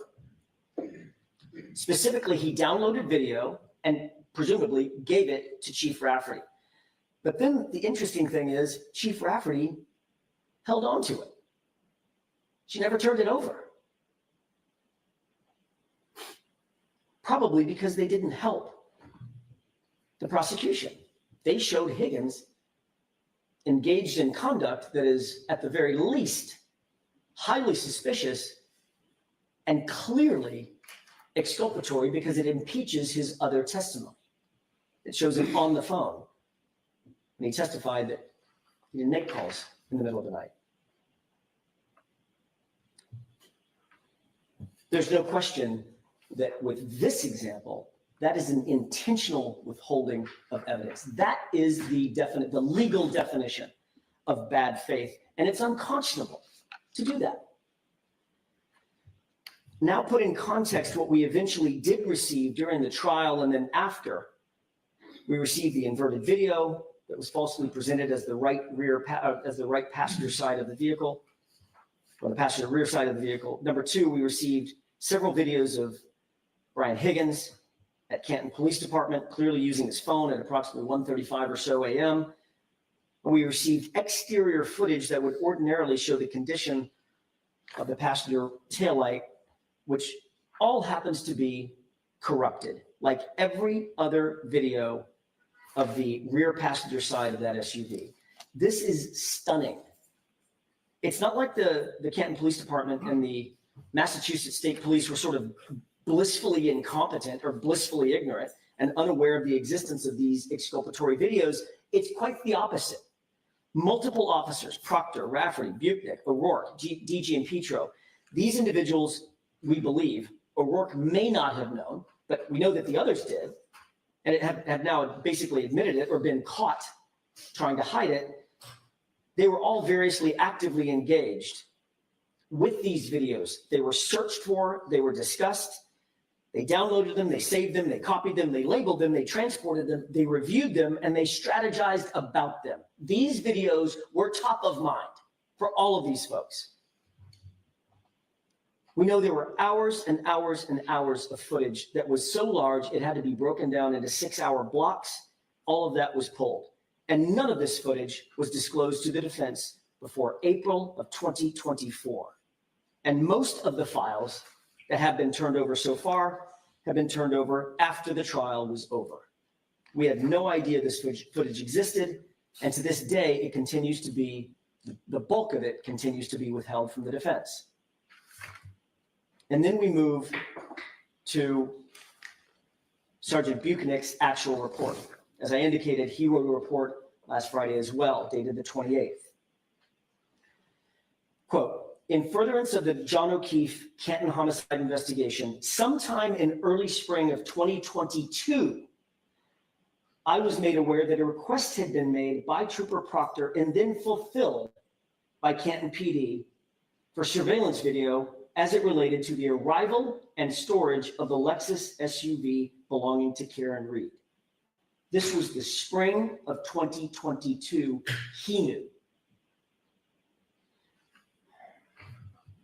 At Trooper Proctor's request, I proceeded to Canton Police and picked up the digital media storage containing said video and transported it to the Canton, Norfolk District Attorney's Office and turned it over to Trooper Proctor. I did not review this video at this time. What date did he do that?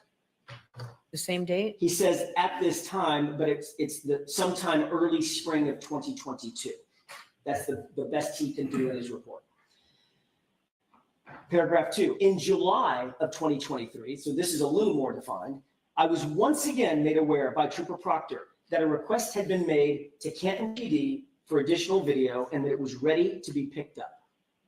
Since the Canton Police Department is conveniently located on my route of travel to work, I stopped by and picked up the CD from the front desk of the police department, which was labeled Trooper Buchanan with a yellow Post-it note. I further added Canton PD 12922, and then the case number, which is, or their case number, 2022-112-33, to note to more accurately identify the item and transported it to our office, subsequently turning it over to Trooper Proctor. So there's a second CD, now in July of 2023. I did not review that video at that time. See the attached copy of the Post-it note. Final paragraph, in my preparation for trial in May of 2024, I was provided with a thumb drive and the CD labeled with a Post-it note on my desk. What's interesting is that the CD with the Post-it note on his desk may or may not have been the same CD that he transported in July of 23 because they seem to be labeled a little different. So I haven't seen this report. Does he say from whom he received that? I'll finish reading it, but I don't believe he does. No, it's pretty vague. It's passive voice and it's pretty vague. I was provided a thumb drive and a CD labeled with a Post-it on my desk to review prior to testimony. So it does not say. At this time, I reviewed video made available to me, which included video footage of the Canton PD exterior Sallyport. This video was labeled with a Post-it note on a CD, and it contained a video of the interior of the Sallyport, which was grainy and had a camera vantage point from the front of the Sallyport. I also reviewed the Canton PD driveway footage. In review, I also viewed video of the back wall Sallyport camera vantage point. I had not seen this video prior to my May date review. I later learned that this video was provided in an inverted manner. After I reviewed all the provided video, the thumb drive and the CD were returned. It doesn't say to whom they were returned. Your Honor, if I could mark this report as well. Sure. Do you have an extra copy for me? I do. It does have one highlight on it. May I show it to Mr. Brennan? Yes. Okay.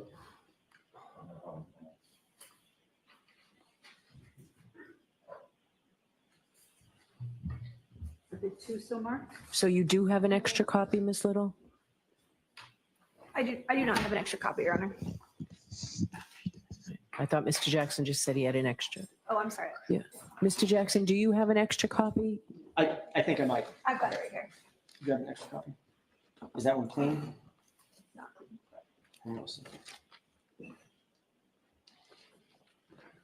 No, that was the only copy that I've got. May I approach, Your Honor? This one has highlights on it. I apologize. It's okay. Thank you. All right, go ahead. Thank you, Your Honor. The court asked probably the most important question about this report, which is who was it that supplied the video or the thumb drives or the CDs to Sergeant Buchanan? Who's at the center of all these Sallyport videos? Who does he say was requesting the Sallyport videos that he was acting as the courier for in other particulars? Every one of those answers is Michael Proctor. So who do we believe most reasonably would have supplied the information to Sergeant Buchanan to review? It stands to reason it could have been Trooper Proctor. Seems to be reasonable, but I don't know because Trooper Buchanan doesn't say, but that would be another question that would be open to answer if we had an evidentiary hearing.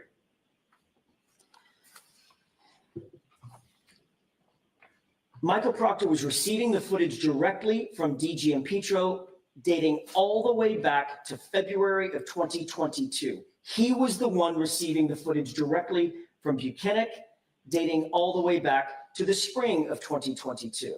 Michael Proctor was receiving footage from both sources multiple times through the years. Proctor was the one who clearly had possession, custody, and control over the exculpatory footage. It was his, every bit of it. And now let's recall what he said at trial when asked about all this footage, because he was confronted about footage. And keep in mind, Your Honor, when I'm asking these questions, I know none of this. None of it. Michael Proctor lied during his testimony, but he knew that we couldn't impeach him. There was no way I could impeach him. I didn't have any of these videos to impeach him with because we didn't have any of the evidence that had been secured concerning that Sallyport. Question. There's surveillance video from Canton Police Department Sallyport garage that wasn't turned over, right? Answer. That video was discovered later on and then handed over. That video was discovered later on. So where in the transcript is that? I can get you the page and line number, Your Honor. My guess is Ms. Little can get it pretty quickly. I'm guessing she I'll provide that to you can. in just a moment, Your Honor. June 10th. It was either June 10th or June 12th, but let me double check. Well, she's looking for that, Your Honor. May I Please go proceed? ahead. Yep. Okay. The only thing it's important to remember from a date standpoint, we'll get the date that he actually testified to this, but from a date standpoint, the only thing that had been handed over at the time that he testified to that was a single video with 42 minutes missing and a flatbed and the flatbed driveway footage outside the Sallyport that doesn't show much of anything. It's now been proven, that testimony, that video was discovered later on and then handed over, suggesting there was either only one video or all of it was discovered later and turned over. Both of the clauses in that sentence are a lie. The video wasn't discovered later. It was discovered in February, at the latest, February of 2022, just days after this incident. He asked for it and he received it, according to Sergeant DGM Petro. And it wasn't turned over either. None of it. But at trial, we didn't have the truth. I couldn't impeach him with this. He made sure that all the footage was delivered directly to him, starting days after this incident. And he controlled it, he hid it, and then he lied about it. That is the definition of bad faith. That is the definition of withholding exculpatory evidence. That is a definition of suppressing Brady evidence. There is no other way to define this. He fooled us, and it's egregious. Is it possible with all this sort of years-long flurry that we've just talked about surrounding these Sallyport videos that the actual trial prosecutors were completely unaware of their existence until Proctor testified before the federal grand jury? Is that possible? I suppose it is. I want to give the prosecutors the benefit of the doubt. I do. Is it reasonable? That's another question. To believe that they just knew nothing about this. We know Proctor lied to us. Could he have lied to them? I suppose. But as the law mandates, Your Honor, it just doesn't matter. In the eyes of the law, Proctor is the prosecution, and the prosecution is Michael Proctor. And then we move to January 28th, 2025, this year. We're still getting additional videos at that time. This new camera angle, which is blurry and grainy and wobbly, it does, however, show the passenger side rear taillight as it's towed into or driven into the Sallyport garage. The footage is so grainy and so blurry, however, it's so corrupted that once again, the true condition of that taillight is completely obscured.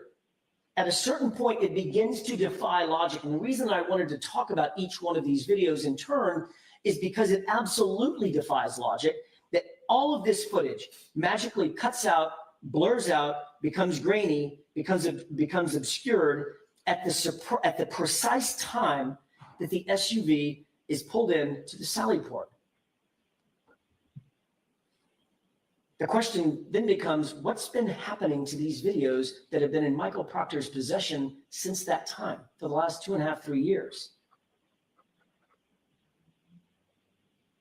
And again, I've lost count how many times the Commonwealth makes the claim, quote, prosecutors had never seen this video, end quote. The entirety of the Commonwealth's defense on this issue is the indefensible, which is, it just wasn't me. Okay, fine, it may not have been you, but it was the Commonwealth, in quotation marks, capital.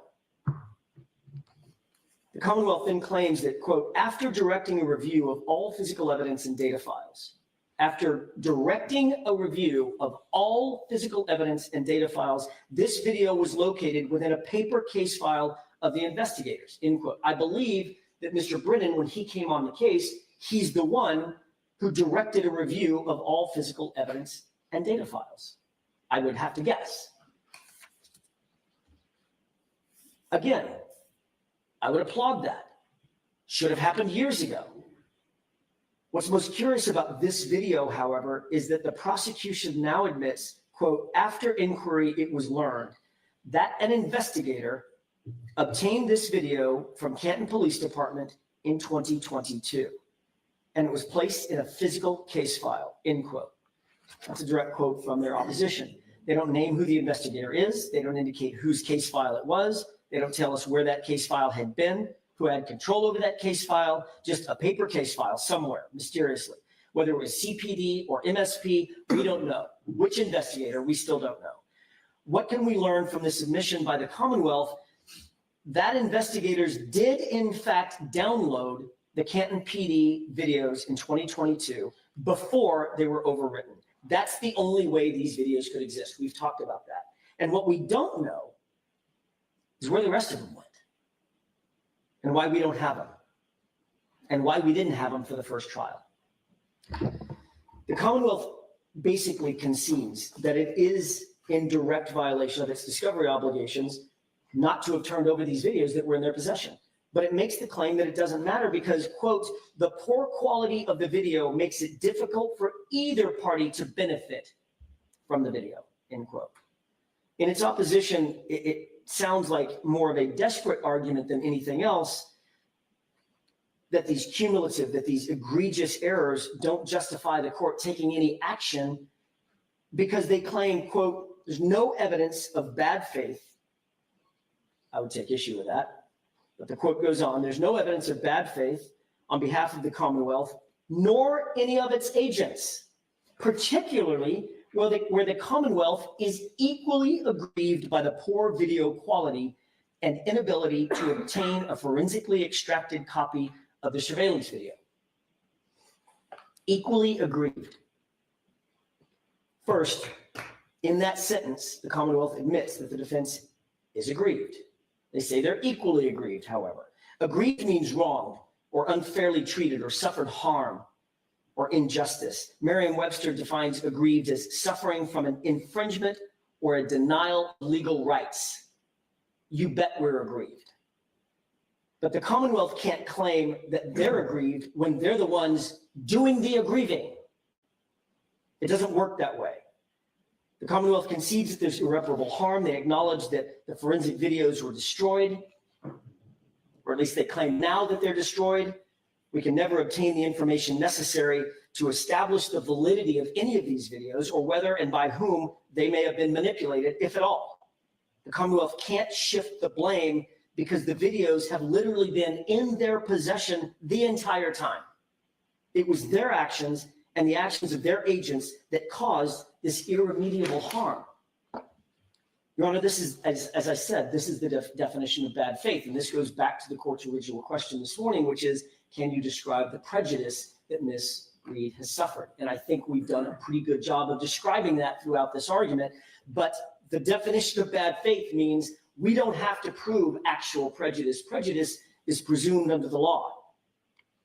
If we're to believe the declarations that were submitted by ADA Lally and ADA McLaughlin and ADA Brennan, then at the very least, there is no other conclusion but that Michael Proctor and other investigators intentionally secured these videos. They withheld the evidence from us, and they withheld the evidence from the prosecution team. Let's take them at their word. Even after being explicitly instructed to turn over that evidence, that is bad faith. And how many times do they have to say, we didn't know about this? It just doesn't matter. Like I said, let's take them at their word. It doesn't absolve the Commonwealth of its obligations, and it doesn't reduce the prejudice that the defense has suffered. This was a pattern engaged in by the Massachusetts State Police, by the Canton Police Department, over and over and over again. And now we know through this new revelation that it was intentional. The prejudice the defense has suffered is legally presumed, and it's also factually proven. And thus the only remedy is dismissal. When is dismissal warranted? And this is, I'd like to talk for just a couple of seconds about the legal standards. Where there's misconduct that's so egregious, deliberate, and intentional, prejudice is to be presumed. That means that the defense is not required to show Ms. Reed suffered any actual prejudice because dismissal is necessary to prevent the repetition of this type of misconduct. And that comes to us directly from Bridgman versus District Attorney for Suffolk District at 476 Mass 298. It's a 2017 case. Even if the court does not, and this is secondary to that, even if the court does not presume the prejudice, find that these myriad violations were somehow inadvertent or a mistake, the result of some accident or negligence, this case still has to be dismissed under the second scenario and the second prong, because Ms. Reed has suffered actual prejudice by the Commonwealth's violations. We could not cross-examine these witnesses the way they should have been cross-examined at the first trial. The repeated and flagrant discovery violations were not an accident. I think we've established that at this point. They weren't a mistake. There were too many people looking at them, strategizing about them, to then say, I didn't realize their import. They were designed specifically, the fact that we weren't provided the evidence was designed specifically to obtain a strategic advantage over the defense and to get a conviction at all costs rather than to pursue the truth. There are obviously additional Brady violations and prejudices that Ms. Reed has suffered. I've detailed those in our moving papers. And I want to incorporate all of those arguments by reference here as well. But relating to the surveillance footage itself, there's no question that the Commonwealth intentionally withheld it, and they've been withholding it since January 29th, 2022. The Commonwealth can't really seriously claim, Your Honor, that 4 or 5 or however many different law enforcement officers were aware of and withheld the surveillance video or the surveillance footage, and who were supposedly specifically instructed by Adam Lally or his team back in April of 2024 to turn everything over, and it was just inadvertently withheld. This was intentional. And the Commonwealth then compounded those violations by Michael Proctor lying on the stand about his knowledge of the video footage and his turning it over to the defense. It was literally a fraud on the jury.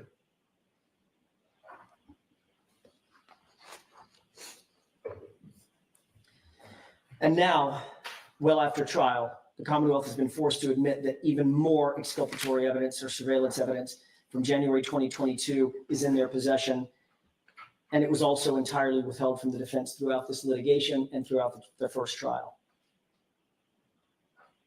In addition to the presumptive prejudice, Your Honor, there has been actual prejudice. This was, some would say, a close case when it ended. The court recalls that. The jury was hung on some charge or charges, and the evidence suggests that they voted in her favor on others. The court needs to ask itself, what would the jury have done had they had all the evidence to which they were entitled, to which we were entitled? But they didn't. Every one of these videos was in some way compromised, even the videos that we did have. And the compromise always conveniently obscured the truth and obscured Ms. Reed's rights. This is an exculpatory fact that we should have been able to explore during the past 3 years, and certainly we should have been able to explore it at trial, but we did not have the videos. The Commonwealth did, though. And it's the cumulative effect of all these gross and repeated violations that undermines the Commonwealth's argument that this is just about a broken camera. It couldn't be further from the truth. We're to believe that all these cameras just spontaneously became defective at the exact same time. Like I said before, it defies logic. For the Commonwealth to have all this footage for a solid 3 years and hold it back from us the entire time, it makes one question what was going on with that evidence. Now, I have to say, in terms of lesser remedies, Your Honor, what's interesting is that the exclusion, obviously the exclusionary rule exists. I understand that does not help the defense. It doesn't help the defense. I appreciate the point. Finishing my thought on that. It's the opposite. The only remedy that can prevent this kind of repetition, this kind of misconduct, is dismissal. That's the only nothing that was illegal. the law, and that's what justice demands. As a final thought, if the court, even in the face of all this overwhelming evidence of gross misconduct, declines to dismiss this case at this time, we would urge the court to grant us an evidentiary hearing so that we can make an actual factual record of the myriad of issues brought up here. This will give the court a much better understanding of the facts supporting dismissal, and it'll perfect the record on these critical constitutional issues. And with that, I'll submit. Okay, so thank you. I have a question for you. So go back to the podium, please, because you may need your notes. But Ms. Little, did you find the proctor testimony? I did, Your Honor. It's June 12th, 2025, the reporter's transcript at 1-148. And that's from the copy of transcripts with sidebars, just for the court's reference, lines 8 through 12. Great. Thank you. All right, I have a question, Mr. Jackson, just about, so you argued obviously the importance of the Lexus arriving at the Canton Police Department. You argued a distinction between a cracked taillight versus a shattered taillight. Correct. In your pleadings, and again, you just saw, I want specifics where I can find something. On page 28, you talked at the top line, cracked, not shattered, when it arrived at the conflicted CPD on January 29, 2022. If the taillight was largely intact and only cracked rather than shattered and missing 47 pieces, as Dayton Police Officer Sergeant Barrows testified he observed earlier that day, after the Commonwealth claimed Ms. Reed had struck Mr. O'Keefe, the evidence would establish Ms. Reed's innocence and be case ending for the Commonwealth. The 47 pieces I'm having trouble finding. I just took a quick review of Sergeant Barrows' testimony yesterday upon being prepared for this. I didn't see it in there. Ms. Little, do you know where that 47 pieces is? Yeah, the 47 pieces is not related to Sergeant Barrows' testimony. Well, it sounds it from this, so I'm not to read it this way. What Sergeant Barrows clearly testified to was that he observed a taillight that was cracked and not broken. Okay, the 47 pieces, I read that to mean it was from Barrows' testimony. No. As Dayton Police Barrows testified. All right, where do I find that 47 pieces? The 47 pieces, I can get multiple transcript sites, but those were the photographs the Commonwealth presented at trial, that there were that many pieces found at the crime scene. It's the number of pieces that were booked into evidence. Okay. Yeah. Great. Yeah, if you have trial transcript of that, I don't need 47 points, but if there's something that summarizes it, because I took that to read as I see it reading. No, Sergeant Barrows specifically testified about his observations of the taillight earlier that day. Right. It was uncontroverted that there were 47 pieces of taillight recovered at the That's not clear to me the way this is written, so I'm glad I asked you. Okay. All right, so with that, now, Ms. Tinetti, I'm not going to hear from you now about the court officers not being in charge of the jury. I'm going to hear from Mr. Brennan, and then we'll get to you, and hopefully we'll have time. But Mr. Brennan, I have a question for you. As I started with a question for the defense, so I'd like you to explain to the court, please, what efforts the Commonwealth made to comply with the Rule 14 obligation regarding the Sallyport videos, and why the dribs and drabs of the way the discovery came in. It may be most helpful if I give the court a history as I've learned it about the production of video in this case. Okay. And it will explain in context the production of video and will help create the foundation so the court can understand and perhaps the defense can best understand. All right, and just like I did with Mr. Jackson, if I need to, I'm going to interrupt you Of course. to clarify some of this. So know that that's what I'm focused on. I understand clearly. In November of 2024, the defense asked me to see if I could provide a chain of custody regarding the production of video in this case. And so I agreed that I would do that and made best efforts to talk to as many witnesses as I could, review the discovery, and speak to the attorneys. Now, when I started sometime in late September, I had found the letter from Chief Rafferty with the production of video in August. A letter or note was dated in August. So to start from the beginning, the prosecutors in this case did not have knowledge that there was videos from the Sallyport area. There was nothing about it that was particularly relevant to them. The defense theory did not make it clear to them that that was important. There was no motion filed by the defense. At what point in time? This is leading up to trial. Okay. At that point, there had been no request by the defense for video of the Sallyport area. What I learned is that Trooper Proctor had requested Sallyport video from the Canton Police Department. And the person who was the custodian of Canton Police Video, who would download it from the DVR, was Sergeant D.G.M. Petro. He made a request shortly after this event on January 29th, 2022. Sergeant D.G.M. Petro downloaded video from the front wall camera, which was later characterized as the blurry camera, and he left it at the front desk.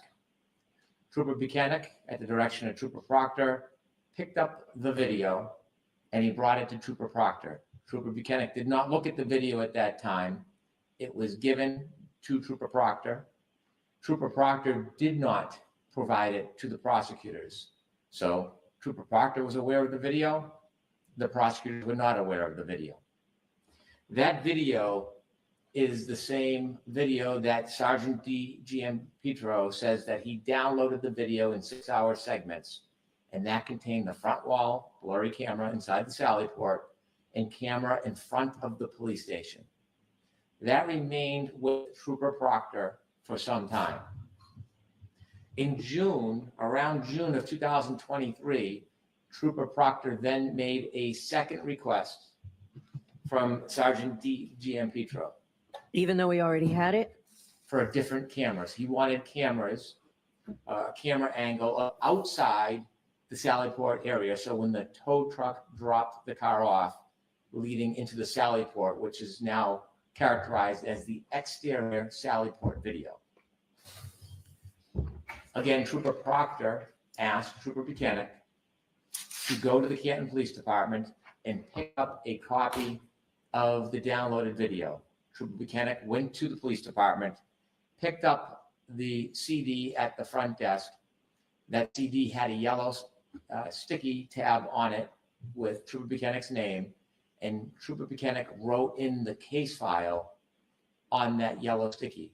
He brought the CD to Trooper Proctor.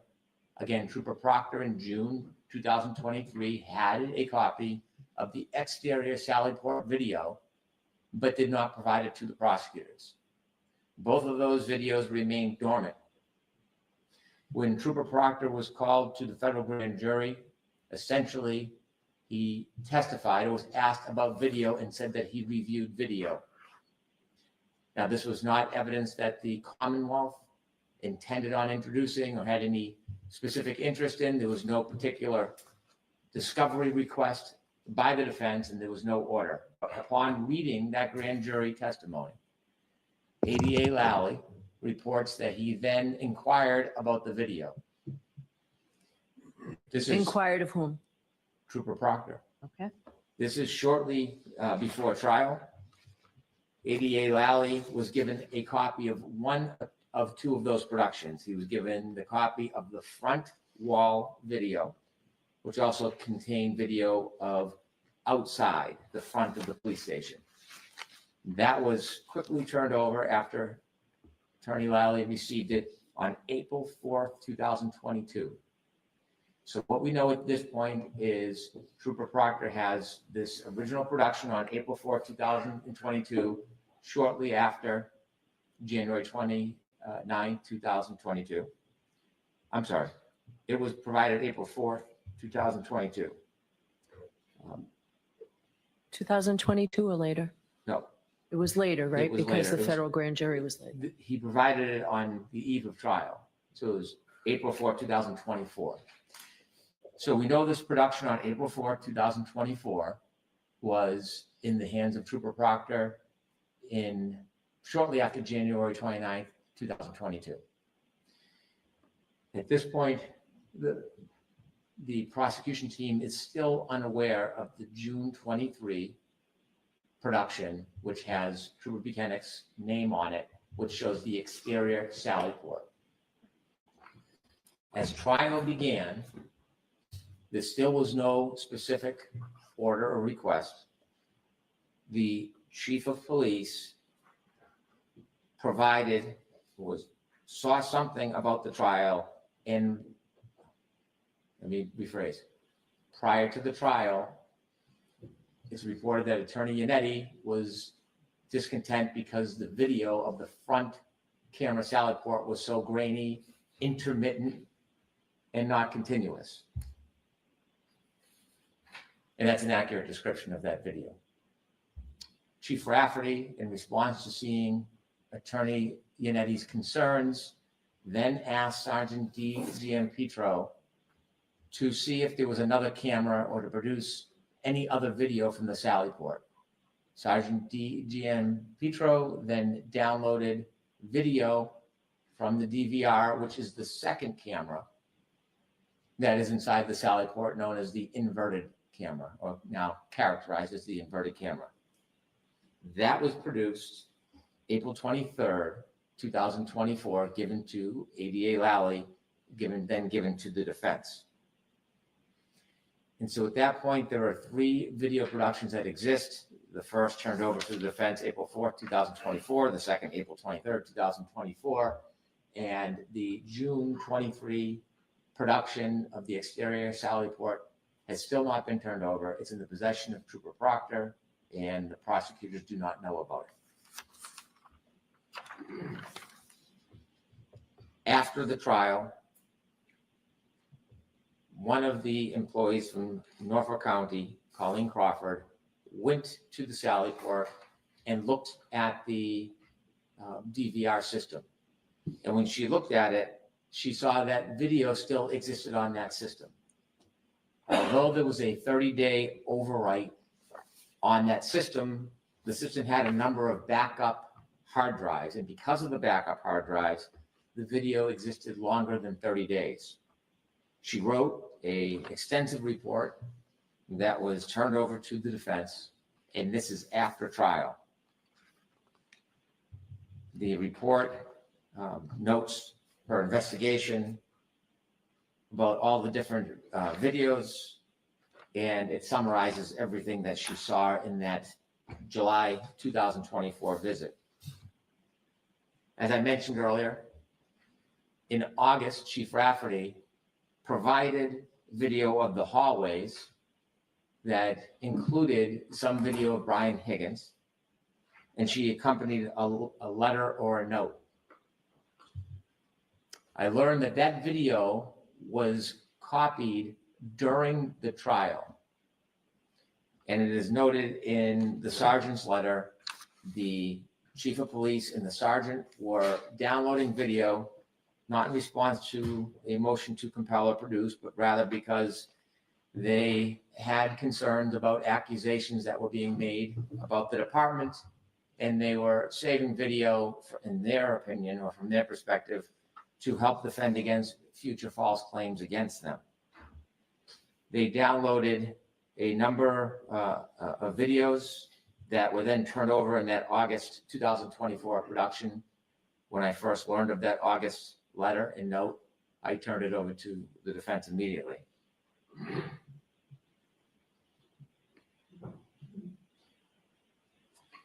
The issue came up regarding the DVR in November, and as we've litigated extensively, so I'll simply summarize it, I invited the defense to come to the Canton Police Department.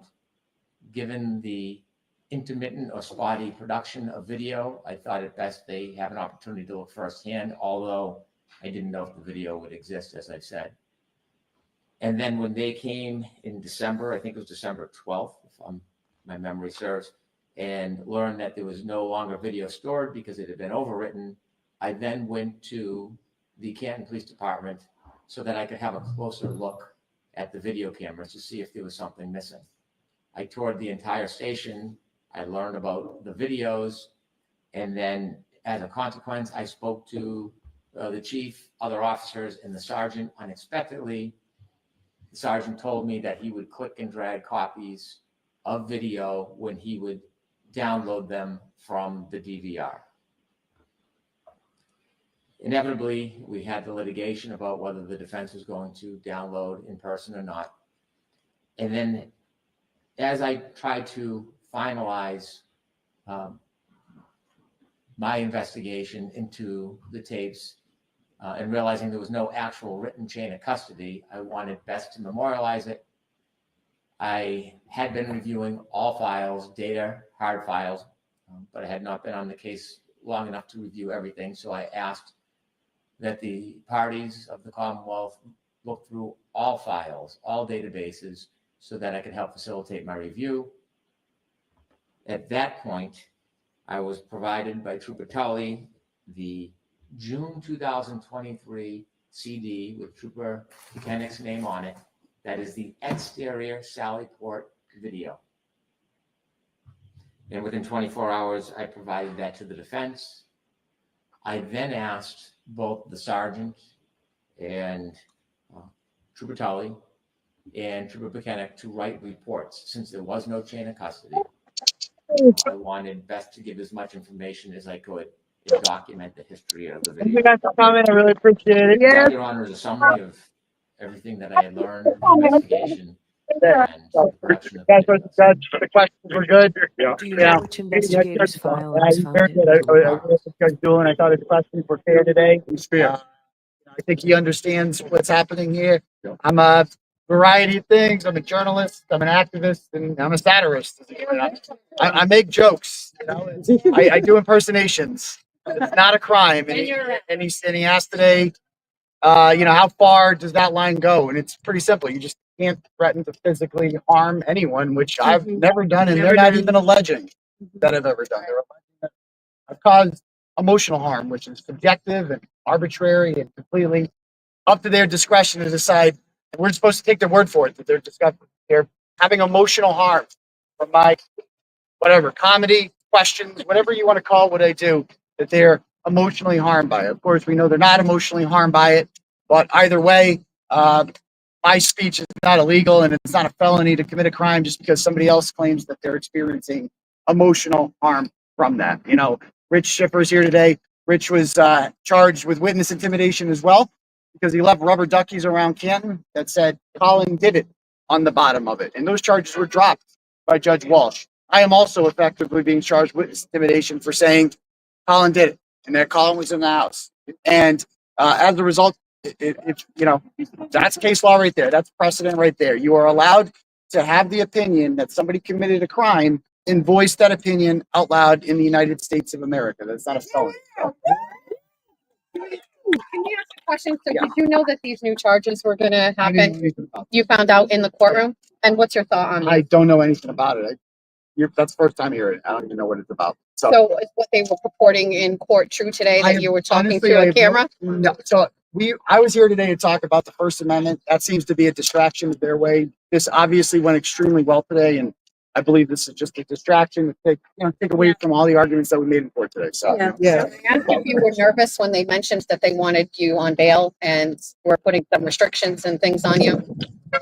No worries. I haven't committed any crime, so You guys are back here tomorrow I guess so. at noon? That's what I'm about tomorrow.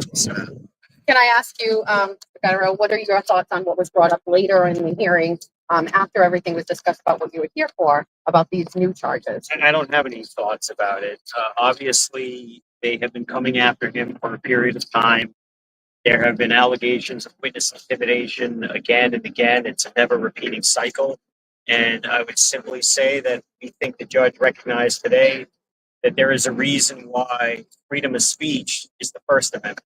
There's a certain reason why that's numero uno in the Bill of Rights. And speech is protected with rare exceptions. And simply hurting someone's feelings when speaking about a matter of public concern is not violative of the First Amendment. And we're satisfied that whether it be through a judge or whether it be jury later on, that people will recognize that you have a right to speak on matters of public concern. There are times that people will get offended when you speak on matters of public concern, but that's not a reason to criminalize speech. Attorney Bradel, your argument today in regards to things that are of a public matter or concern is subjected to a different type of free speech. Can you talk a little bit about that argument? Yeah, I mean, we're talking about the speech that's deserving of the highest level of protection that we have here. And, the government wants to, take the opposite approach that it's like, oh, give us the benefit of the doubt. That's not how it works, And that sound in there was the sound of the tide turning in our favor today. It's going our way. We had an answer for every single thing Judge Doolin had a question about, and he's a great judge, and he's got legitimate questions. as he should. He gets it. And we answered everything he had. Was there anything we didn't answer? I mean, we had something ready for everything. There's case law on everything. It's all there. It's all laid out.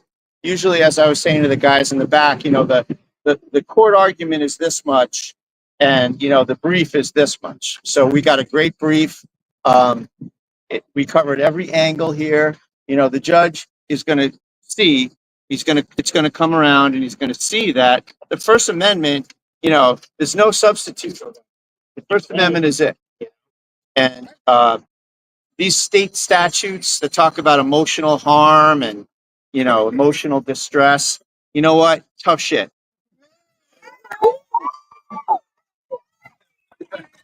It's also Somebody get a fire extinguisher. This man's still smoking. It's important to recognize that the judge immediately recognized that he is a journalist and a satirist. That should not go unnoticed when analyzing matters of speech on matters of public concern when someone is reporting on matters obviously like the Reed case, which is a big deal. Yeah. Aiden, how long has this been going on, and how close do you feel you are to the end of this whole process? I mean, I was arrested October 11th, 2023. I was indicted on December 20th, 2023. By my math, that's about 18 months. And you heard the judge in there that he's going to take a couple days to think about this. And so hopefully it's over in a couple days. If he decides to knock them all off, great. If he decides to knock some off, then we fight the ones that are left over. If he decides to knock none of them off, then we fight all of them and we take this to trial. So, whatever it takes, we're going to defend the First Amendment. How does it feel to have all your supporters out here? It feels awesome. I appreciate everybody being here, man. You guys are great. I love all you. Got you, homie. You're going nowhere, baby. Because it was muted the whole entire. Colonel Boy was right. Yeah, they muted us. Yeah, we'll have to get the audio. We can get them in on the FTR for reference. So that's too bad. But yeah, it was good. It went well. Well, everybody who was inside could confirm that it went did. well. So Yeah. the judge was tuned in. I thought. Yeah, really well tuned in. Sharp. He was great. He wanted to be fair. He let both sides say their thing, and and for the first time, I felt like we actually got to air a lot of this stuff in court and get it all out there, and we actually discussed the meat and the substance of these actual charges. So that felt good. Thank you guys. All right. Thank you.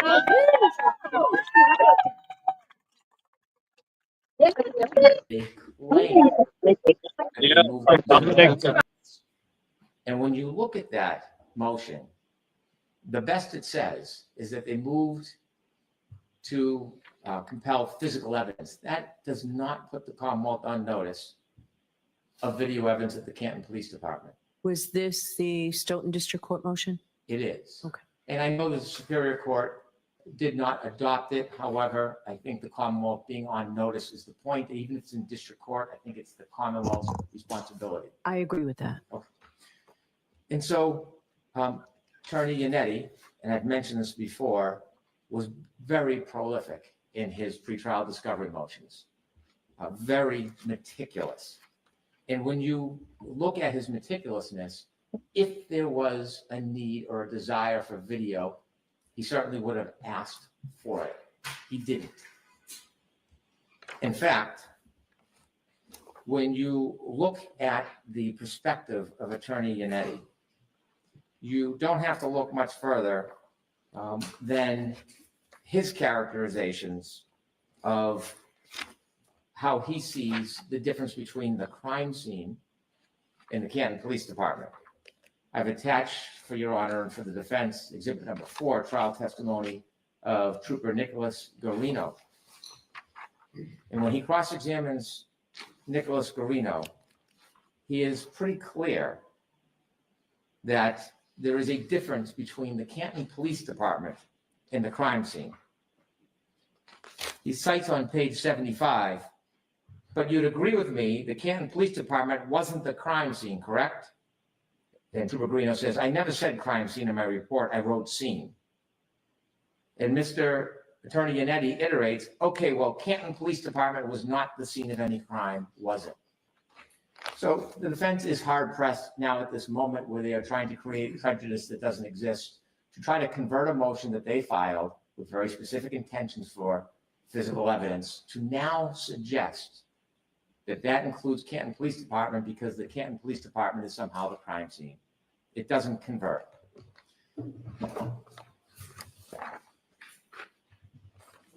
In argument, Attorney Jackson characterizes not only Trooper Proctor's testimony, and I encourage the court to look at that because when you read it in context, I think it clearly screams that Trooper Proctor is hiding nothing whatsoever.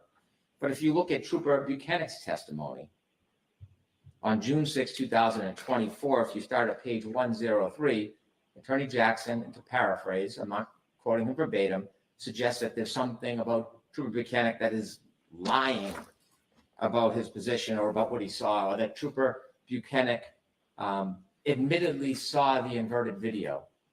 Not the case. Trooper Buchanan reported that he did not see the inverted video until after Canton produced it, because how would he see it before Canton produced it? And that was in his preparation in May. And he did not say that he sat down with ADA Lally and watched the inverted video. He was asked, were you shown any of the videos that you've seen in anticipation of your testimony? Now remember, there's not just Canton Police Department video at that point. There is video from Ring, Town Hall, a number of different places. And he said, not during the first meeting. I did review video during the second time. Question, okay. And that video that you did see the second time, was that the interior video of the Sallyport that we saw yesterday, correct? He says, Trooper Buchanan, I'm just trying to remember exactly what video I saw. I had reviewed videos outside of our meetings. That is what he put in his report about reviewing in May, not with ADA Lally. So I don't remember exactly what video Mr. Lally showed me. That wasn't the characterization that was provided in argument. This is very different.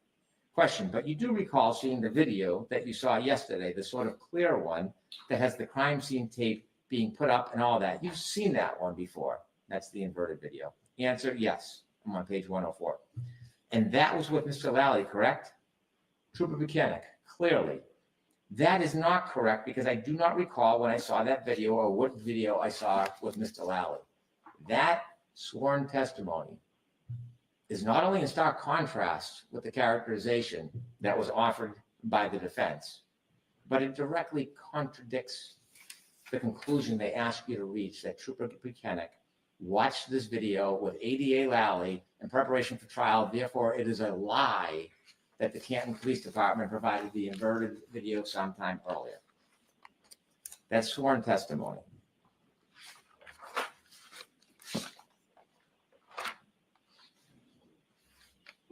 Now, again, trying to assert some type of relevance, the defense suggests there is something in the federal materials that would show relevance because Mr. Higgins said in the federal materials that he does not believe he made any phone calls. If you were to look at that testimony in the federal materials, you would see there was an enormous amount of conversation about the period in which he was sleeping. And there were dialed calls between him and Mr. Albert. And so you have to look at it in context rather than say it's an unequivocal denial and there's an aha moment. There is no aha moment.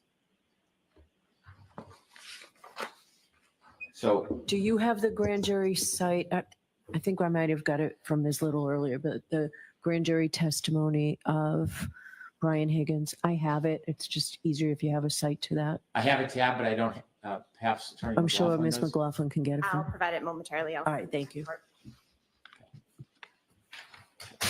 So what really arises from the subterfuge is that the defense did not ask for video.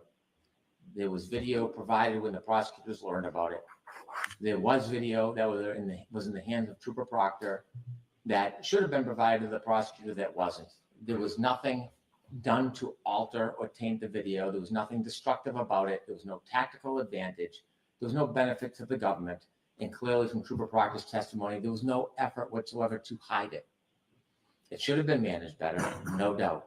But there was nothing about it that was prejudicial. There was nothing about it that showed tampering or altering. And so ultimately, the import of the defense's argument is that this evidence, this information is exculpatory. It's exculpatory because what they claim is that it would show that Miss Reed's taillight was cracked, not missing a piece. Now, first thing we look at is Nick Barros's testimony. And if you have an opportunity to look at his testimony on page 12, line 1, the defendant told you part of the story. I saw there was some damage to the rear taillight. To my best ability and recollection, that taillight was not completely damaged. It was cracked. But they forgot the next part. And there, pause, a piece missing, but not completely damaged. That's exactly how we see Miss Reed's car later on after it is at Canton. The entire taillight is not missing. There is a piece missing. That piece, where the fractures of it are found at 34 Fairview, right near Mr. O'Keefe's body. The same parts of the taillight fragments that are found in the sleeve of his shirt. And so it's not simply cracked. Even the witness they tried to lean on, Mr. Barros, says more. And so if that taillight is not just cracked, if that taillight is missing, then there is nothing exculpatory whatsoever about the Canton video. It's a red herring because there can be no plant of fractured taillight if it's already gone before it gets to Canton. There can't be.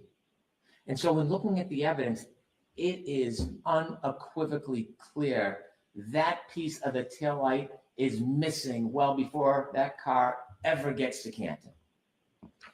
And so we can quibble and we can dispute and we can go back and forth all day, but the best way is to just show you the evidence. And so when we look at the evidence, let's start first with the fact, the claim that the Sallyport videos were tampered with. Canton went back before January 29, 2022, and they took samples of the video to see if it was in the same condition, inverted for the back wall and fuzzy for the front wall. And we have those, and we've turned those over to the defense, and I just want Your Honor to see a small clip of that to show this condition, these conditions existed before this case was even a moment. So with the court's permission, I'm going to ask to put up exhibit number 2. Exhibit number 2 shows the inverted camera from January 1st, 2022. Now this is 28 days before Ms. Reed's Lexus hits the Sallyport area. Now you can see, if you stop that please, thank you very much. On that wall, on that garage wall, there's a 4, it is backwards. This Sallyport video was not doctored by Trooper Proctor. It wasn't altered by Trooper Buchanan.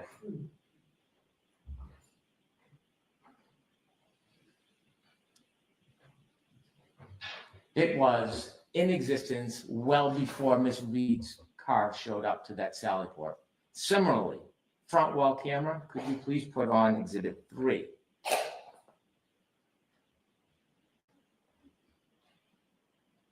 Exhibit 3 is from January 28, 2022, a day before Miss Reed's vehicle makes it to the Sallyport. And you can see the quality. It wasn't distorted on purpose. It wasn't manipulation by the state police. This is the way the camera worked in Canton. Thank you very much. And so the idea of tampering, we can claim it, we can assert it without fact, but we can prove it did not happen. Now, what we know is that missing taillight was not tampered with because it was gone hours before police even touched Miss Reed's vehicle. At 5:08 a.m., she left Meadows Road. That's John O'Keefe's home. And when she left at 5:08 a.m., that taillight part was already missing. If we look at exhibit 6, please. And this is from the ring video of John O'Keefe's home. This evidence directly contradicts the idea that the Sallyport video is relevant to show any break or planting of evidence. As Miss Reed nudges into Mr. O'Keefe's car, she will pull forward and we'll stop the video in 2 spots so you can get a clear look of that rear tail light missing.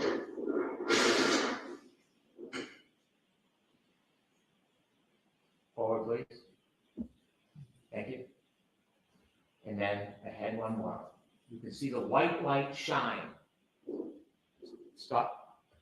You can see it clearly missing. You can't plant something that's already gone. And the reason why you see white, it is a red taillight cover, and when the red is missing or gone, as it is in this case, the white bulb still shines, and that's why it shines white. The defense position is also contradicted by the ARCA witnesses. If we look at Dr. Wolf's testimony, day 31 of trial, it's noted as Exhibit 10 in our package, page 36.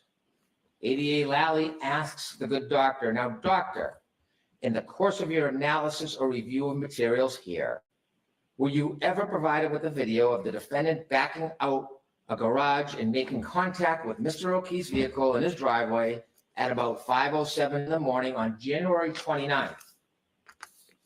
He says, I'm not aware of that. And then if we move to page 124, line 1.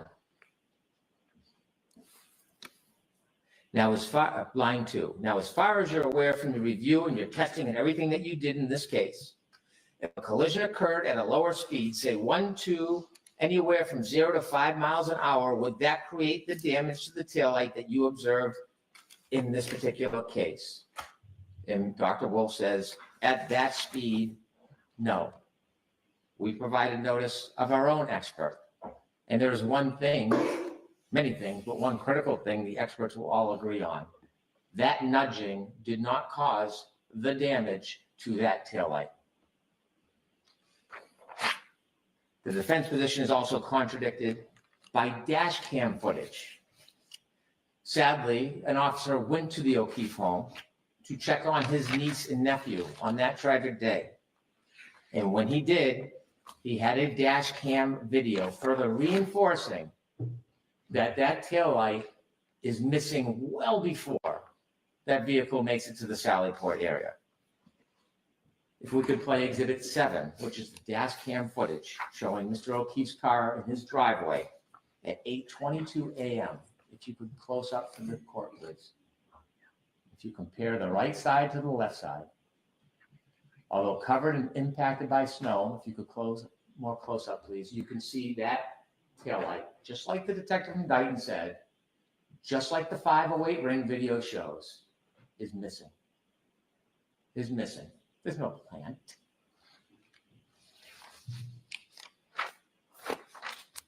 The defense's position is also contradicted by the alarm.com video that we received pursuant to Rule 17. There are 2 videos, 8 and 9. If we could play Exhibit 8, please. This is the defendant's car arriving in Dighton in the driveway.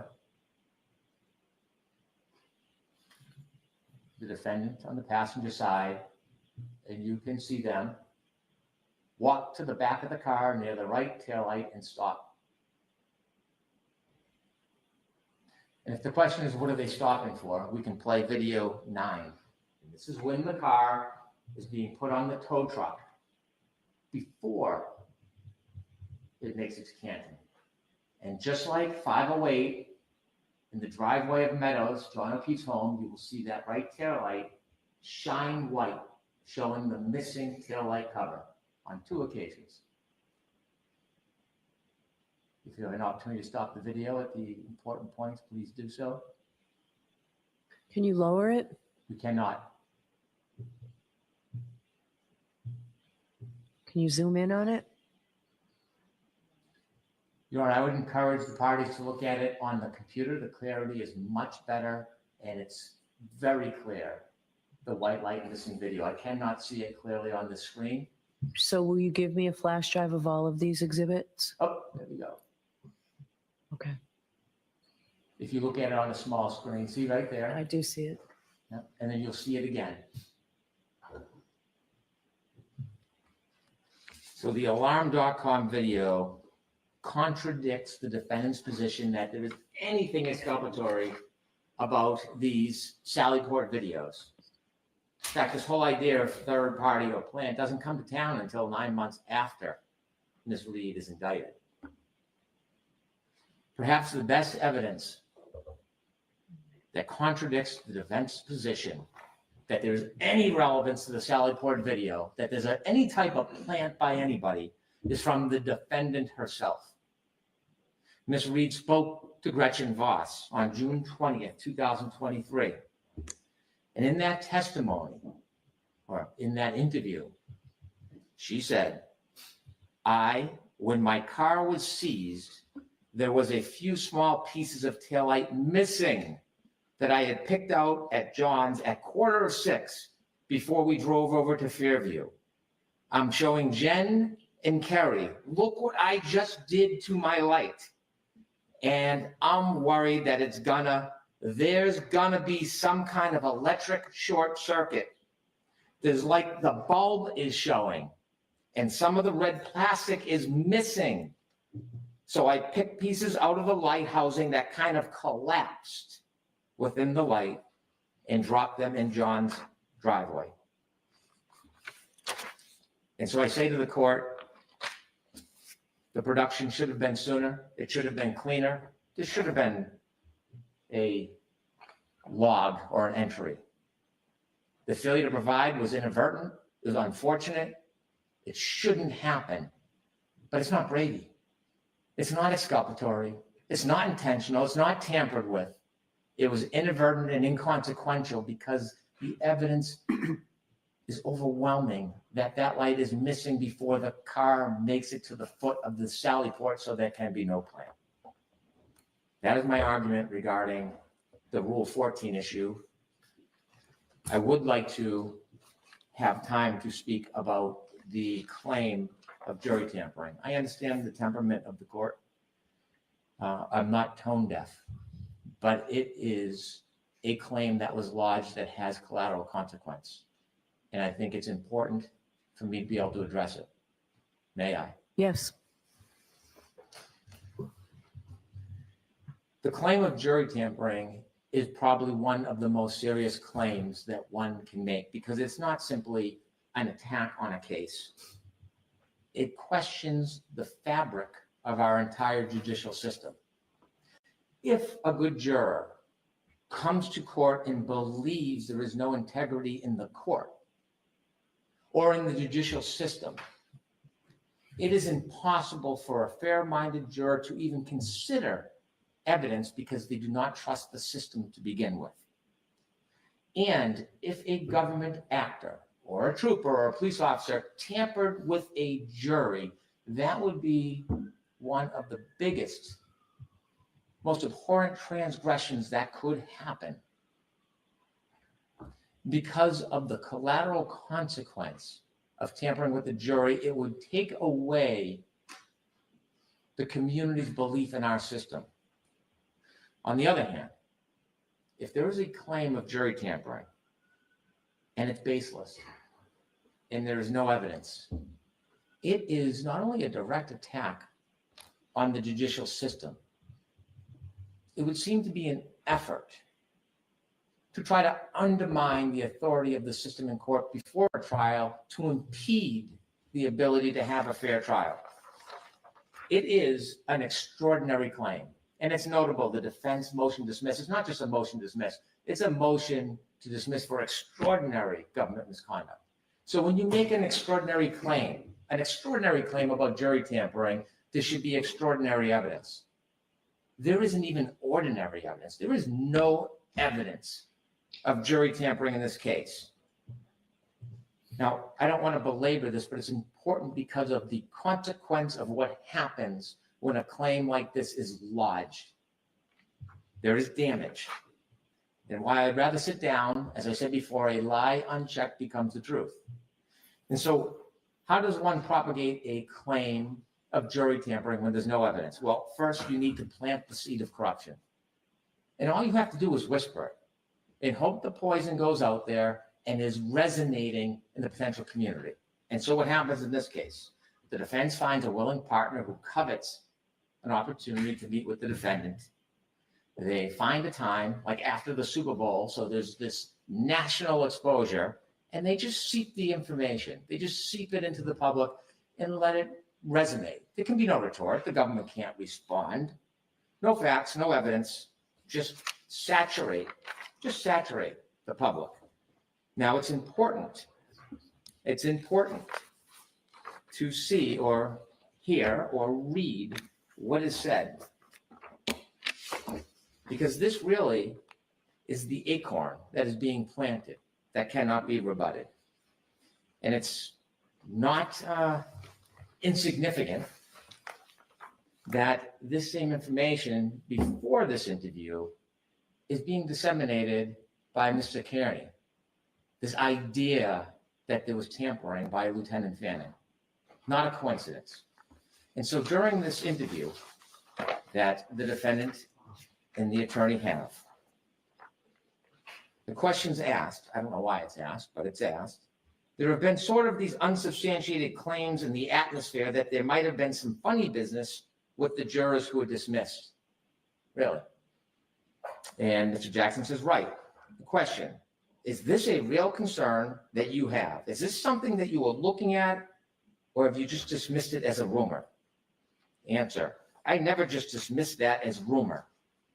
Something like that, it's too convenient for the prosecution for us to just dismiss out of hand.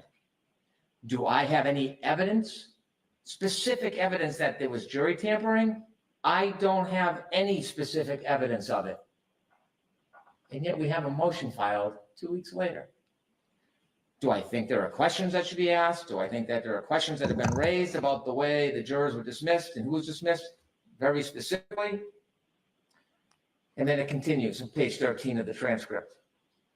Question, one of the state troopers who was involved with the Norfolk DA's office and on the periphery of the investigation was also responsible for the jury? Not sure where these questions come from.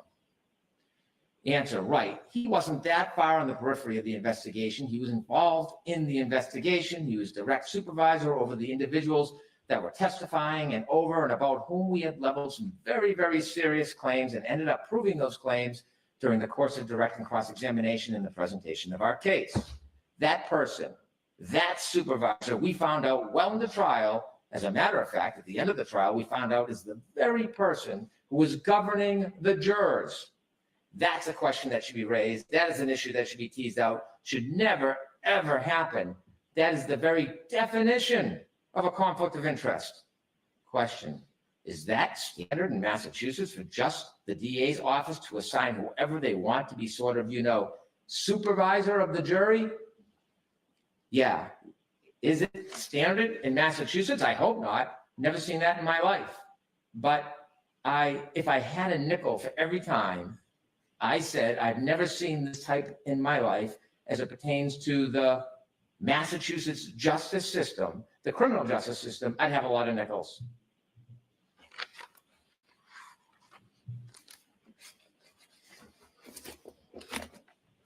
So I didn't see that interview. I don't have the transcript. I'd like a copy of that transcript. I understand. I may be mistaken. We produced all of the exhibits to the court, and you should have a transcript. If not, I will get it to you immediately. Okay.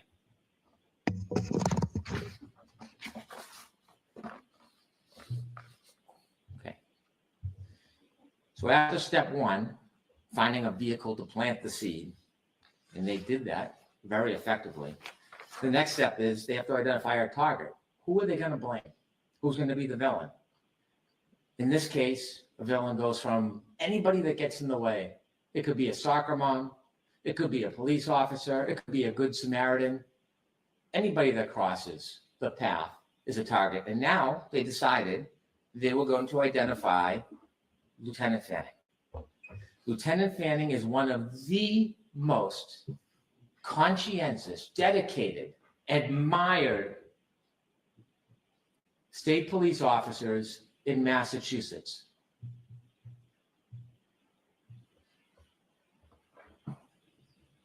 After having his name attempted to be sullied all over social media, attacking his integrity and his name, I can dare say that Lieutenant Fanning is in a different position than many. His integrity is so reputable, none of that will break him or his reputation. But it happened. When you look at the motion filed by the defense in this case, and they found their target in Lieutenant Fanning, you look at this motion, page 15. It's important when they made this public pleading, getting back to my request for your honor the other day. You look at the bottom of page 15. It talks about Lieutenant Fanning and tries to align him or associate him with Trooper Proctor because Trooper Proctor's text message was on a chain that included Lieutenant Fanning. Lieutenant Fanning did not reprimand or otherwise correct his subordinate's disgusting and inappropriate behavior. As a result, he was investigated by the Office of Professional Integrity and Accountability for allegations of inappropriate correspondence between department members. True. But then they leave off the punchline. They put this in a public document. They try to smear him, degrade, demean, dehumanize. But what they leave out is that after this thorough investigation by the Office of Professional Accountability, where they took strong measures, very strong measures when they found something that they were not in agreement with, they concluded that these complaints were not sustained. So we were all aware of that. I received verification of that through the pleadings. Counsel was all aware of that. I just need the date. When was he cleared? When was that made public? We'll have to provide that to you. Was it prior to this? Was it prior to the motion being filed? Yes, it was last year, last fall. I can provide the date right now. Okay. Trooper Lieutenant Fanning is not in a unique position. If I may, Your Honor, sorry. It was July 17th, 2024. He is similarly situated to the many first responders and witnesses in this case. And then, without any basis, the defense then distorts that Lieutenant Fanning was in charge of juror security. He had control of the jury, and he had access to the jury. Think about what those statements say to our community, who are going to pile in here in less than a month to try to give a fair trial to both sides. Think about what those words mean.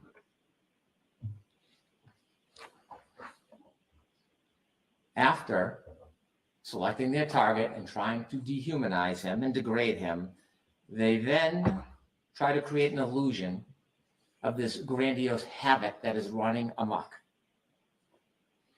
Trying to get the community to think Trooper Fanning controlled, had access, and tampered with the jury. Think about that concept. Not only is it an attack on Lieutenant Fanning, it is an attack on the integrity of the trial court. I've walked a lot of hallways in the trial courts over the past 30 years. And the heartbeat of trial courts is the court officers who take their duty so seriously. They help, they assist, they guide, and they have solemn pledges. They are charged with the responsibility of the jury. To suggest this is to suggest that the hardworking men and women in our trial court system who come here every day for everybody else's benefit, it is to suggest that they would cede their authority to the state police and abscond from their duty and responsibility to protect that jury with no basis whatsoever. That is the concept that they are promoting in this motion. The trial court personnel throughout the state are steadfast and dedicated. I've tried a lot of cases, and I think most of the lawyers in here have. It is without a doubt in Massachusetts that these dutiful men and women of the trial court protect and are sworn at the end of every case in jury instructions to protect the jury.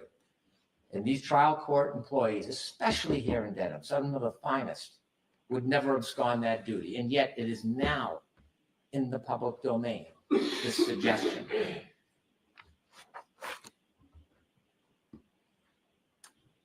The only way that you dispel innuendo, suggestiveness, unsupported claims, and the poison that can seep into the community, the only way you can stop that is with fact.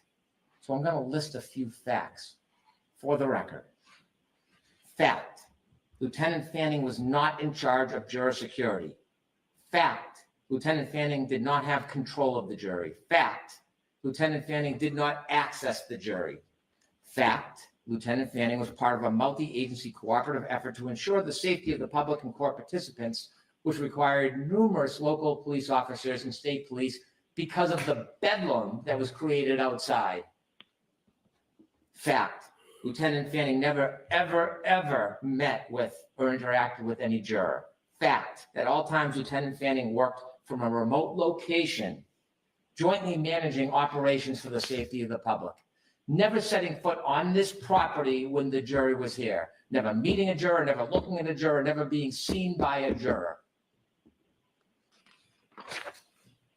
Fact: no evidence any trial court personnel ever ceded their obligations and duty and handed them off to Lieutenant Fanning. Fact: Lieutenant Fanning heard numerous rumors from various sources about a juror who expressed potential bias. Fact: Trooper Fanning never investigated, approached, or inquired. He heard the information and provided it to the trial court as is responsible, dutiful, and proper. And I'll repeat one more time, Lieutenant Fanning never, ever, ever interacted, controlled, or met with any juror. Your Honor, these claims in the motion to dismiss have a theme. Different issues, same theme, same pattern, same effort. Your Honor should dismiss it outright, and we should move to trial. Thank you. If I may, Your Honor? Yes. Thank you.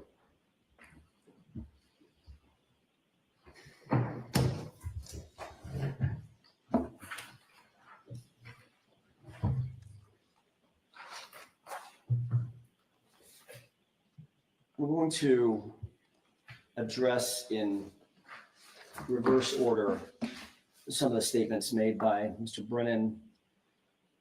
And I want to talk first about this issue of juror interference, which is what we called it. These words matter. We've claimed that there's interference.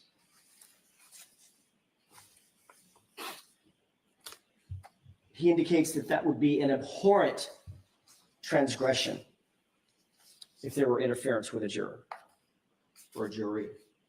We agree. It would be an abhorrent transgression.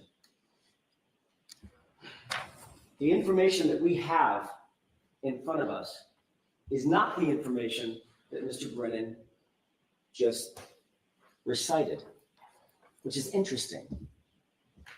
I'll get to the facts that he very dramatically stated in just a second, because this is a fact-based inquiry, one that we asked for standing right over there at sidebar and didn't get. But Mr. Brennan, with no support to back it up, and I'm going to ask a couple of pointed questions about that, recites these facts after facts after facts that he claimed absolved the Commonwealth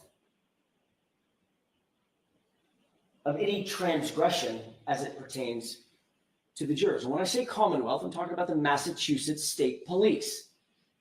Very clearly, in a clever, almost too cute by half argument, Mr. Brennan talks about the good court officers populating this courtroom and this courthouse, about whom we have made no allegation, no claim, nothing. We have nothing but the highest respect and regard for the men and women who wear that uniform and perform these duties. None, zero. And he knows that. But in an effort to create an enemy where there isn't one, he acts like we've insulted the court officers, which we haven't.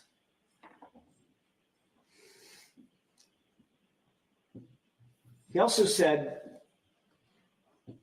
that Lieutenant Fanning stood up here and gave basically a CV, a resume for him, and said, "He's the greatest guy on the face of the earth." I don't know Lieutenant Fanning. I don't know if he knows Lieutenant Fanning. Not really the point. It's in the personality contest. He said that we identified somebody with an unassailable reputation. We identified him. We didn't identify anybody. We were standing up at sidebar, fat, dumb, and happy, not knowing what was going to happen when somebody else identified him. Was it us? And by the way, everything that we filed concerning this was under seal. We didn't disclose anything in any court document. It wasn't a public document, it was under seal.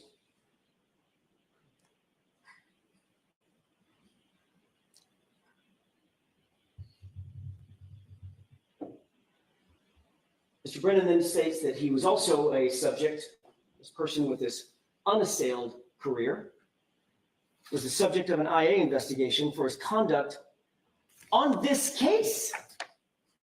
It's not even about something tangential. It's about his conduct on this case, his supervisory role as it pertains to Michael Proctor and his, and I'll repeat it, disgusting conduct as it relates to my client and his text messages, etc.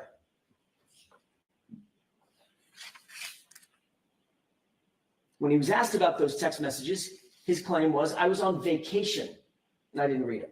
And ultimately, the Massachusetts State Police investigation cleared the Massachusetts State Police officer. We've seen that happen before.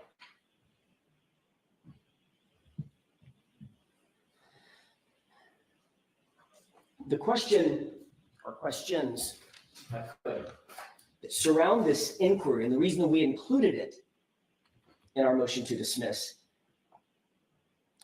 is because it appears that Ms. Reed did not get a fair trial because of this juror's dismissal. How would the person who's unidentified, to this day, unidentified, how would this person know who the juror sitting in one of these seats was if she was at a private location? I won't mention the location. How would they know? How would they know to identify her? How would they know what she said? How would they know to record her illegally, potentially, if that happened? How would they know these things? How would they know that if she was a juror, that she was a juror on the Commonwealth versus Reed matter specifically? And how would this unidentified person know of all of the authority figures to go to Lieutenant Fanning, of all people, who is then described to us after the fact as the, quote, commander of the extensive security operations that this case has required. And I went through that with the court this morning, but I just want to reiterate it one more time. Of course, it makes perfect sense that we would presume that if he's the commander, I don't think it gets much bigger than commander. If he's the commander of all security operations, he's a commander over operations that are attendant to the courts, the actual court's security, the personnel security, the party's security to whatever degree that is necessitated, but maybe most importantly, the jurors' security. That is a reasonable next step to conclude, a reasonable inference from the facts that we were given. But we do know this. He was this same Fanning that was just randomly picked to go report this to, was also the person that was in Ms. Reed's house seizing her phone just months before the trial. He's also the person that was interviewing witnesses or supervising the interviews of witnesses in this trial. He was also the person that was on the text messages between Proctor and his buddies at MSP talking about her and trying to find nudes. We know all of that existed. And yet we were denied an opportunity, Your Honor, an important opportunity to simply inquire before this juror was dismissed. That's all we asked. Let's get Lieutenant Fanning in here. Let's find out what the source of this is, and let's figure out, is it even remotely true? Remember, the juror never said it was true. But lo and behold, minutes before I stood up to give my summation, that juror is removed. That's the problem. This isn't about court officers and besmirching court officers' reputations. That's not what this is about. This is about what happened at sidebar in the matter of minutes that denied Ms. Reed her constitutional right. There's a couple of other points that I just want to make. Mr. Brennan started his comments by talking about the Sallyport video and how unimportant it is. How unimportant that video is. And I'm not going to go through all my points again. The court doesn't need to hear that. But I do want to make this point. He says it's not important. There was nothing to see here. We don't pull videos normally. Yeah, of course you don't pull Sallyport videos if you're investigating a bar fight. This was the purported murder weapon. This truck is the thing that the Commonwealth suggests was used to kill a cop. You think the video of it being pulled into the Sallyport might be of some evidentiary value? I don't know. Can't imagine why that would be important. Can't imagine why that might have some evidentiary materiality. But I do know this. I do know this much. One guy who thought it was important, the lead investigator, he pulled it all of it. He was super convinced it was important. And he's the guy that once pulled it, hid it from us for nearly 3 years.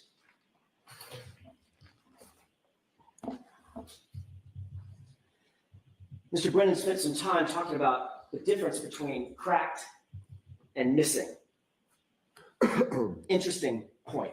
Now, I'm not going to go through a bunch of videos and audios. The court has seen all the pictures and photographs that it needs to see, and the court has a very, very good memory.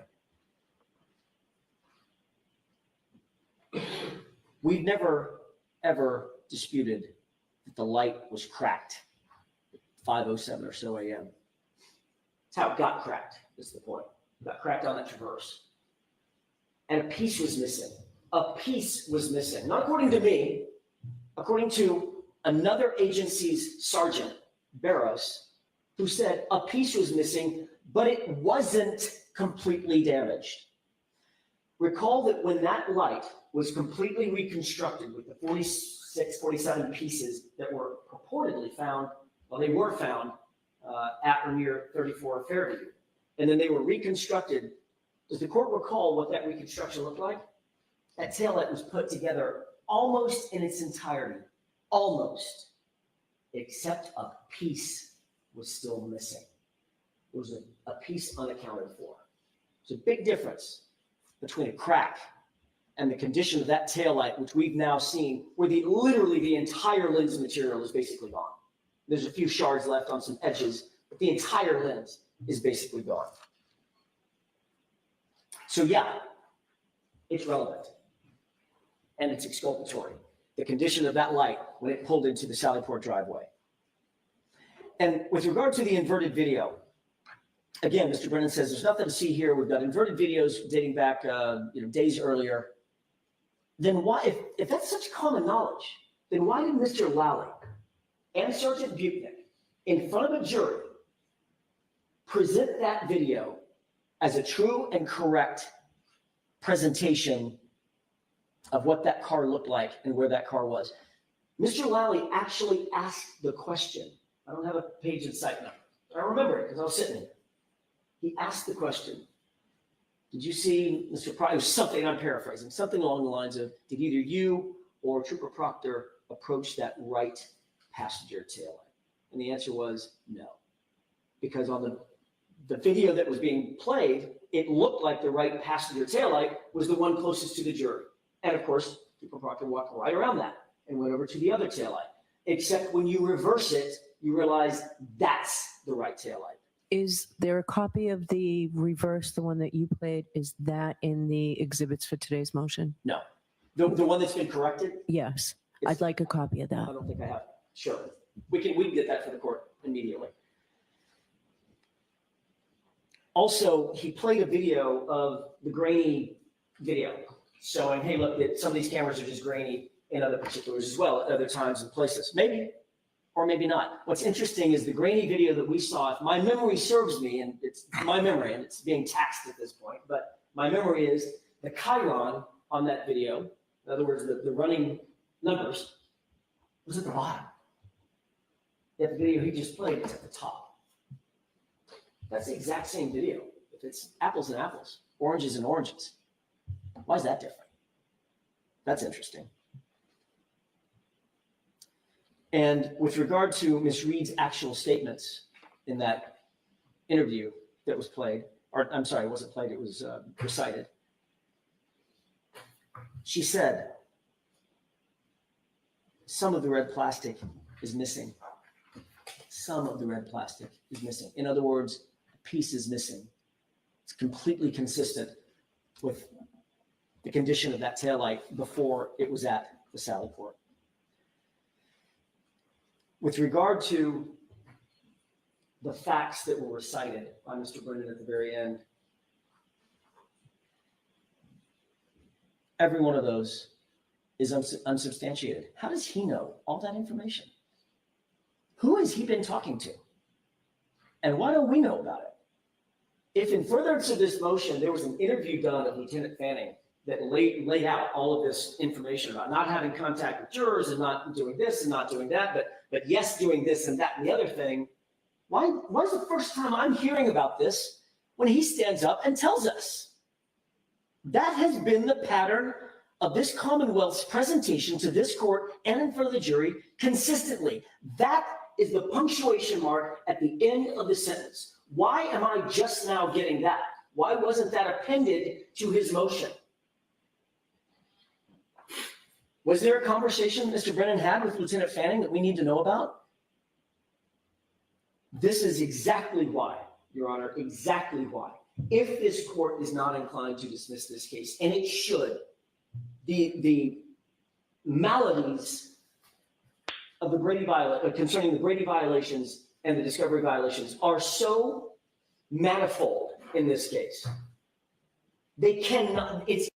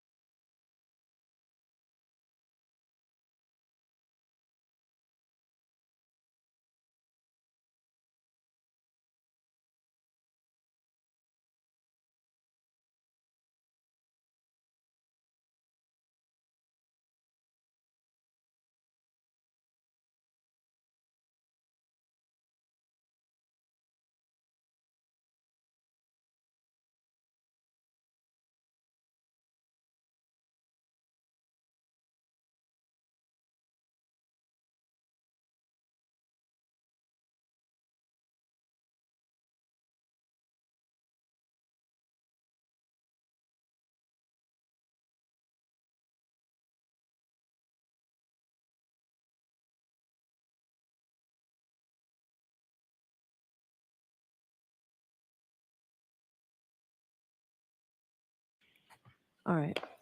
All right. Yes. Fox 25 produced the materials at the beginning of March 1st. I went down to see if I could get a copy. It's on a hard drive. I can't simply look at it in the clerk's office. I would like permission from the buyers to be able to take a copy of the hard drive, or if I can get the hard drive and make a copy and return it. Does the defense want a copy as well? Yes, Your Honor. All right. So you can make copies. I'll make 2 copies and then I'll return the originals to the court. Okay.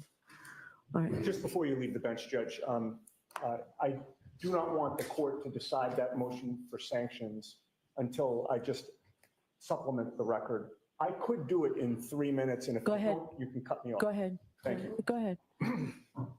Just briefly, Judge. Yesterday, Mr. Brennan represented to this court that I had made an extrajudicial statement regarding Mr. Morrissey and the federal investigation. You'll recall that I stood up in rebuttal and said that it was in court advocating for my client. He then said Court TV is not a courtroom. So before you go further, Yes. I don't know if Mr. Brennan was going to give me a Court TV site on that. Is Right. there one, Mr. Brennan? I'll have to provide a video. I think that Mr. Yannetti is referring to that comment that was a court comment. And so I intend on remedying that record. There was also a conversation after with Court TV. All right, so provide it to Mr. Yannetti. Mr. Yannetti, I'll give you an opportunity to respond to get that. But go ahead, you can tell me what you want to tell me now. Right now, it's out in the court of public opinion that I made this extrajudicial statement. I said specifically I did not. He contradicted me, and that's where we left it. And he said that he would produce the receipts. Now he's admitting he does not have the receipts. There was no Court TV interview where I said anything of the sort. That was a Zoom hearing, excuse me, where I was arguing before Your Honor. I would just note, Your Honor, I don't think it makes sense that Mr. Brennan would have done this on purpose because it was so easily disprovable. It's troubling that he would make this damaging accusation without properly vetting it to see if it is true before he attacks opposing counsel. So that was disappointing to me. And I would just point out, and I only need 30 seconds. That You can take your time, Mr. Yannetti. You're not going to be we're all 45 minutes. Right. I certainly will not be. This new false allegation comes after my colleague, Mr. Alessi, co-counsel, Mr. Alessi, on February 25th, detailed 9 or 10 false statements that Mr. Brennan has made to this court. And I want to make it clear, I don't need an apology from Mr. Brennan. I don't expect one. But I think perhaps he should apologize to the court. He said today, a lie unchecked becomes the truth. And I just would hope, Your Honor, that you hold Mr. Brennan to the same standard that you hold the defense team. And that's it. I certainly do. So, Mr. Brennan, if you do not have a site, then I need you to let us all know that as well. I will. It's convenient to retort that there were 10 lies by the court that Mr. Alessi lined up. In fact, I looked at the transcripts. Some of his suggestions that I didn't read the paperwork properly, which is wrong. I didn't try to shame him today. It was part of advocacy, and I accept that. There was a conversation, and if you remember, when I related Ms. Yanetti's remarks, it wasn't in relation to 3.6. It was in relation to the fact that they were using the federal investigation to create innuendo that could not be responded to. But I will provide. For your request for the gag order? In support of your argument for the gag order? In response to how they had used federal materials that were under seal that couldn't be rebutted to make suggestions. It directly related to that point, not 3.6. But I will provide the videos. Mr. Yannetti is right that the exact statement that I used was from a court hearing, but then there were subsequent statements made. And so my regrets to Attorney Yannetti, but it wasn't in fashion of 3.6 violation. That wasn't the intention. It was to show how they've used these federal materials before the case was closed to their advantage. All right. So if you have the site, I'll give you until tomorrow afternoon to find the Court TV site. Very well. If you have it, supply it to all, Mr. Yannetti. So I'm ordering the Commonwealth if they have that Court TV site to provide it to all of us. And if you don't, provide that as well. Provide Very that much appreciate information. it. Thank you. Thank you. All right. That's it for today. All rise to the court, please.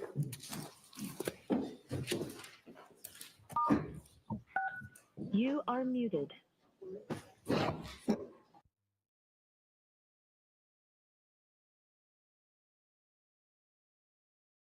You catch? Caught up with us. All right. Good job, lady.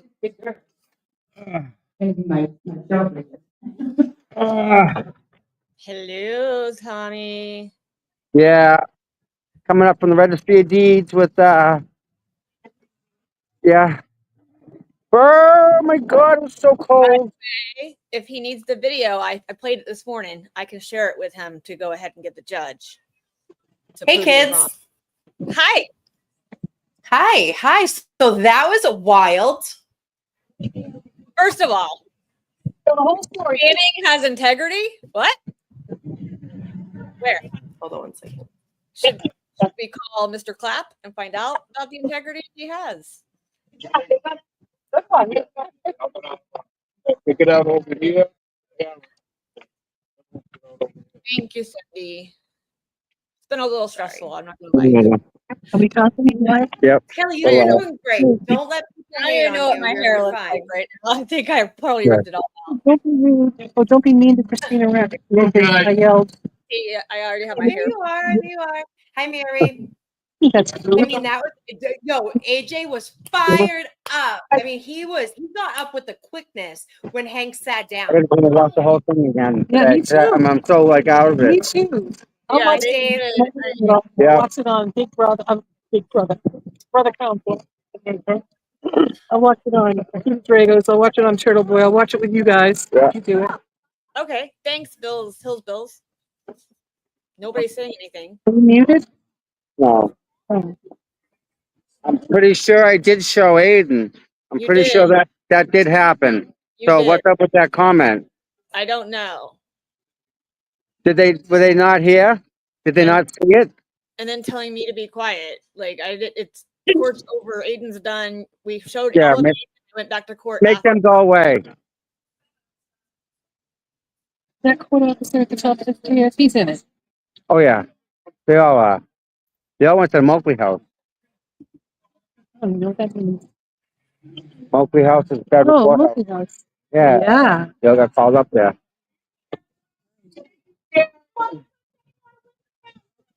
Oh my God. One of us would be allowed. That's Carl. Carl Dugan, walk of shame.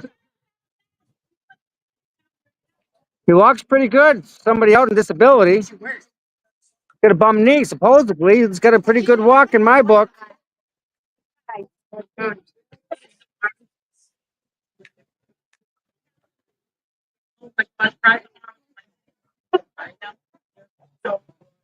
Have any.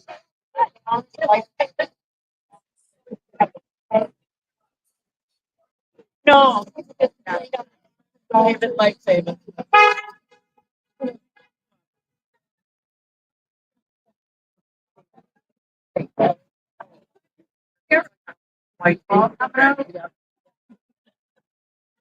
Folks, let's open up the gate. Open up both stairways, please.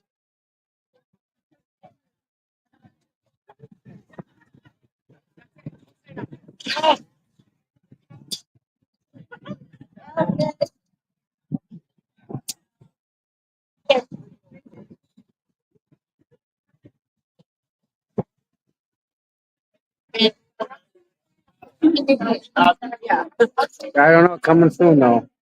Don't know when. Yeah. We'll figure something out. Maybe Sunday. Yeah. I'm gonna go to Canada. We'll do that. That's a good idea. That's a good idea. Okay. That's a good idea. I'll do that.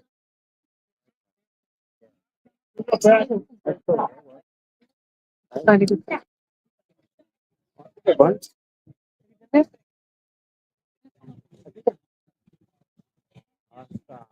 Red Boot. You know Red Boot? Renee. She's wonderful. Yep.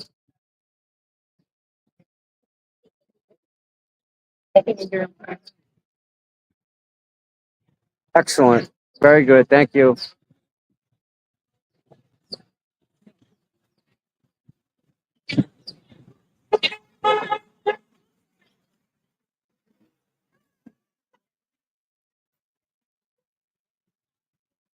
Yeah, it's all right there.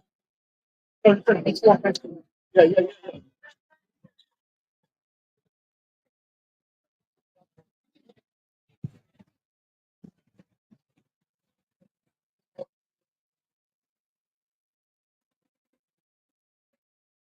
Look at the news is all back there. I wonder why. That's weird. So who do I follow? Yannetti or Karen? Okay. God spoken.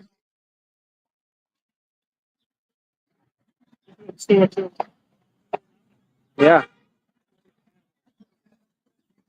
I want to curl up with my down. I'm gonna put her in my bed. I want my heat blanket size. I think it in my bed. I don't know. Good luck. Yeah.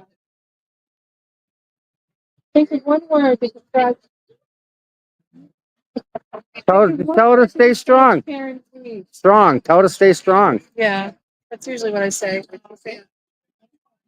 Like a book. Yeah, she's a warrior. Yep, independent. I'm gonna pass that. Yeah.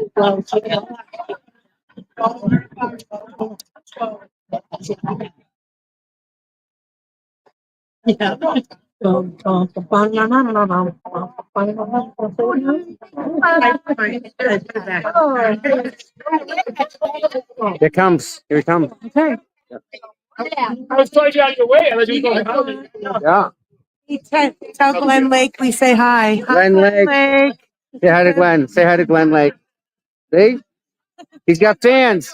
Glenn. Oh, I want to say hi to Joe Biffle. Yeah. And I want to say, not impressed. Say, there you go. Joe Biffle. Yeah. I was afraid he's going to get today. There's 1,700 people. Yeah. Hi, Dog Mom. Hi, Nick Nack. Here's Nikki. Yeah. Yes, glad to see you all here. Hi, Mary Whitcomb. Mary's great. So nice. Thank you. You calm me down a lot. Mary's wonderful. Talk time with Amy Boston. Yeah. Hi, Amy. Amy's doing great. She just got a pass. Yeah. Yeah. Nick Nack, Patty Whack. Yeah. Give that dog a bone. There's Dog Mom. Kelly, Stephanie. All right, here we go. Okay.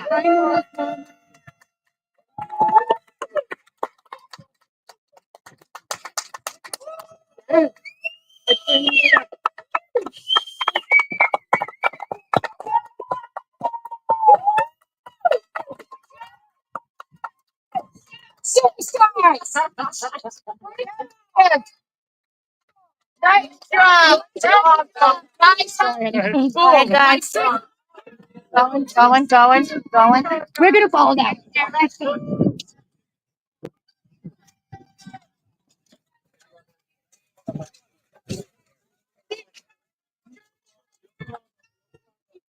I got you behind. Come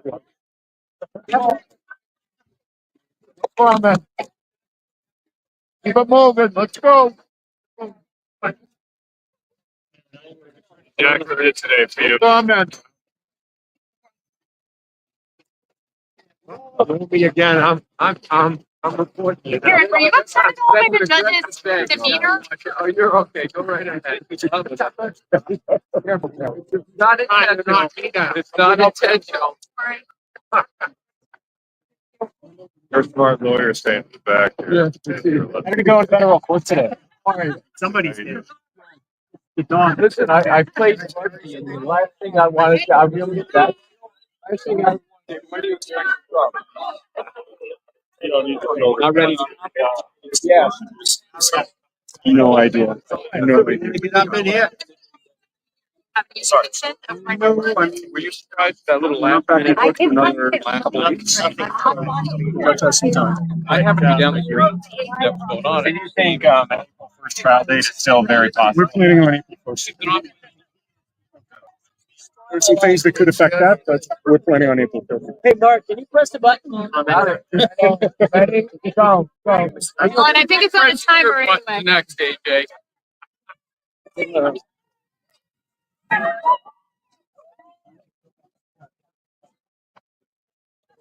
How do you feel about the argument today?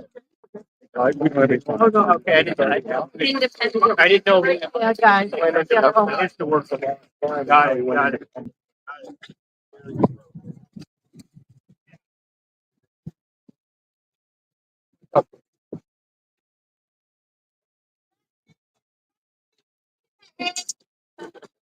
Decorate the date like classmate. Yes.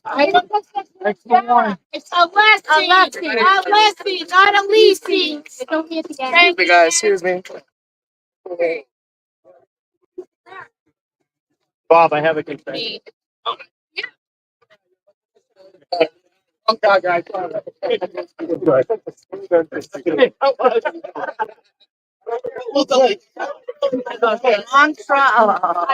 You go, Liza. She thought, yes, yes. When it gets warmer, we'll switch. Yes, yes, yes, sounds good. Thought the arguments were very thorough. Interested in the arguments, so we're very hopeful. Since anything that is problematic, I thought he was trying. I don't know. Go back into it, Nathan. Yeah, there's all states that so with it, two serious charges. Need some type of remedy of that. It's the type of crime against double jeopardy. Yes. It's something that needs to be resolved. So we're hopeful, we're prayerful. We thank everybody for being with us on this one. Any reaction to the strong arguments today about the motion to dismiss? My daughter is a senator. It's an incredible group of talented, dedicated, passionate lawyers that you could bring together. And you can hear it, you can see it, you can listen to them. And they're seriously underpaid by my family. And we pay them decently, but they are still serious. Their talent just is, it's unmeasurable. And so, but we're thankful. We're thankful for everything. How much have they been paid? Enough to make me a poor man. There you go. That's probably a bad question. Seriously, guys, no need for that. Come on. Great job, Kitty. Great job. Are you live right now? Yep. Okay. What a fucking day. Yeah, imagine that. Is this on your bingo card? No. Welcome to Massachusetts. How we roll, bud? Yeah. Welcome. Man, I am not swayed in the slightest. I can't wait for the next one. Yeah. Tomorrow. Well, tomorrow we're going, right? Maybe. Well, not tomorrow, but No. yeah. As soon as I can, I will be back here. Yes. I am not going to stop my support for Karen, and I am not going to stop my support for Turtle Boy. They're both being railroaded. They're both being wrongly accused. And the law, a very unconstitutional law, is being weaponized against Aiden. And that was argued today. And Bradle did an amazing job. And that judge was like a breath of fresh air. Like you could tell he was thinking in terms of First Amendment. And it was on the prosecution to prove that there was a line crossed past free speech. Yep. And the judge held Cosgrove to that. And he was very kind and he was very respectful, but he was like, I'm going to need you to explain to me how this is not free speech. Wow. So, yeah. So he's going to take everything under advisement, like Bev is, and we'll see what happens tomorrow. He's actually going to take it. Yeah, we'll see what happens tomorrow. Hopefully, this new charge with Aiden is not a big thing. I can't talk about it, but it's something not to worry about. So, Yep. Didn't think so. Just busting balls. yeah. Yep. What did you think about Judge Bev, right? Oh, this morning? Yeah. Dude, somebody pissed in her Cheerios, man. Like she was so defensive. If I ever doubted that Judge Beverly Canone was, yeah. If I ever doubted that she was biased, I was sure of it this morning. And I'm telling you, the issue with Fanning being in charge of that jury came up first thing. And the first thing that she did was get defensive, shift around in her chair, sigh, basically call Jackson a liar. And it was gross. Now, I still don't know. Now, what I decided to do, I was in the courthouse, but I didn't get to sit in. So I don't know at all what happened in Karen Reed's hearing after lunch. So I'm not gonna educate myself on it so that I can react to it when I stream next time. Because I know you guys like reaction. So I'm gonna. Yeah. All right. What do you think of the second half of the trial? Well, before I get to that, I will tell you to complement what Will was just saying. The other problem with Judge Canoni this morning going at Jackson on the issue of Lieutenant Fanning touching or not touching this jury is that she made herself a witness. That judge is supposed to be unbiased, removed. There's canons of judicial conduct that prohibit her from taking a stance on factual issues. And she inserted herself right into it. I have real ethical concerns about that. As for this afternoon, candidly, I was supposed to be in Aiden's hearing, but there was one seat left and somebody took it. So I just went back upstairs and it was like going to Disney World for a lawyer. I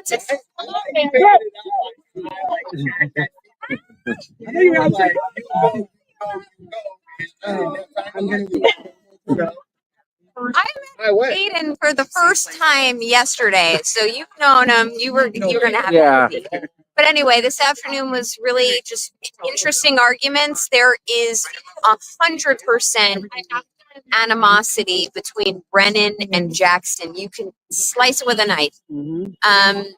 Also, there were some things in the exhibits that I could see in the courtroom on the screen that actually made Yannetti, Jackson, and Little smile. I'd be interested to see what that is. So when Brennan put his exhibits up, they were pointing and saying, oh, yeah, and big smiles. And then lastly, streams got cut. Yeah. What? The streams got cut on everybody's, and then Melody Little's because she's behind. Oh. Said something about to do something with the exhibit in AI. Oh, okay. Yeah, so that's why they blocked it out from us. They did that. So, I mean, I came here, and just so everyone knows, because I knew, I'm not going to get into it now, Tom, but I knew there was going to be a lot of questions, and I took over 15 pages of notes. Nice. And these are just my legal analysis that will complement what people will see on the streams. Yep. This afternoon's arguments have a lot of consequence to them, but while I don't forecast that Judge Canoni has the chutzpah to grant the motion, I heard enough in what was in the papers and what Jackson added to the table today to make me even more confident that in the unlikely event Karen loses this motion, gets convicted, this motion will be renewed at an appellate level and her conviction will be overturned. Yep. Good. Well, there's always hope for that. And to you, Tom, and Seeking Justice, thanks so much for being so accommodating to me up here. I leave tomorrow and get a special place in my heart. Well, you're special to come visit us. You're more than welcome to come anytime you want. Really. And coordinate with Will. We get a double tight team going again. It'd be more than great. You guys are more than welcome to come back anytime. Except Will. Keep him away. Hey, listen. Have a safe flight home, my friend. I'll catch up with you. Right on. Be safe. Yes, sir. Thank you for Bye, everything. sweetheart. Thank you for everything, Dina. Thank you for everything, Tom. Yep. Tommy. Scott, as usual. The man. Tomorrow. I'll see you tomorrow. You'll watch tomorrow from the airport. Thank you for coming. Hi. Hope you had fun today.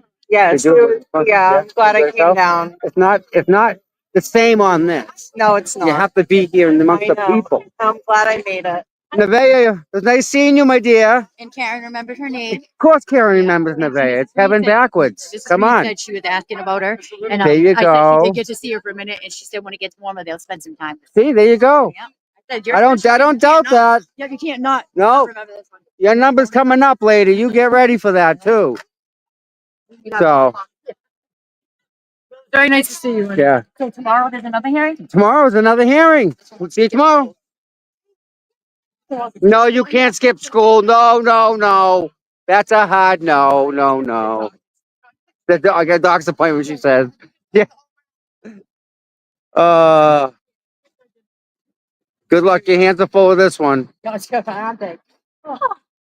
are you parked on? I'm up back there. Yeah. All right. So I have Aiden on my stream. If you want to see Aiden, you have to start the beginning and watch the entire stream all over again. Wow, that was amazing. Go, Nan. She is incredible taking all Look of how those many notes. notes she took. That's All right. amazing. I can't wait to hear her take when she's on someone's channel. Amazing. And she's So an incredible person. I got Aiden. I got Will's take on it, and I got Nan. And So Nan. Killing it out there. Will's been here for a long time and he's done his thing. And that's amazing. I can't wait to hear his commentary over it as well. yeah. So we caught everybody we needed to catch, right? Turned around to hear Mr. Reed today. Yeah, well, it was cutting in and out a little bit when he was talking, but it's okay. Yeah. He was great. I was just trying to get a new feed because the other feed right at the end of Jackson cut out. And so I was like rushing to grab a different feed. 1 minute. Someone's asking tomorrow. Aiden has court at noon. So we will be doing that too, right? Like streaming it. I don't know. Karen, Tom, I don't know if it's going to be streamed, but he has court All right. at noon nonetheless. What a problem. I don't know if Tom's planning on going down there or not. I don't know what the plan is because we Does didn't. Karen have court tomorrow as well? No, she has court Friday. Friday. But I don't remember what time Friday. I have to look. Right. Yeah. Yeah. Tom, thank you for being out there. Everyone's saying thank you. Thank you for always everything you do. You're incredible. Because you are front row, and I don't ever want to take for granted the fact of what you do. Yeah, I mean, what Tom does is priceless. We would never know what happens outside the courthouse or get the commentary from the lawyers, and he follows them, and we get the facts because mainstream media likes to edit shit together that makes it a different narrative, and Tom gives us the facts. So thank you for that, Tom. Every single day you're out there. You're amazing. I'm just glad I got Mr. Reed speaking, you know? Right, he's amazing. I want him to adopt me. Mr. Reed, adopt me. I want to be him and his wife. I want my husband and I to be them. His words need to be memorialized, I think. Maybe a little bit more than they are. Really are. Bye, guys. Keep driving home.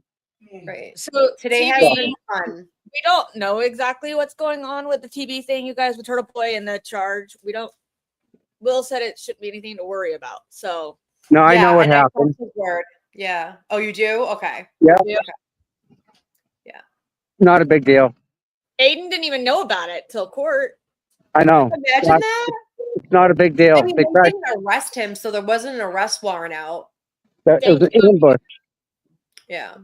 Thank you, Mama Firefly. Yeah, Tom, everyone's saying thank you and all that stuff. You should go into your car soon and warm up.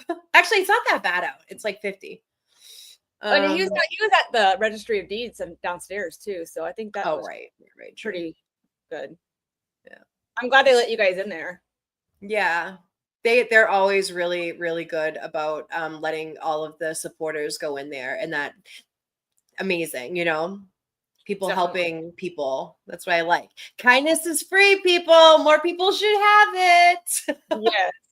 All of our chatters though are incredible, and I love every one of you guys here, and so does Tom and Kelly, and I love being here with everybody. And I'm very thankful for you guys for being supportive of especially of me and Amy being on the stream today, because it was unplanned and we kind of just jumped in to you know, because Mike had to take a personal day, so we just kind of jumped in the stream to figure out things going on, and I'm still learning the StreamYard stuff. You're doing great. Don't if you're ever like panicked behind trying to figure it out, don't look at chat. Oh, if you guys knew, long time ago, I was over here like shaking at one point. I was like, "Nah!" I think I messaged you. I'm about to have a panic attack right now. I'm about to literally panic. You're good. Yeah, everything was great, and everyone stood with us all day long, and we're so happy to be here with you. Someone asked what CPU meant. It's Central Processing Unit. He is an IT guy by trade. Thanks, Noodles, Mama. Thank you, guys. We do. Thanks, We Noodle. see all your comments. We appreciate you. I don't want to call you out separately because I know you guys are all just so. Yeah, so you're all saying it. It's just the chat's going so fast. We appreciate all of you, and thank you for being patient. Is all I can say. We are a work in progress.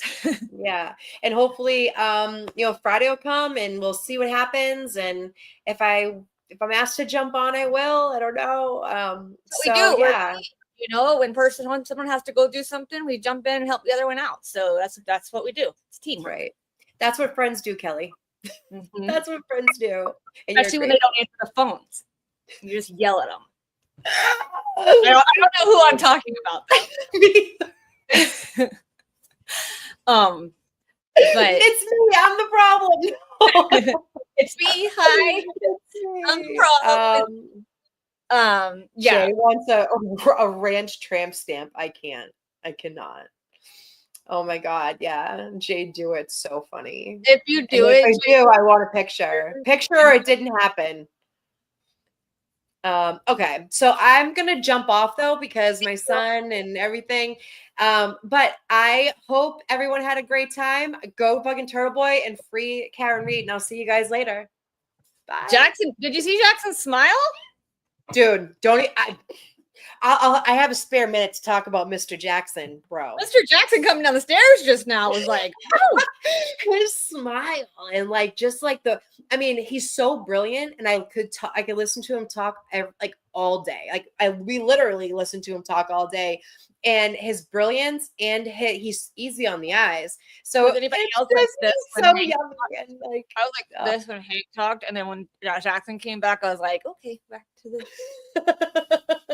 Again. He popped right up. He had everything to say. And Yannetti calling him out about that video this morning. I played that video this morning. I told you guys I knew.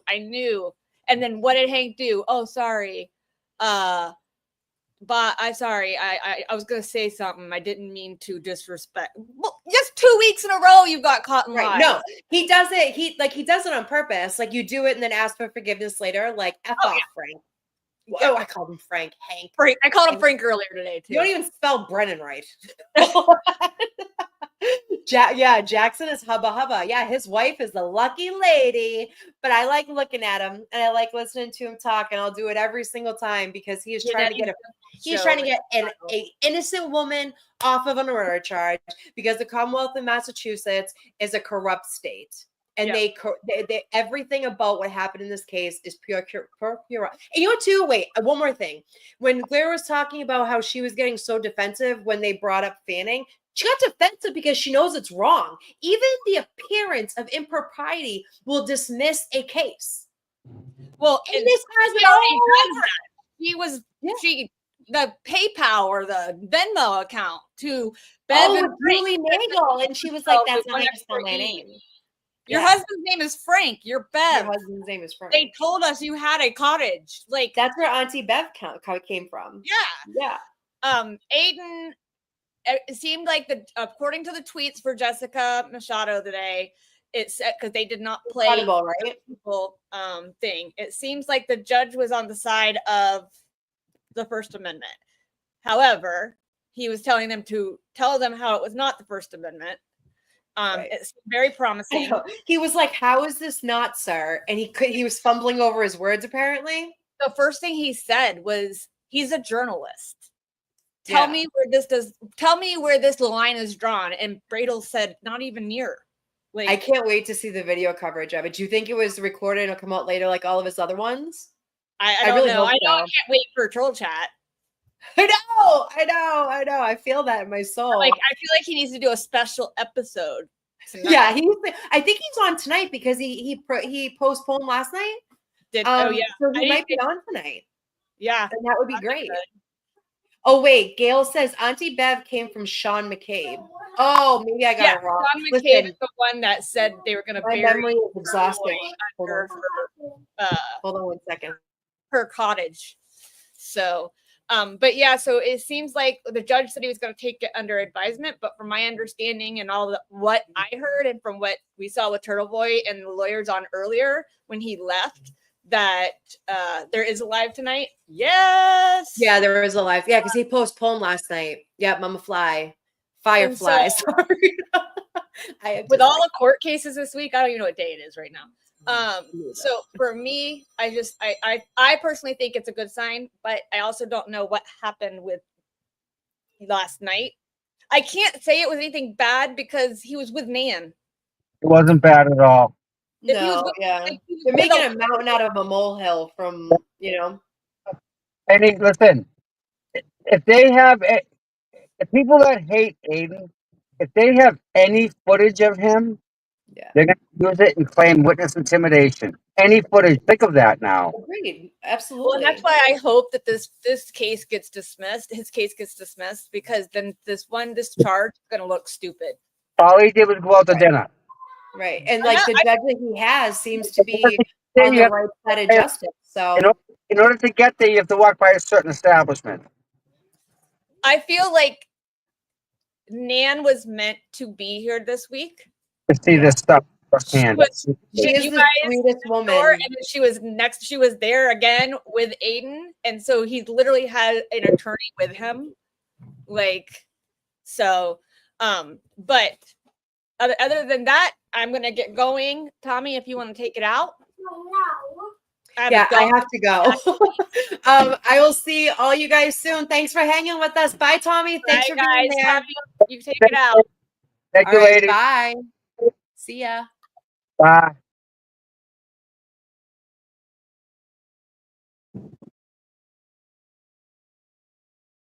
All right, guys. It's been a long day, and yeah, it's crazy day. I can't imagine what Karen's team has to go now and go through. I think they did very well today, though, from what I'm hearing. And the whole Aiden thing it's an absolute farce. Absolute, what a waste of fucking money. Anyone that put a pen to paper to bring charges like this, no. But either way, I guess we're coming back tomorrow at noon. So I guess I'll see you guys tomorrow at noon.